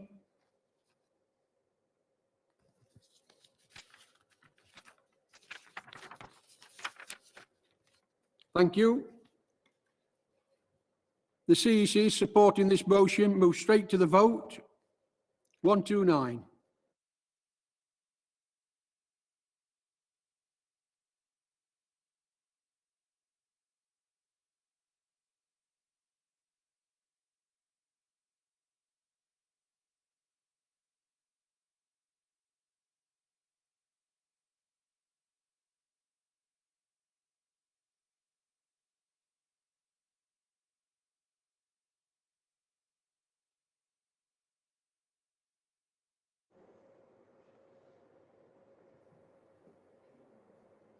That's carried. Now move on to item 9, which is the health, safety and environment, we will move on to motion 70, 71 and 75. For motion 70, the mover is Cliff Rooney.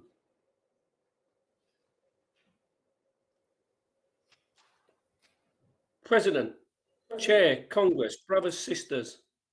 President, Chair, Congress, brothers, sisters. Congratulations, Gary. Good afternoon. I'm Cliff Rooney and I'm from London region, and I'll be moving motion 70, lone working in unsafe areas. This Congress notes that the Metropolitan Police records for 2019 show 150 homicides in the past 5 years. Homicide rate in London has increased by more than 20%. We also note that the HSE guidance on working alone remained unchanged from 2013 and was just revised in March 2020 to reflect the fact that many more were classified as lone workers. However, we feel that despite recent revisions, there are additional changes and the risk needs to be considered. All workers have the right to feel safe at work. Our members are being increasingly put at risk in their day-to-day jobs and out of our jobs, because they are being asked to work on their own due to the fact that many of the utilities, including Thames Water, have not yet set out a reliable system of mapping unsafe areas. We feel that it is only a matter of time before a member is seriously injured or killed whilst doing their job. We call upon Congress to start a campaign to make all sectors, but especially the utility, recognise that the responsibility and their duty of care to social welfare of our members whilst working alone in unsafe, dangerous areas. We feel that the time has come for these companies to recognise that a minimum of 2-person working should not always be looked upon as an extra cost. We also call upon the GMB to update their guidance documents on working alone to include any changes in risk assessments that companies and technology monitor to protect workers. Congress, this is my scripted part as always. I have an unscripted part.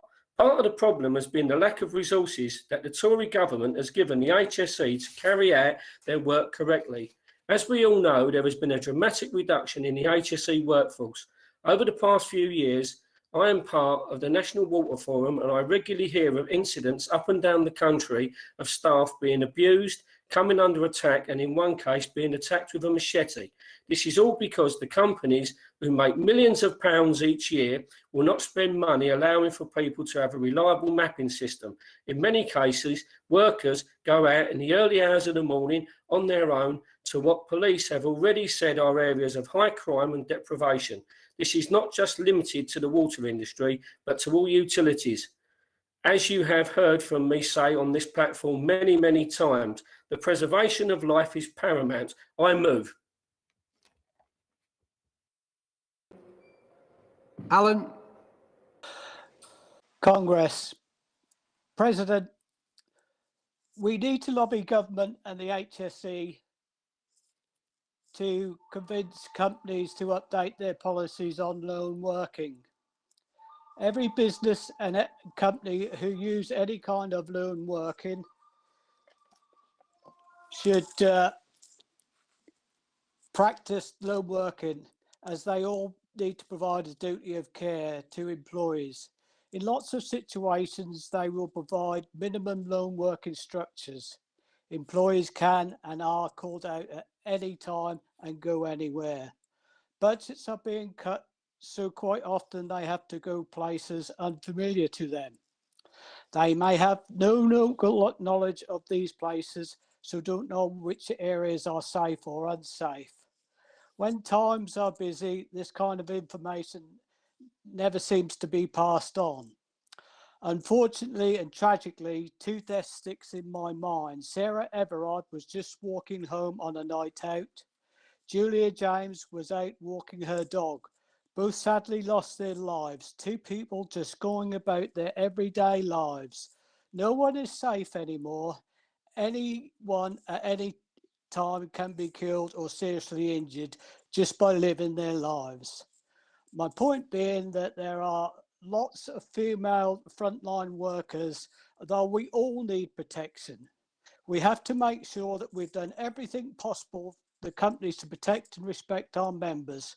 One big way of making sure our members are much safer is to have a minimum 2-man call out.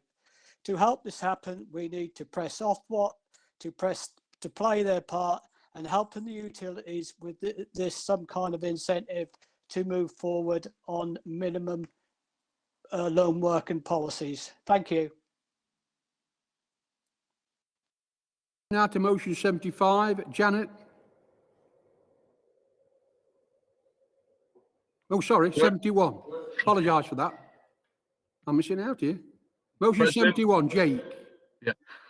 President, Congress, Jake McLean, Wales and South West Region, moving motion 71, Welding Fumes Register. Congress, the International Association for Research on Cancer recently released scientific evidence that exposure to mild steel welding fumes has shown a proven link in causing lung cancer and possibly kidney cancer. This has prompted the Workplace Health Expert Committee to reclassify welding fumes as a known human carcinogen. As a result of this, the Health and Safety Executive issued a safety alert for all undertaking welding activities to protect workers. The HSC is strengthening its enforcement expectations for exposure control for all welding fumes. Colleagues, this is a ticking time bomb for many of our members who work or have worked in industries where there is exposure to welding fumes. This does not just include welders, this also includes people who work in the same workplace as welders as well. If not controlled properly, fumes and particles get airborne and inadvertently enter the respiratory system. Conference. With this reclassification, we as a union need to do all we can to highlight this issue to our members and to ensure employers are doing all they can to protect them. Workplaces safety reps need to be made aware of this issue so they can challenge any unscrupulous employers who are not sticking to the updated guidelines from the HSC and to make sure this information is included in any relevant workplace risk assessments. President, the GMB is the union for welders and is proud of the long history stretching back many years as a union for this trade. I myself have worked in the industry and know firsthand there is a lot of work to be done to improve the culture around the hazards of welding fumes. Therefore, this Congress mandates the GMB to launch a national campaign to highlight the dangers of exposure to welding fumes, encourage employers to offer members occupational health screenings who do not already on a regular basis that are exposed to welding fumes. Congress, over many years, our asbestos registers within our regions have made a massive difference to our members and their families. There are so many occasions where without the asbestos register, members would not have received the compensation they deserve because of a lack of evidence and record keeping. A welding fumes register would surely make a similar impact to make it easier for us to win for our members in the future. It would make a real difference to the families that they could be saved from lengthy and stressful litigation and trying to find scraps of evidence, just by introducing a simple form. Therefore, we also call for a welding fume exposure register to be created akin to the asbestos one, for all members who work or have worked in industries where exposure to welding fumes is present. President, our branch fully accepts the CEC's qualification and we look forward to helping to implement a national campaign and strategy to support members who work in these industries. Colleagues, I urge you to support this motion. I move.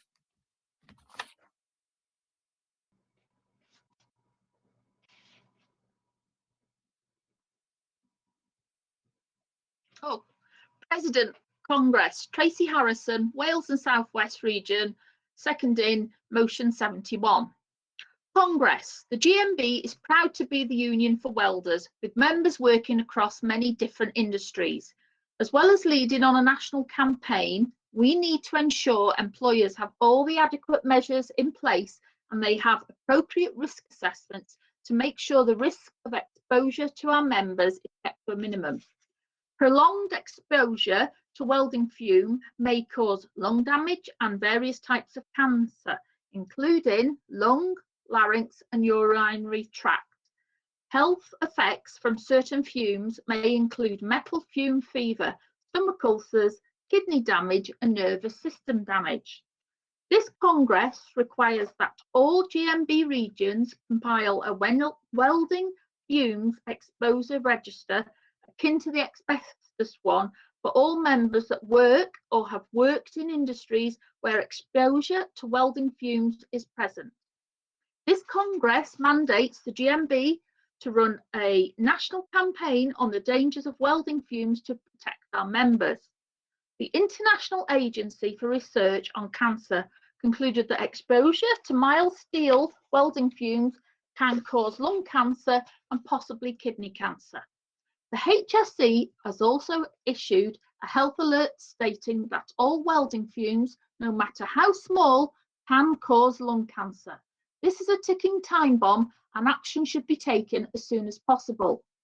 My partner, I have personal experience of this, has worked in the welding industry for 30 years, and it's only in the last 2 years that he has been given an air-fed mask. So he is at risk of exposure of all of this. Conference, the time for action is now. By launching a national campaign, we can be on the front foot of this growing health problem and lead the way forward in tackling the issue head on. Colleagues, I urge you to support this motion. I second. Thank you, Tracy. Motion 75, Janet.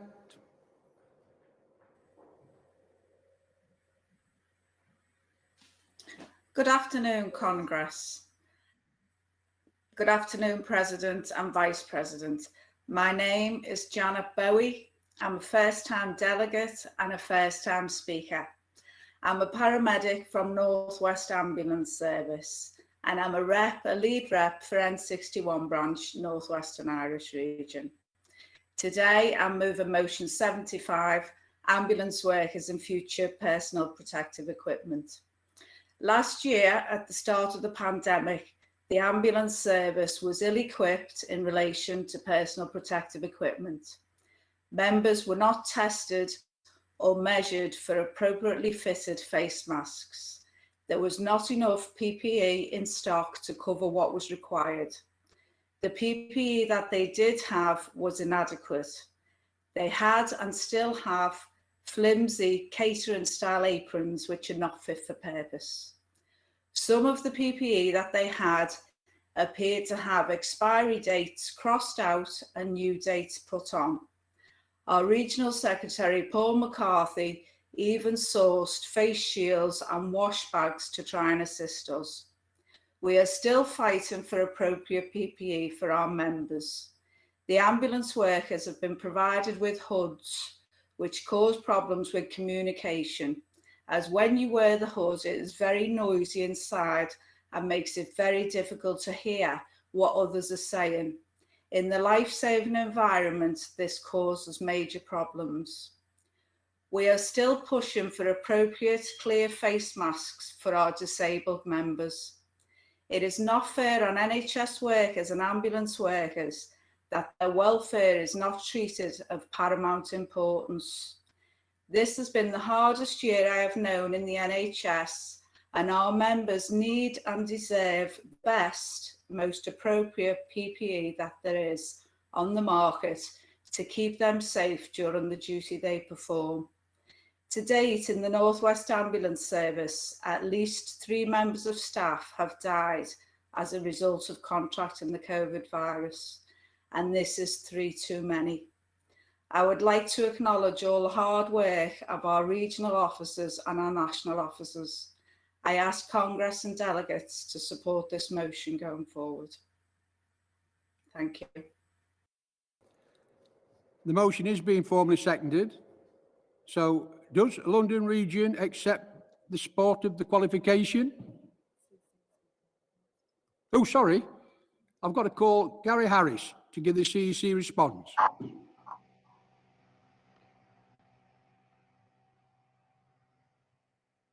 Hello. Vice President, President, Congress, and congratulations to Gary as the new General Secretary. Gary Harris speaking on behalf of the CEC on motions 70, 71 and 75. Firstly, on motion 70, lone working in unsafe areas, the CEC is supporting this motion with a qualification. We can develop revised guidance on mapping lone working risks and will lobby HSE to do the same, as outlined in the motion. The qualification, however, is that any campaign specifically targeted at the utility sector would need to be agreed and owned by the Commercial Services Section and Section Committee. Secondly, motion 71, welding fumes register. The CEC is also supporting with a qualification. We can work with Union Line to develop a register to be held centrally by Union Line. The creation of a campaign on health effects of welding fumes is a welcome suggestion, one we can work with colleagues across the union to implement. The qualification, however, is to recognise that the creation of the register does not mean that legal cases for compensation will automatically be won, simply because the worker can demonstrate their employment history and potential exposure to welding fumes. Unlike asbestos cancer, mesothelioma, welding fume is not the sole cause of the cancer's workers suffer from exposure, and as such, claims for compensation will likely be disputed and challenged. Lastly, motion 75, ambulance workers and future personal protection equipment, again, is supported with a qualification. We agree with the motion that all frontline ambulance workers, regardless of employer or grade, should be afforded the highest level of protection available and will continue to campaign for PPE guidance to be amended. We would expect that this applies to all NHS workers, not just ambulance members. Employers should also only provide PPE as a last resort. We would expect NHS employers to eliminate the risks as far as possible so that PPE is not the norm. Therefore, Congress, we are asking that motions 70, 71 and 75 be carried with qualifications I have laid out. Thank you. Qualification. Thank you. West and South West support the qualification. Wales and South West. Thank you. And North Western Irish.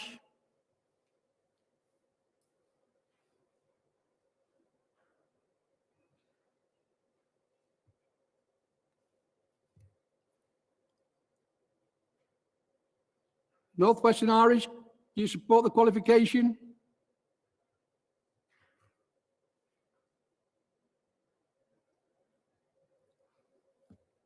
I'll come back to you in a minute, give you time. We'll take the vote on motion 70.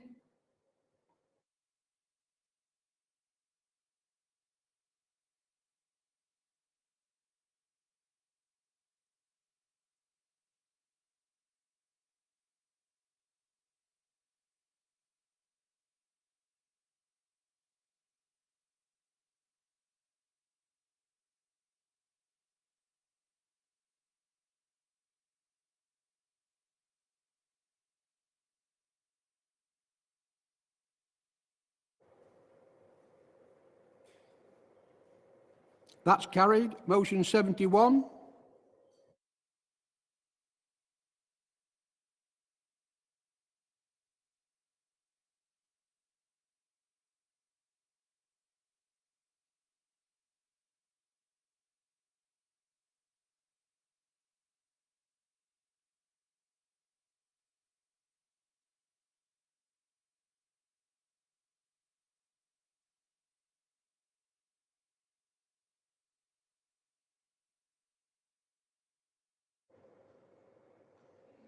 That's carried. North Western Irish, do you support with the qualification? Motion 75. Thank you. We'll now put that to the vote. Motion 75.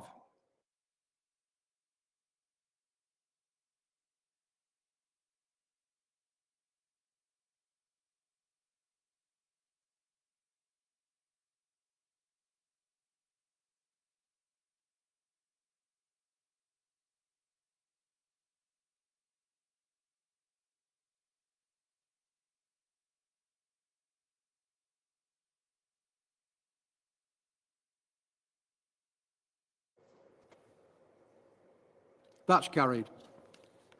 Can I just remind Congress that there is a fringe meeting being held on Indian farmers at 6:30 p.m. tomorrow. It will be held on Zoom, and the link to the meeting has been sent in the delegates' email from the TUC Congress team.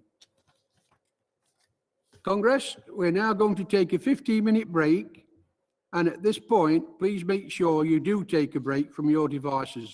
When we return, we'll be debating the CEC Special Report on Energy and the Environment. Back in 15 minutes.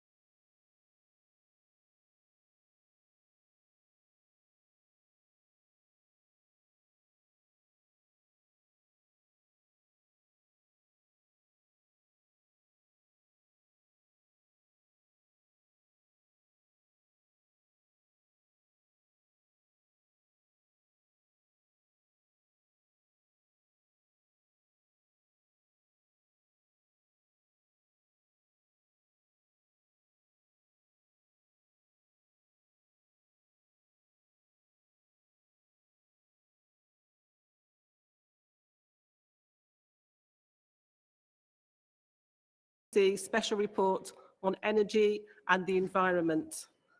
After the report is moved by the CEC, I will call up speakers from each region. This time, I will call each region in reverse alphabetical order. Therefore, the speaker from Yorkshire and North Derbyshire region will be called first. I must also make you aware that if this special report is carried, any motions that are in opposition or contain all the asks of this motion, then they will fall and will not be debated. I will advise you which motions are affected after this debate. I would now like to ask Mike Carr of the CEC to move the CEC special report. Good afternoon, President Congress.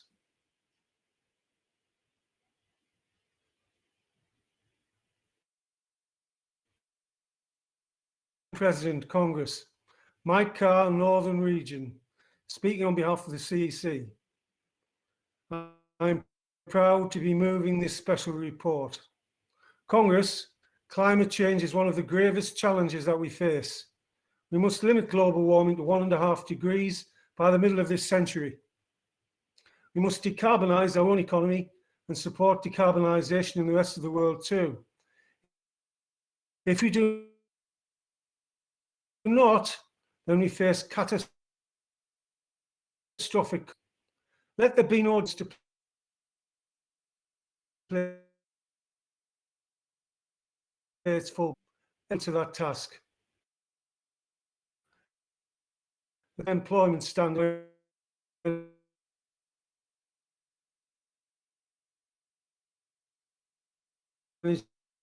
we face this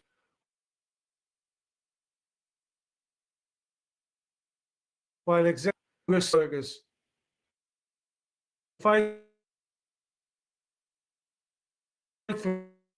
must secure a clean future for our gas industry, including through conversion to hydrogen and other green gases.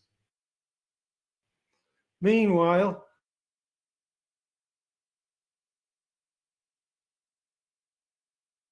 our fracking is leading to the government is decisions that must be taken on the need for new nuclear plants as the existing fleet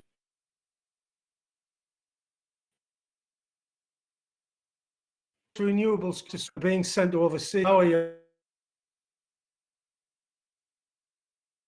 yards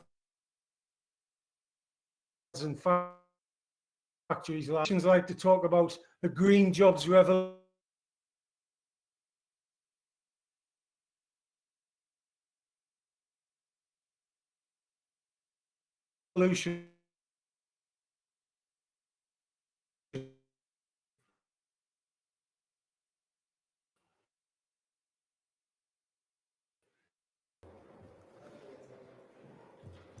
Unfortunately, Mike seems to have a problem.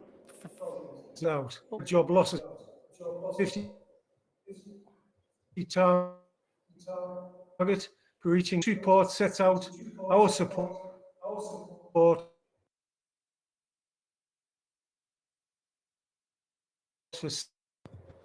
several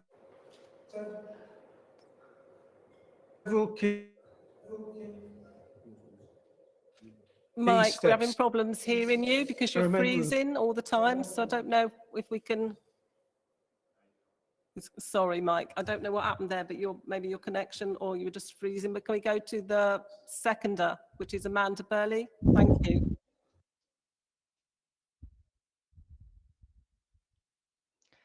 Good afternoon, President and Congress. Good afternoon, President and Congress. Amanda Burley, Yorkshire and North Derbyshire region, seconding the special report for the CEC. Congress, we are absolutely committed to supporting decarbonisation and halting global warming. There need be no contradiction between addressing climate change and supporting jobs, first and foremost in our energy industries. And our members know that idealistic slogans are not enough. We must recognise that the last 40 years are littered with broken promises to our communities when industrial industries were wound down. We cannot support calls today for decarbonisation by dates that are not supported by scientific consensus and which would lead to widespread job losses in industries organised by the GMB. And we cannot support solutions for particular industries which have not won the confidence of the workers in those industries. Congress, we support a just transition, but there is no justice in the win for the confidence of the workers in those industries. This report outlines real answers to the challenge of achieving decarbonisation while remaining true to our labour movement values. These are not easy questions, but this report sets out a credible position. Congress, we are proud to be an energy union. We were born in the fires of the Beckton Gas Works. Our members are proud to keep our homes warm and the lights on and the production lines moving. We support a jobs-first route to decarbonisation, not because we are wedded to the past, but because we care about the future of our industries. That is the agenda that this special report sets out. Congress, please support this report. Thank you very much. Thank you, Amanda. We now go to speakers from each of the regions of Yorkshire. Putting forward a speaker, please.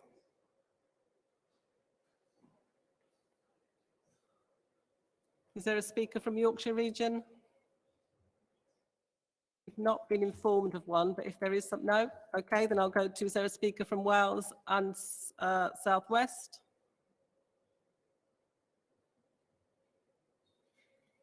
No? No, then I'll go to Southern region, which is Jamie.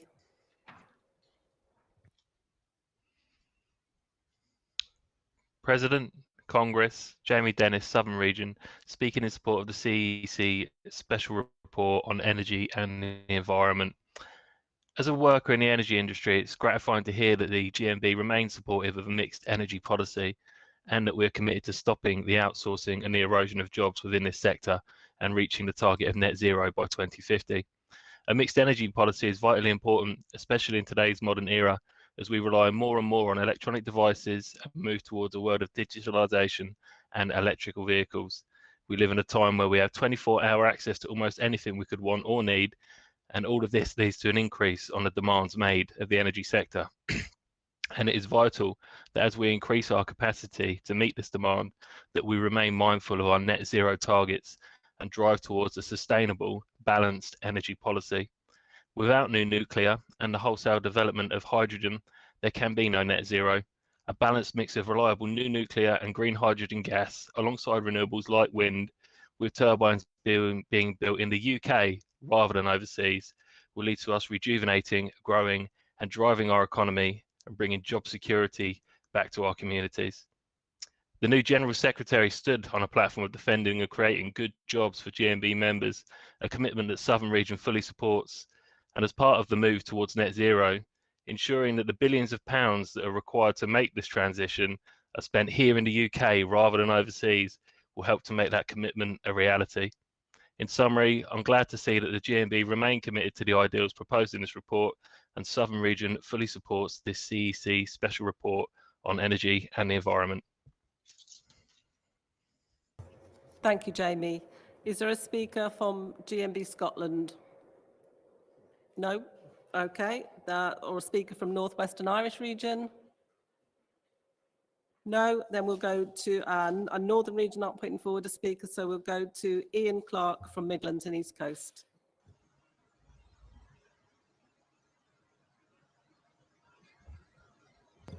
You're on, Ian. We can see you. Good afternoon, President, Congress. Ian Clark, Midlands and East Coast, speaking in support of the CEC Special Report on Energy and Environment. Congress, we welcome this report from the CEC and agree that more investment and research is needed to reach the UK's target of net zero by 2050. I also agree that far from many contracts have been sent abroad, whilst the UK manufacturing industry has suffered badly with the loss of highly skilled unionised jobs and site closures across the country. I'm far from being an expert in this field, although I do have some experience with my branch's involvement with SMRs.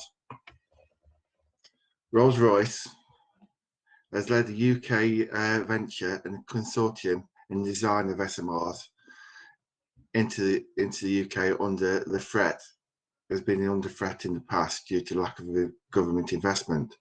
But with government support, we can see that the UK, being a world leader in small modular reactors around the world, creating thousands of highly skilled unionised jobs both in the UK and overseas, making power stations a key part of the world's decarbonisation toolkit.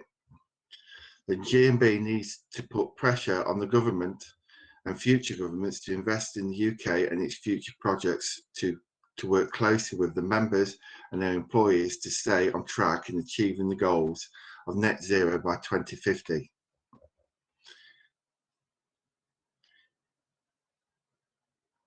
Thank you. Thank you, Ian. Now go to London Region and Paul. Supporting CEC Special Report on Energy and the Environment. Afternoon, President. Afternoon, Congress. Congratulations to Gary Smith. I'm Paul Block from the Energy Central Branch, London Region. Energy jobs within the gas sector could be made more secure by mixing hydrogen, biogas and natural gas together. This would significantly reduce CO2 emissions in the short term. This could use the existing network with no modifications to customers' appliances. There is a government project with 2 houses being run entirely by hydrogen, the Hire for Heat programme. This is quite exciting for anyone in the industry, as it presents a real hope of the existing gas network eventually being converted to hydrogen. This could be managed in a similar conversion to that from town gas to natural gas that occurred in the 1960s to 1970s. The reason this could be a revelation is that the only byproduct of burning hydrogen is water, therefore it's carbon neutral. Renewables are a good provider of energy in the correct conditions. However, nuclear has been contributing to our energy platform from the 1950s. It provides a stable baseload with no carbon emissions during generation. With recent developments that occurred in British Gas, where workers were effectively forced to sign new contracts or face being fired, which many were for not signing, I think we have a moral duty to both our members and the customers to highlight this disgusting behaviour. It cannot be right that a company that made £901 million profit in the last financial year, whilst there were workers going into the homes of people with COVID-19 to carry out essential repairs, treat their loyal staff in this way. British Gas sacked a lot of experienced staff that had been making them a profit. These workers were willing to negotiate new terms if the threat of being sacked was removed from the table. But Chris O'Shea, the CEO, decided instead to stab them in the back and fire them instead. Thank you for listening. Please support this report. Paul, just in time. So I go back to Yorkshire. Claire Turner, please.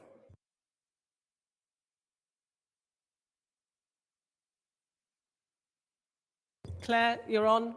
On behalf of Yorkshire and North Derbyshire Region.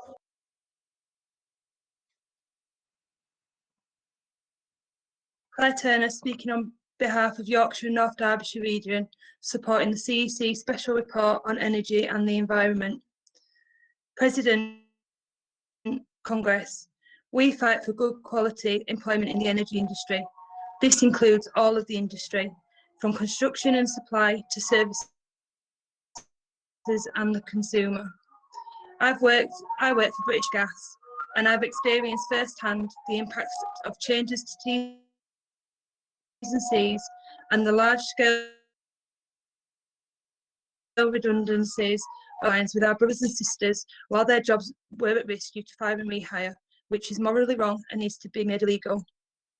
Some of these people have committed their working lives and given 30 years service to an industry that has now turned its back on them. 3 years ago, I attended a Just Transition conference.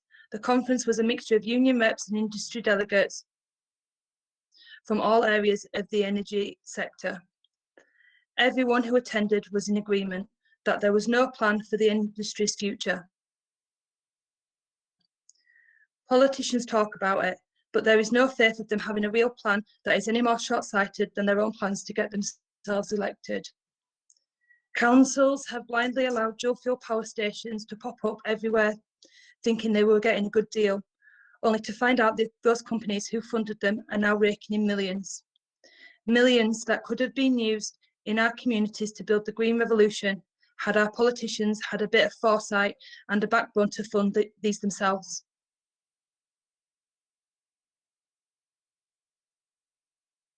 A just transition looks at the bigger picture plan. While we focus on timescales, nothing is being done to secure jobs. Companies and governments are outsourcing everything they can, and retraining and transition are just words to our members. Remember the GMB Switch On campaign, where we campaigned for more investment in hydrogen. While there's campaigners worrying over these investments due to the use of fossil fuels, they forget that hydrogen can also be created in ways that are carbon neutral. We need to reduce carbon emissions, but we cannot ignore the fact that unless we have a real and just transition plan, hundreds of thousands of jobs will go. Claire, can I ask you to finish, please? Yeah, sure. Our members cannot live off slogans. There is no justice in a transition from skilled workforce to the dole. We, the workers, are ready to support the green revolution, but only if it's ours we support. Thank you, Claire. And a speaker from Wales and South West, Paul.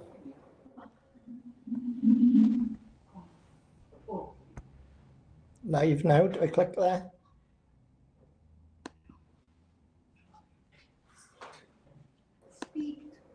Paul, we can't see you, so if you're ready to speak. Paul, you're on screen, so you need to unmute President, yourself. Congress. Paul Hunt, Wales and South West Region, speaking in support of the CEC Special Report on Energy and the Environment. Colleagues, I'm speaking in support of this report as the Wales and South West Region believe that it is vital that we have a clear strategy for the future that seeks to address the global climate emergency that we are all facing. We must hold the government to account and ensure that there is a clear plan that will deliver real progress that will contribute towards our net zero targets while ensuring real growth in our green energy sector. Progress, however, cannot be simply to pass the problem on to other countries that have a higher carbon production cost than ours. We must protect jobs and create high quality unionized new jobs and invest in skills and infrastructure. So the UK is leading the world and not underinvesting in our green futures compared to countries like France and Germany. Real investment will be essential if we're to move to an energy supply model based on domestic production and consumption. But we must also make sure that it is the polluters who are held accountable and pay the cost of decarbonisation. We need to invest now in our low carbon energy sources, utilising the full potential of the UK supply chain and seek to bring our energy utilities and infrastructure back into public ownership. Over the last few years across the energy sector, we have seen our members' jobs and terms and conditions come increasingly under attack, while at the same time, billions of pounds have been generously paid to wealthy investors. A special mention should go to Centrica plc, who have been especially generous in their £3.1 billion gift to their investors made between the start of 2015 and the end of 2019, while at the same time shedding 9,750 jobs, many of which were GMB members. Our energy future must consist of a balanced energy mix that includes renewables, nuclear, offshore oil and gas, and a transformation of our gas distribution network. We are proud to be part of the largest energy union, and we ask you that you please support the special report. Thank you. Nice to hear some clapping. Nice to hear some clapping. Okay, thank you, Paul. So Birmingham didn't pick up a speaker, didn't put forward a speaker, so I go to the vote. Sorry, I'm just getting some instructions. Okay, I believe London Region are raising a point of order, so not sure who that is coming in to speak. Is that Kim? It is, yes. Can you hear me, Barbara? Yes, Kim, can and see you. Thank you. Thank you. So am I raising my point of order now, not the actual motion itself? I'll assume that's the case unless you correct me. So Congress President, Kim Hendry from London Region, I'm respectfully arguing that the rules are not being interpreted correctly. London Region refused to withdraw motion 225 at our meeting yesterday.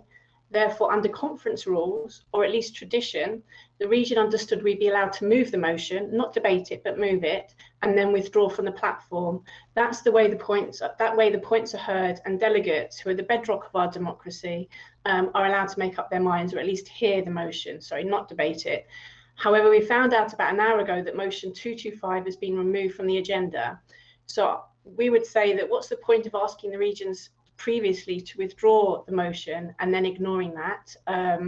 So, you know, and also that this is an actual tradition that branches which are requested but refuse to withdraw a motion which is separated with or disagrees with the CEC report have in previous years been allowed to move that motion and then withdraw it from the platform. And I would ask that you allow me to do that this afternoon for motion 225. Thank you.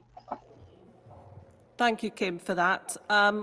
So Congress, from a procedural point of view, the stances to these motions are are to seek withdrawal in favour of the report, and therefore motions do fall if the report is carried. This is long-standing practice. Motion 225 is in contradiction to the report, including through its call for a zero carbon economy by 2030, whereas the report backs a 2050 target. So on that basis, I'm not taking that motion to be heard, and we'll go to the vote.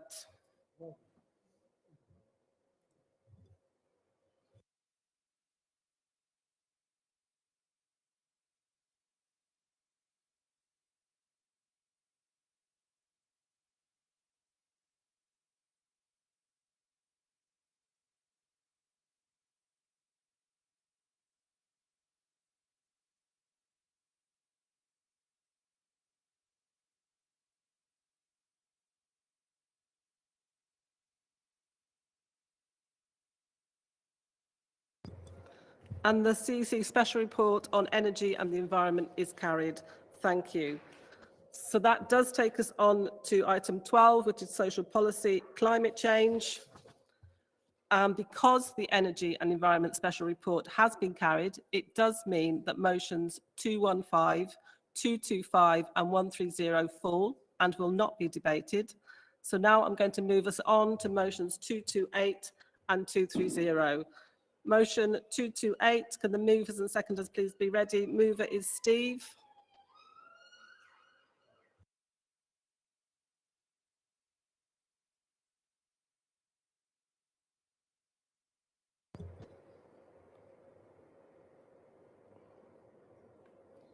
Steve, I think we know you're there on the queue waiting to come in. Oh, he's gone.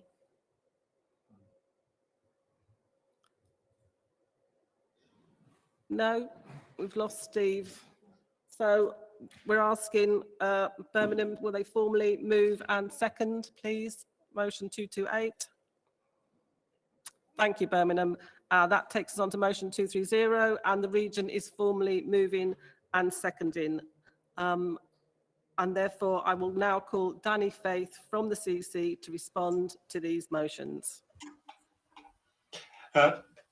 President, Congress, Danny Faith speaking on behalf of the CEC on motions 228 and 230. It's very encouraging to see our members and branches responding in so many ways to the climate crisis, and these motions help to demonstrate this. Firstly, on motion 228, persuading businesses, employers and local authorities to move to electric hybrid vehicles, the CEC is supporting this motion with a qualification. We support the aims of this motion. While the CEC Special Report on Energy and the Environment sets out a support for ultra-low emission vehicles, this is a sector-specific proposal that is outside the scope of the report. A qualification is that sector campaigns embarking in demands should be subject to discussion by the relevant national committees, and we wish to support the development of hydrogen-powered heavy vehicles alongside electric and hybrid models. On motion 230, carbon footprint, the CEC is supporting this motion with a qualification also. We have all our individual and collective part to play in reducing emissions. Our qualification is to note that while these steps represent useful advice that members may wish to take into account, these would not be relevant to all workplaces and that they are not binding on members. Such steps should be seen as supplementing, not replacing, the fight against a system that prioritises profit ahead of the future of our planet. Therefore, Congress, we are asking that motions 228 and 230 be carried with the qualifications that I've laid out. Thank you. Do Birmingham and West Midlands and Southern Region both accept the qualifications on those motions? Yes, is that for both regions? Birmingham, you do, thank you. I'm just waiting for Southern. Yes, thank you, Southern. So we can move to the vote on 228.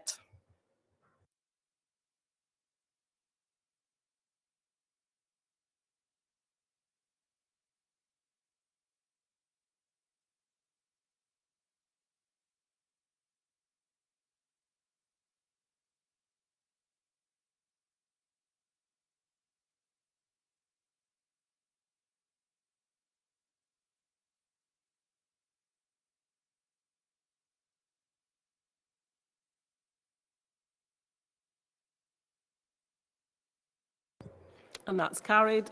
And then we can go to the vote on 230.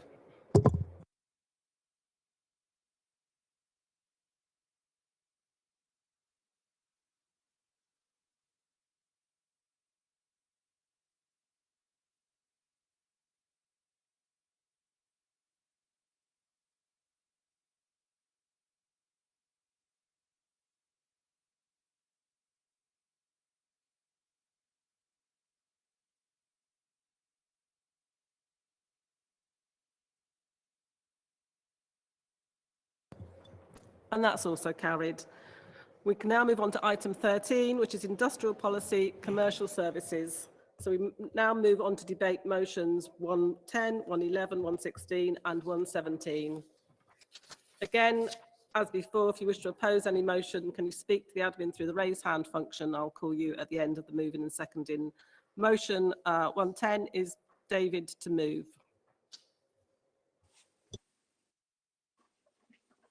Hello?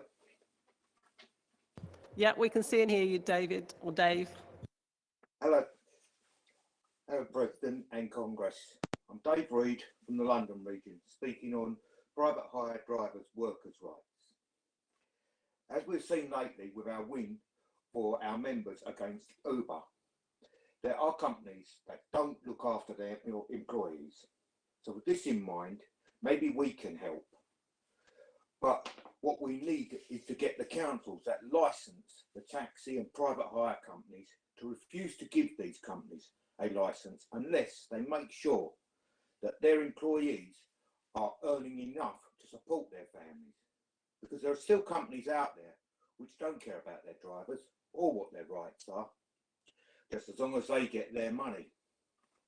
Which means that we have got drivers which are struggling to make ends meet, which is totally out of order. But the companies they work for don't care how hard it is for those drivers, just as long as they're all right. As long as the companies which they work for are making more money, profits, but they don't want to let the drivers actually get some of that money so that they can get ahead and have a reasonable living, which would mean that the drivers could actually look after their families and have a better life for themselves and their families. So what I'd like to say to you is let's get behind these drivers and let's help them to get a fair day's pay for a fair day's work. So I'm finishing up. I say let's get behind this motion and help these drivers out. Thank you. Thank you, Dave. And the region is formally seconding that motion, so we can move to motion 111 and Gavin.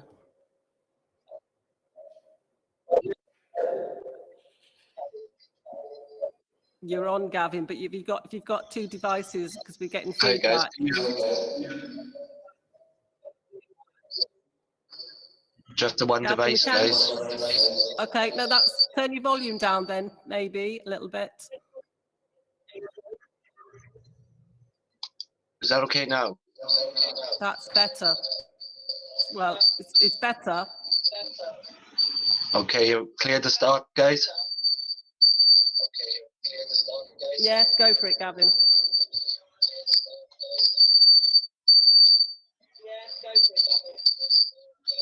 Cheers, guys. I'm Gav Gagliotti, Wales and South West region, first time delegate. Apologies for the noise. I'll do my best. I'm moving on motion 111, Christmas and New Year working. This Congress is concerned that many workers in many sectors are not receiving a decent and well-earned break from working over the Christmas and New Year period. Congress notes the result of Christmas and New Year working survey responses from 18,000 retail workers. More than 3/4 of respondents said they spend too little time with friends and family. More than 2/3 felt pressure to work Boxing Day. 3/4 said working over New Year left them no holiday or break. Despite nearly all shops not trading on Christmas Day, for so many Christmas Day is just a day off, not a decent festive break. Many left exhausted. Distribution workers often work outside traditional hours to ensure shops are stocked. These workers also deserve a decent break.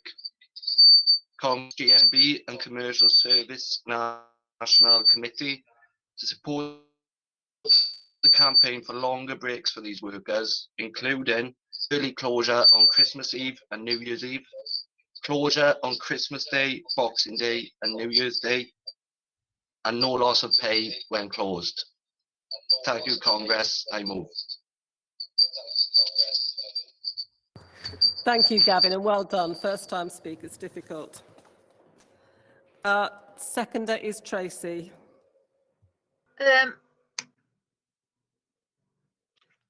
President Are you, Congress. Tracy? Can you hear me? Yeah, sorry, I interrupted you. We can't hear you and see you. Sorry. Start again. President Congress, Tracy Harrison, Wales and South West region, second in motion 111. Congress, many workers across many sectors do not get to enjoy quality family time or receive a decent break during the festive period. Congress note the results of Christmas and New Year working survey responses from 18,000 retail workers. 2/3 said they spend very little time with their loved ones. 2/3 feel pressured into working Boxing Day and the other title days in that period. 3/4 said they simply cannot relax and enjoy the festive period. It is crucial we support those in this position. Everyone deserves a break at the festive time of year, and this can be delivered if the following points are embedded into national policies. Early closure on Christmas Eve and New Year's Eve, full closure on Boxing Day, Christmas Day and New Year's Day, closure on 2nd of January in Scotland, and no loss of pay for retail workers on closed days. Congress, it is crucial these points are met and appropriate breaks during the festive period are achieved for our comrades. Thank you, Congress. And motion 116, the mover, Peter.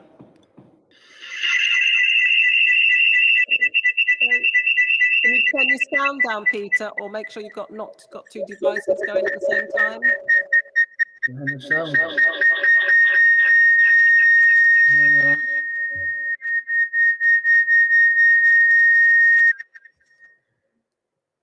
Hello? Oh, no, there's a terrible echo. I don't know what we can do about that, but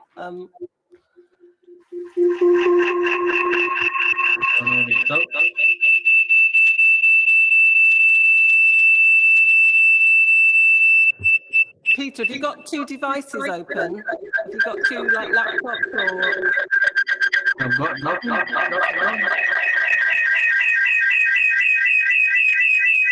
No, I'm really sorry because it's quite painful. I think for you as well, probably. Have you got any headphones that you can put on? I've got No, I'm really sorry when this happens. Nobody's fault. It's just, can we ask the region to, or go to the second, go to the seconder? I think it's been formally seconded. So can the region formally move it as well, please? 116. That's Northern.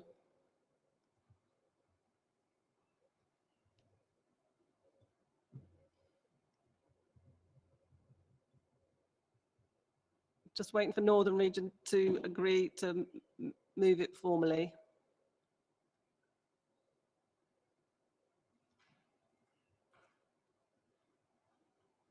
Yes, thank you, Northern Region. Takes us on to motion 117, mover Elaine. Good afternoon, President. Good afternoon, Congress. Elaine Bolam from Yorkshire and North Derbyshire region, first-time speaker and first-time delegate. I'd like to move motion 117, PCS poaching GMB members. For some time now, PCS have been poaching GMB members at G4S, in particular within the Security Solutions section. More recently, they have used information gained from a Freedom of Information Act request to try and discredit GMB in a bid to poach more of our members. For many years now, the GMB has held a number of recognised agreements with G4S and are the recognised trade union for their Secure Solutions section. Congress, I am sure you will agree it is not in the best interests of those employed at Secure Solutions to join a trade union like PCS, who has no negotiating power or recognition in the workplace. As such, we ask that this matter is addressed with PCS at General Secretary level in the first instance, and that a clear message is given to PCS that the poaching of GMB members is totally unacceptable and is to cease forthwith. If the matter remains unresolved at General Secretary level, we call on the CEC to take the matter up to the TUC. In addition, due to the recruitment potential, we also ask for G4S to be put back on the agenda as a national recruitment target. Thank you.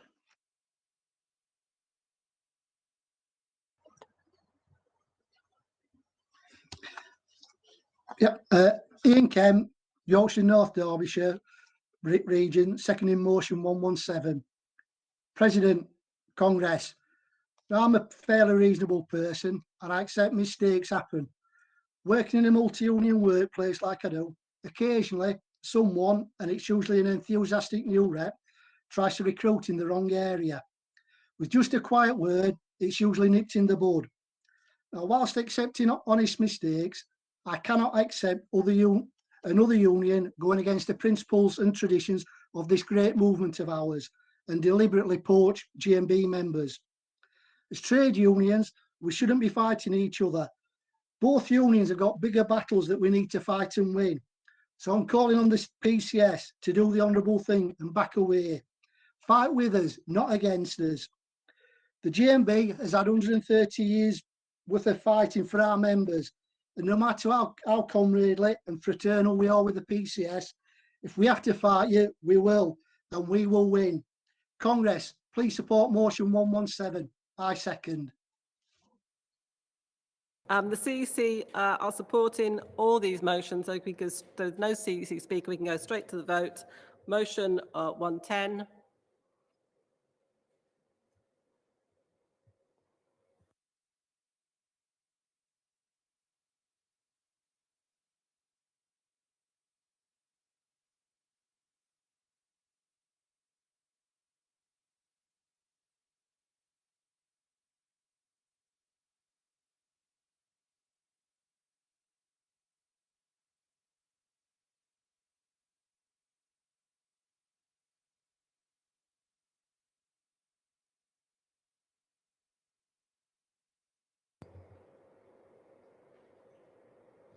That's carried.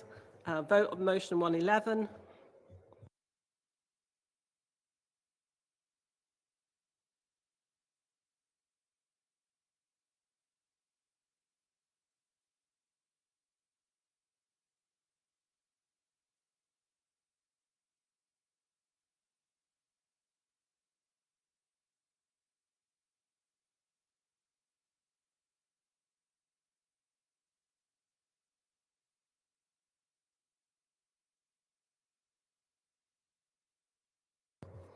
And that's also carried. Motion 116.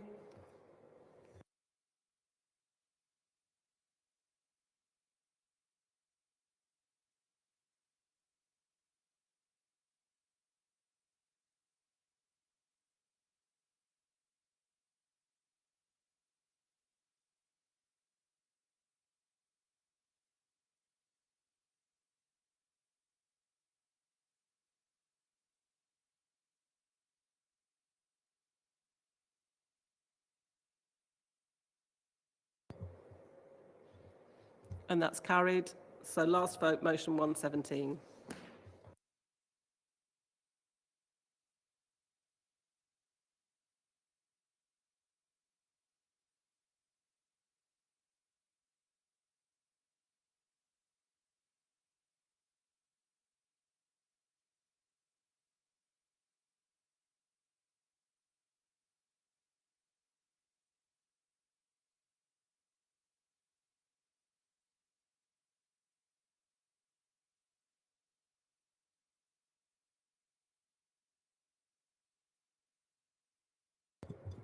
And that's carried.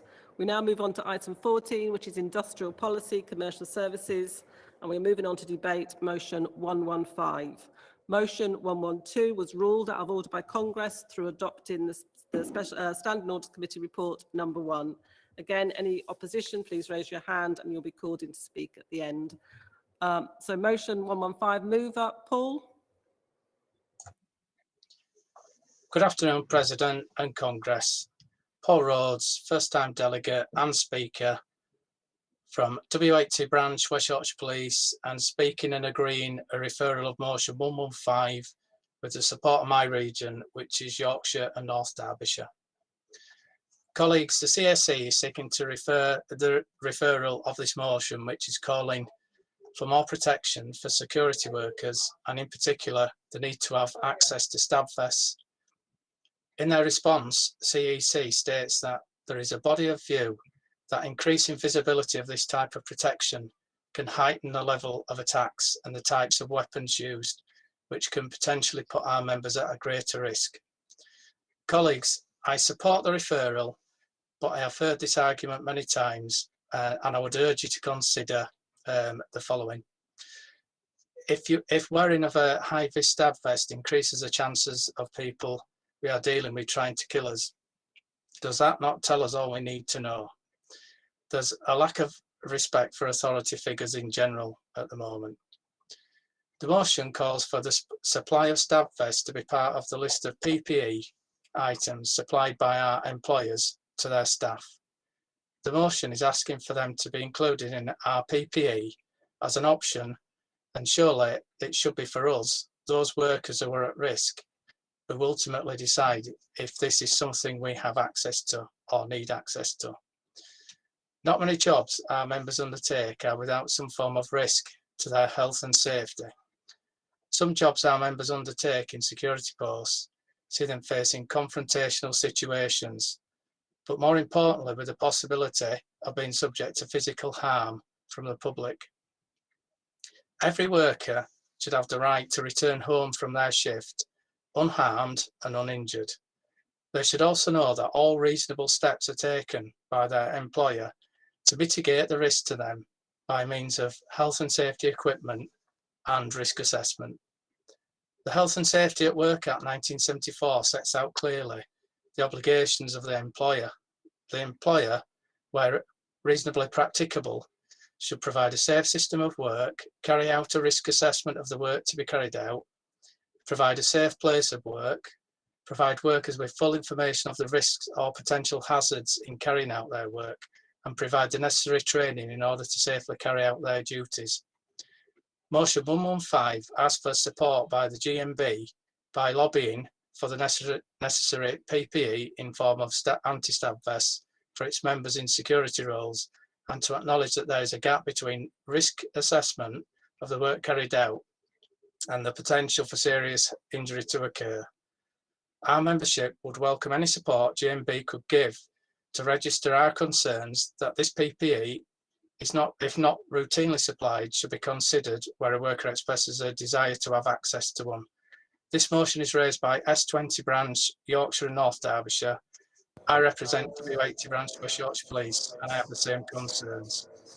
We call for to lobby decision makers, and no Can you worker start should have to closing up, start. Paul, please? Okay, thank you. Thank you, Paul. But Okay, thank you. Congress, I ask you to consider these points I raised. Remember the dead and fight for the living. Thank you. thank you, Paul, and well done as a first-time speaker. And it's lovely to see so many first-time delegates and speakers attending this, and it's not easy. Seconder, Elaine. Hello again, Elaine Bolam, first-time delegate, now second-time speaker. I'm seconding the referral of motion 115 with the support of my region, Yorkshire and North Derbyshire. Our region thanks the CEC for moving away from its position to oppose this motion and seek referral. Colleagues, Paul is absolutely right. This motion states that we would like to see stab vests as part of the personal protection equipment supplied by employees to all staff. It calls for the union to help the branch developing that call and to lobby decision makers. Why on earth would we not want that? Are we the union that fights for improvements to health, safety and welfare for our members 24/7? Are we the union that encourages and trains all our reps to be health and safety reps alongside workplace reps? Are we the union that recovers tens of millions every year in claims for accidents and attacks at work? Are we the union that takes on unscrupulous and dangerous employers, no matter what size? And as my colleague Paul has highlighted, are we the union that comes together every year to remember the dead and fight for the living? Yes, of course we are. So come on, Congress. You know what to do. Support the referred motion. Thank you. Thank you, Elaine. And can I now ask Kevin Hensby from the CEC to respond to this motion, please?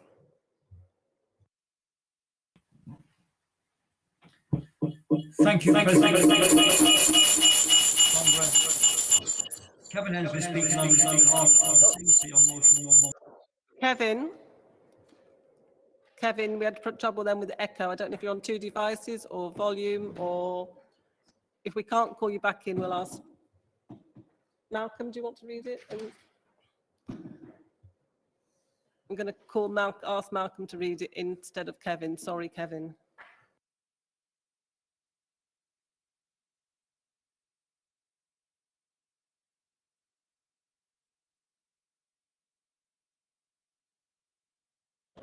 Malcolm Sage speaking on behalf of the CEC on motion 115, personal protective equipment.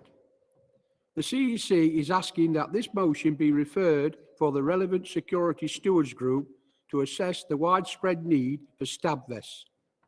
We note that there have been campaigns run out of the London region to get stab vests included as part of the PPE. We ask that this motion be referred back so we can explore where these kinds of campaigns align most appropriately with our security membership, and to do further research into where stab vests are an appropriate form of PPE. Members in their workplace can campaign on the most appropriate PPE, and we should preserve that right, particularly on the contract-by-contract basis. We will, of course, use our political influence after consultation with our security membership. Please support. Thank you, Malcolm, and sorry, Kevin, that we couldn't bring you in. Does Yorkshire and North Derbyshire region accept to refer? Yes, thank you, which means we do not need to put that motion to the vote, which takes us, you'll be pleased to know, onto the last set of motions, employment policy, rights at work.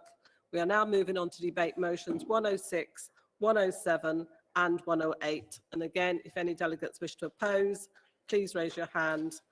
So motion 106, mover Mervyn.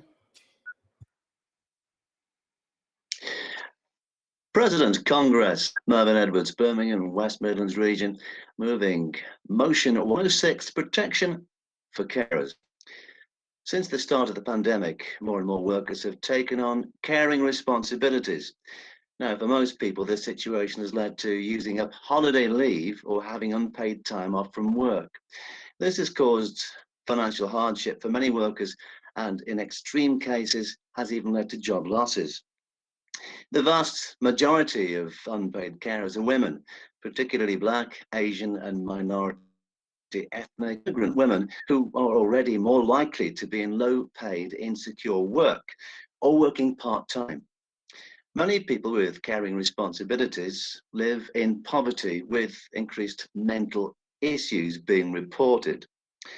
We've all read about our tax havens and about rich companies avoiding paying taxes in the UK thanks to obscure legal loopholes, money shifting in order to circumvent high taxes that are proportionate to a profit. The government applauds these manipulators as wealth creators. On the other hand, unpaid carers save the government billions, and yet they are repaid with a lack of support and empathy. There needs to be clarity and set guidelines around carers' leave so that bosses cannot take advantage. Unpaid carers need improved protection. They need certainty, security. Congress, they need better. We're calling for a campaign to protect carers who look after a family member, a spouse, partner, or child. Congress, we call on you to help us give unpaid carers what they need and what they so richly deserve. Please support this motion. Thank you. And seconder, Sarah James. Congress, President Sarah James, Birmingham and West Midlands region, finally being able to speak, so thank you. I can see some thumbs up going there.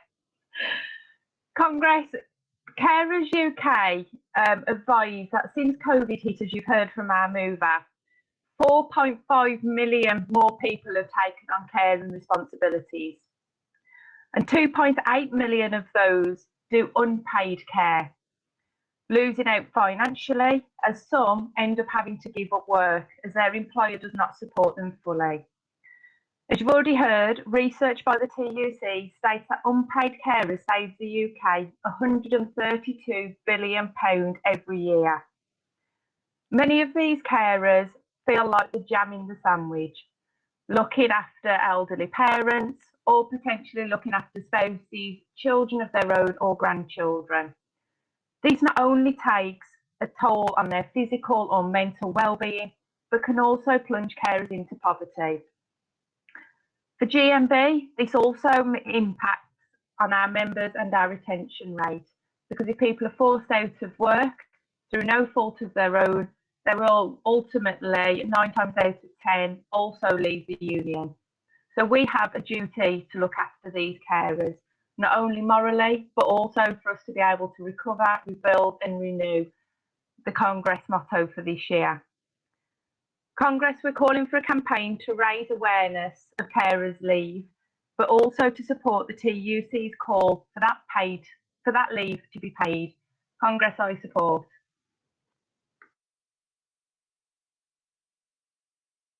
On motion 107, mover Mark.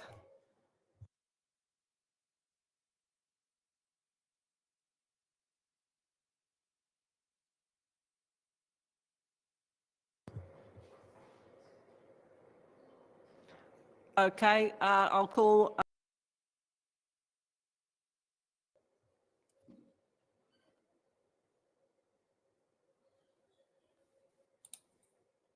Marlos, if you're there.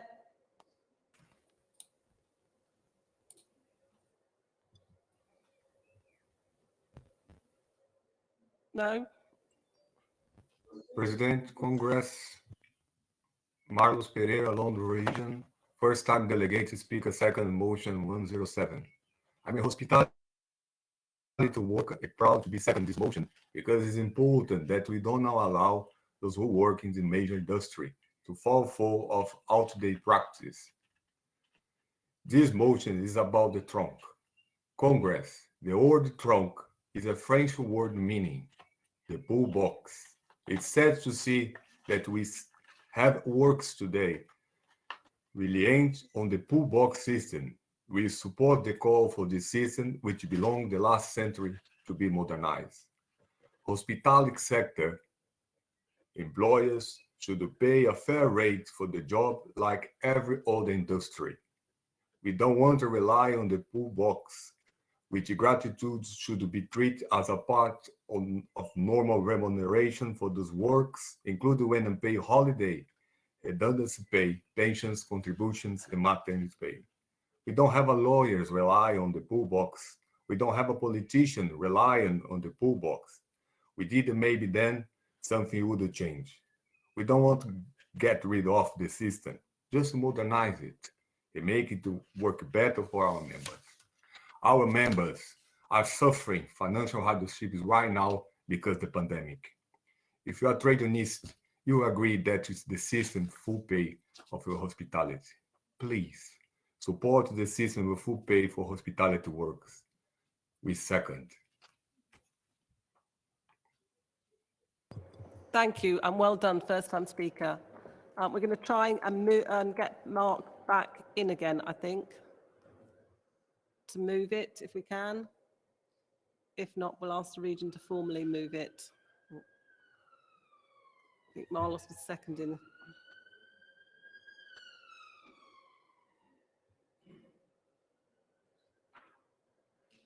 No, I think he's in the queue, but I'm not sure if he's, no.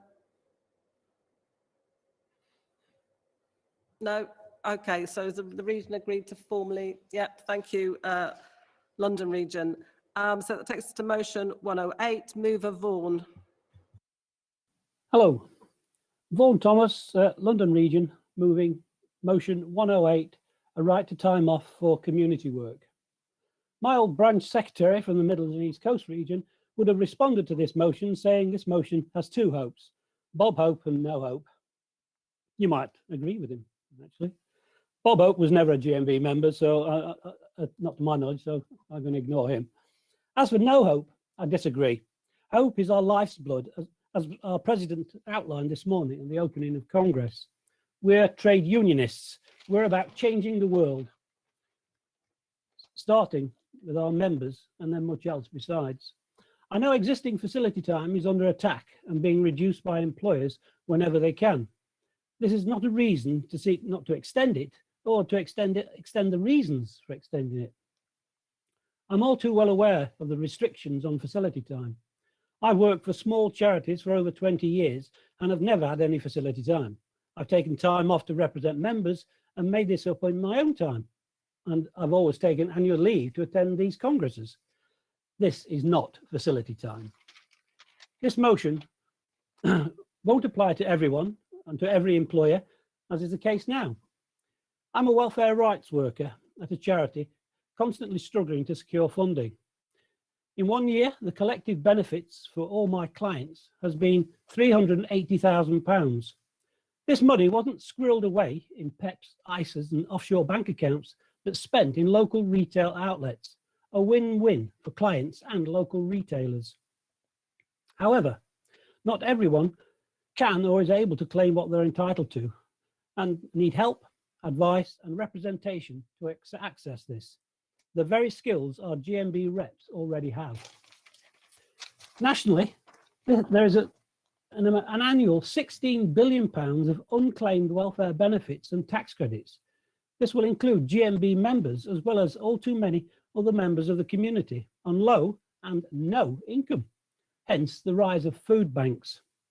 Extending facility time to work in the community can help reduce poverty and inequality, and many of our members are experiencing this. It would also help those in poverty to spend that increased income with those employees, dare I say ASDA, who would also be the beneficiaries of the extended facility time in this way. A win-win-win for members, for the wider community and employers. I move this motion. Please support it. Thank you, Vaughan. And seconder, Viv. Vivian Thomas, London region, Seconding motion 108. President Congress, trade unions are part of the third sector. The representation of union members in many quarters is not seen as working in the community it should be. Lack of facility time prevents and restricts members from becoming reps and actively giving their time and skills for much needed support in the workplace. It also prevents them from taking part in training, conferences and congress. We need to fiercely protect current existing facility time and work towards its implementation where it doesn't currently exist. I second this motion. Thank you, Vivian. I will now call Dave McLean to deliver the CEC position on motion 107 and 108 because we are supporting 106.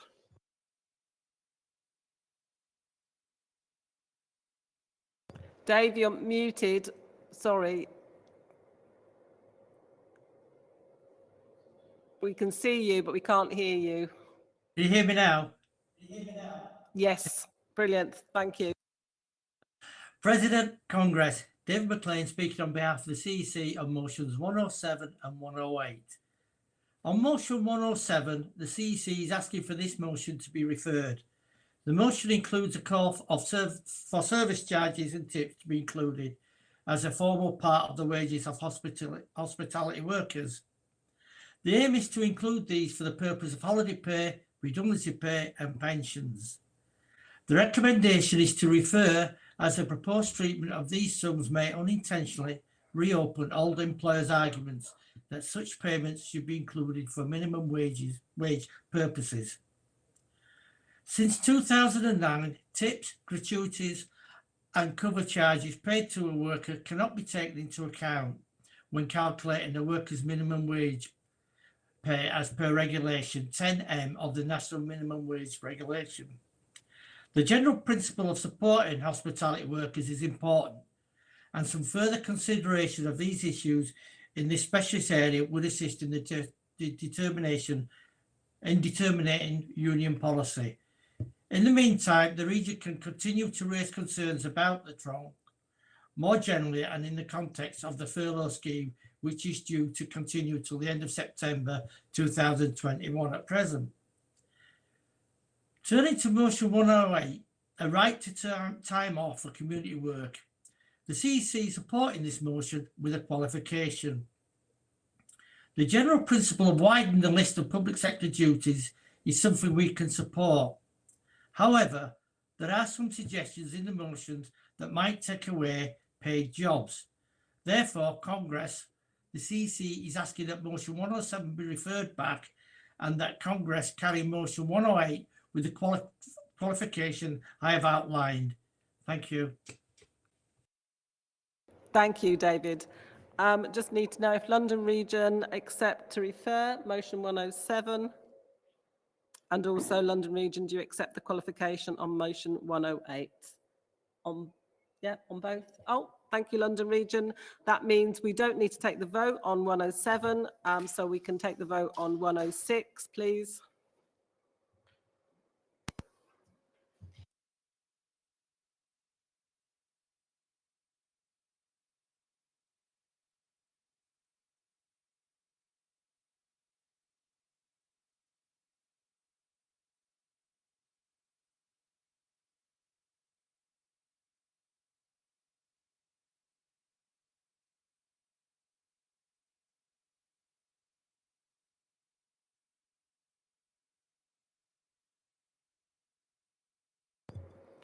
That's carried, and we go to the last voting of the day on motion 108.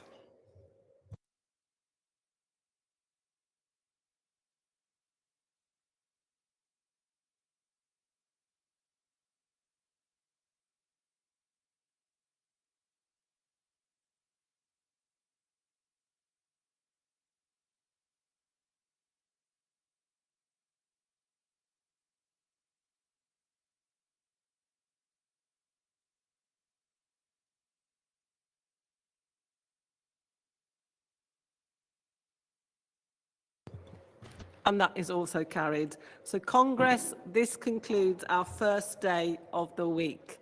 It's been a first time for all of us, but a special well done to first time speakers and also first time CEC speakers, because this is the first Congress they've experienced. You've all done really well, fantastic speeches, and we'll see you back, not literally, but be back tomorrow at 9:30. Thank you.